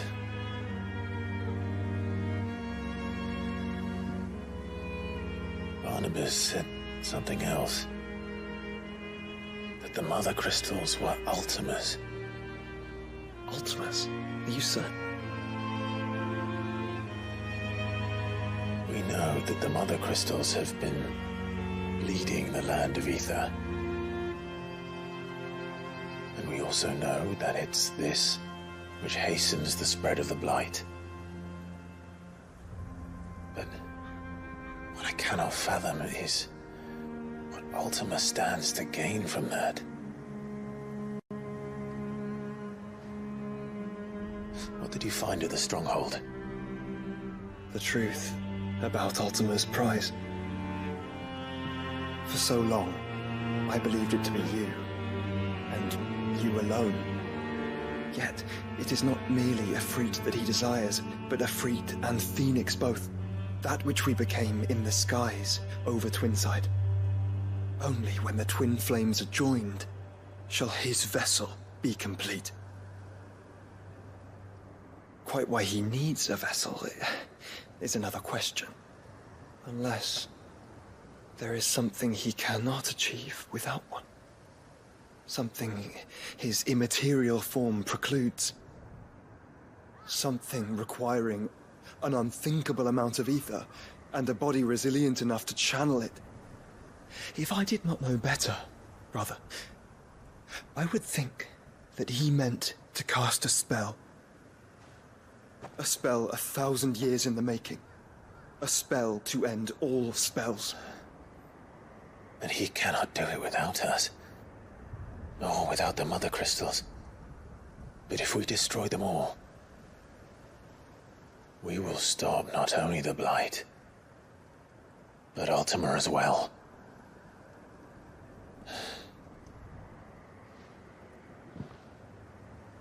We stick to the plan then.